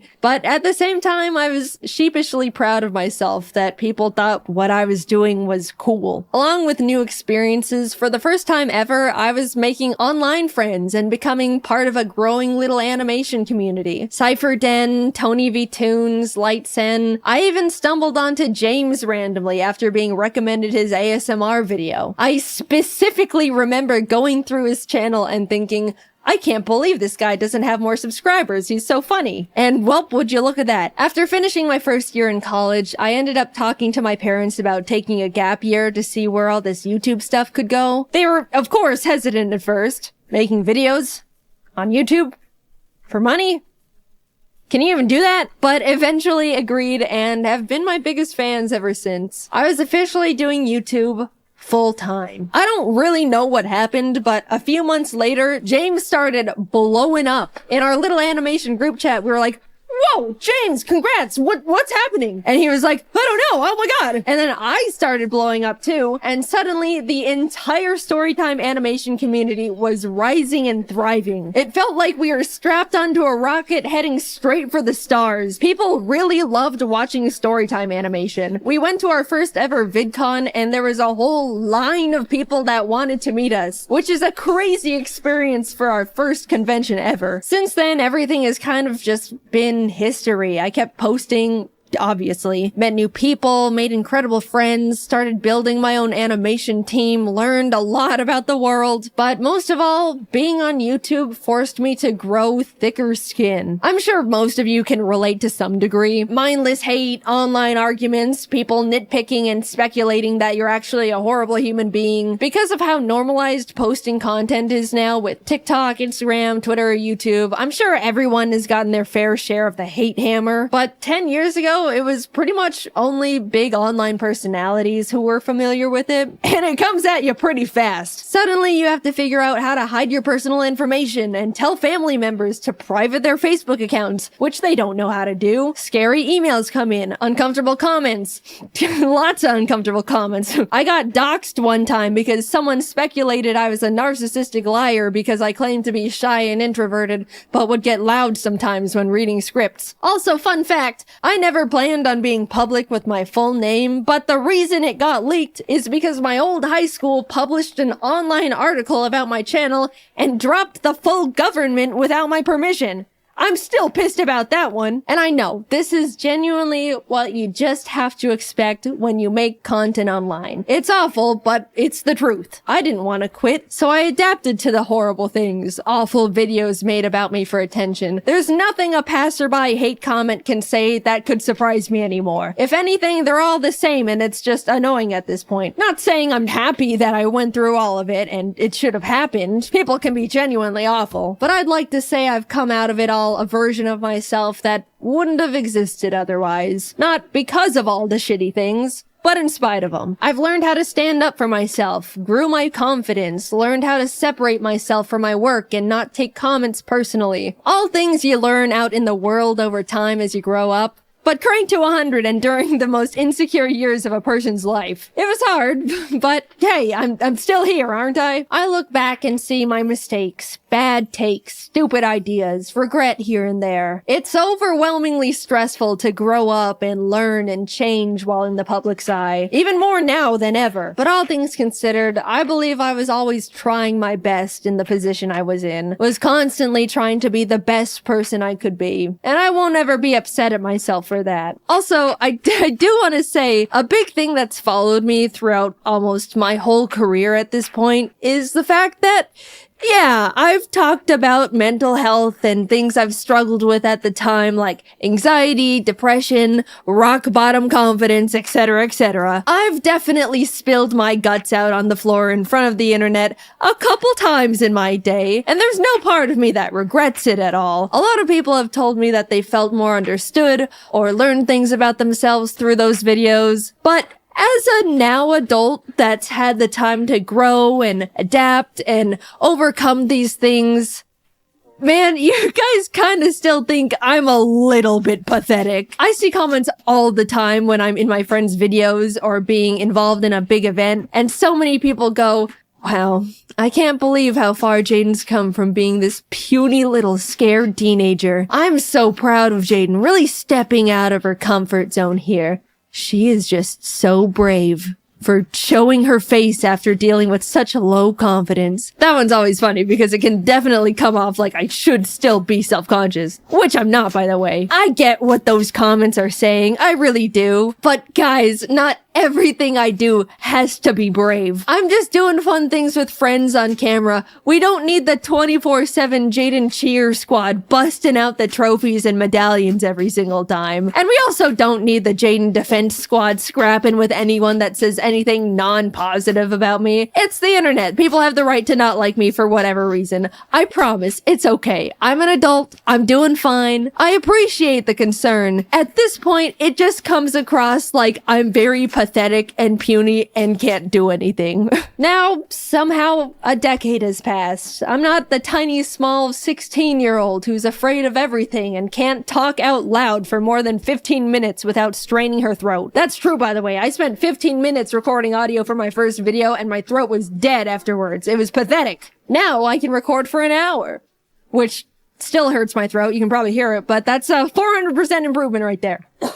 I'm 26, created hundreds of hours worth of content, have the most wonderful team in the world behind me, am surrounded by amazing friends, live with the most important person in my life, with the most important little creatures in my life. I've gotten to meet content creators I've looked up to, got to tour and travel the world with talented friends, talk on panels to hundreds of people who wanted to hear what I had to say, been able to tell the people that inspired me how big of a role they've played in my career, and even got to stand next to them as an equal. I'm happy. Sure, it's always been and still is difficult dealing with the stress of being in a big spotlight. I went through some bad stuff, navigated rocky mental health, trusted people that hurt me, had to pretend not to be affected by things that were genuinely hurtful just to not empower people that wanted to see me break, all while in the eye of the public where one wrong step could crumble everything I've ever created. But I'm really happy with the place I'm at, the person I've become, and the environment I've built around me. So, what's that leave me with now? A full decade, man.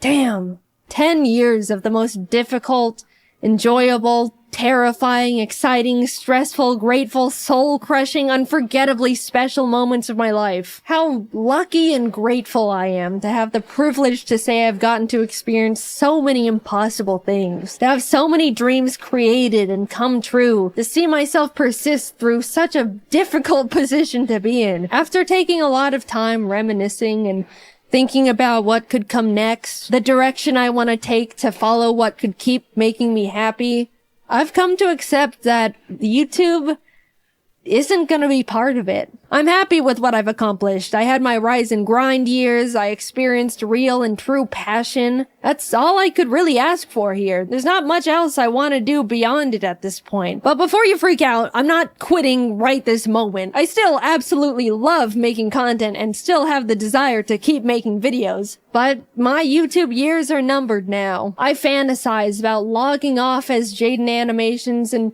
becoming a normal person again. I want to move to a random-ass town in a random-ass place, have a little house with my creatures, have a normal job with normal hours and normal problems, live a life where people don't know who I am before I introduce myself. Not saying I don't like being recognized. You can come up to me, I promise, I don't mind. But eventually I just want to feel like a person again. Normal is rapidly changing nowadays, but I don't want this chronically online lifestyle forever. How nice it would feel to one day not have to triple check every single thing I say in fear of people's pitchforks, or fear for my safety when people maliciously leak my private information, or even be constantly surrounded by strangers' opinions on me and every version of myself I've ever been, every moment of my life. I hold it all together pretty well, I'd say. I mean, it's my job to. And none of these negatives have and ever will outweigh the positive aspects of this incredible opportunity that you guys have allowed me to have. I don't want to come across like I'm complaining. I very much understand this is just unfortunately part of it all, and I'm very privileged and very grateful. But I can't do it forever. And I don't want to. I want to feel like I have the time and mental energy to pursue new hobbies, experiment with other things that can make me happy. Making content for YouTube never leaves my head. It's the case for every single content creator on the platform. There's no clocking out, there's no weekends, there's no breaks. You can't just leave an office and not think about it. You're constantly brainstorming ideas, managing everything, schedules, employees. Sure, you can work and live anywhere you want, go on vacation at any point, build your own schedule, but it's always there. Like a black hole in your mind. It's just so exhausting. I haven't felt like I can sit back and enjoy something in 10 years because I simply do not have the time if it isn't for a video. Yeah, that's just how self-employment works, but don't forget about all the other fun stuff I've already mentioned on top of it all. I don't know what I want to do career-wise after retiring from YouTube, but I romanticize the idea of just getting to rediscover myself. Maybe I want to learn how to make custom plushes and open my own little shop, take art commissions, be a teacher, maybe an art director. It's gotten to the point where I think about that little life every day, and I'm actively aiming and walking towards it with every decision I make. Oh, let me tell you, I genuinely cannot wait to live it one day. But there's this other side of me that's so terrified. I've spent my entire young adult life in front of an audience doing pretty much one thing. I don't know what it's like to live without a platform, surrounded by a huge audience anymore. It scares me. Like a lot. I don't want to need this, but I'm scared that I do in some way. When the time comes, I'll definitely work on that fear in therapy or something, but I do think about it a lot. I'm not done with YouTube just yet. I still want to make animations and tell stories, animate little gaming videos. I still just love it so much, and I'm not going away just yet. Sorry to disappoint some of you. I just wanted to let you guys know how grateful I am that you've helped me be right here. I've gotten to meet hundreds of people who told me how much they liked my videos, felt inspired, discovered something about themselves, even did something as small as laugh at one of my stupid ass jokes. I can't wrap my head around the idea that a lot of you grew up watching my videos and are like functioning people in society now. That one always feels like, I know you're not calling me old, but you're calling me old. I'm grateful for all the art people have drawn for me. Even now, it's still so surreal. From the cute little doodles from kids to jaw-dropping, fully rendered pieces from artists of all ages. Like, you guys are better artists than me at this point. What do you mean I inspired you? Why does my art look like that then? The whole reason I show fan art at the end of my videos is because I look back at the feeling I got when Cupquake put my art in her videos, and I want to be able to give that back to other artists. People have told me they watch my videos to laugh, listen to while working, to feel better after a crummy day. All the ways I used to consume YouTube back in my day. Even though it's easy for me to tell myself, they're just little stupid videos I make. What's the big deal? It kind of also feels like I get to contribute to a cycle I used to be on the other side of and pay it back. I don't know, it just feels good knowing I've made stuff that's made people feel better in a way that other content creators used to make me feel better. I've rambled quite a bit, but thank you for letting me make these silly videos for 10 years. I never would have thought any of this could have happened to little old me, and definitely not for this long. I absolutely thought I would have been tossed aside and forgotten by now. I look back at when things were starting to roll, and I was like, I've got like a 3-year shelf life left. I'm forever grateful for you, my friends, my family, my team. I don't know what my life would have looked like if I didn't type Minecraft into the YouTube search bar when I was 14. Who knows how much more time we have with each other, but just know it has been and still is an honor to be here. And until then, I'll be doing my best to keep doing what I've been doing for 10 years and just make these silly little animations. You know, the timing is a little awkward to have just won a giant MrBeast YouTuber challenge that put a lot of eyes on my channel, only for the first thing for me to put out since winning is me talking about how I'm really tired and want to retire one day. That was not intentional, I'm sorry. But yes, the next video coming out will be about me winning the MrBeast Cube. We're still working on getting the money all set up to be given away, so you can stop emailing me asking for money. It's not gonna work like that. Anyway, thank you to everyone who's been been with me at any point of my YouTube career. I've still got a little bit more juice left in the tank. I'm forever lucky to have lived the life I have and to continue living that life. And I appreciate you guys for sticking around. I'm excited to spend a bit more time with you all. So I'll see you in the next video. Bye bye.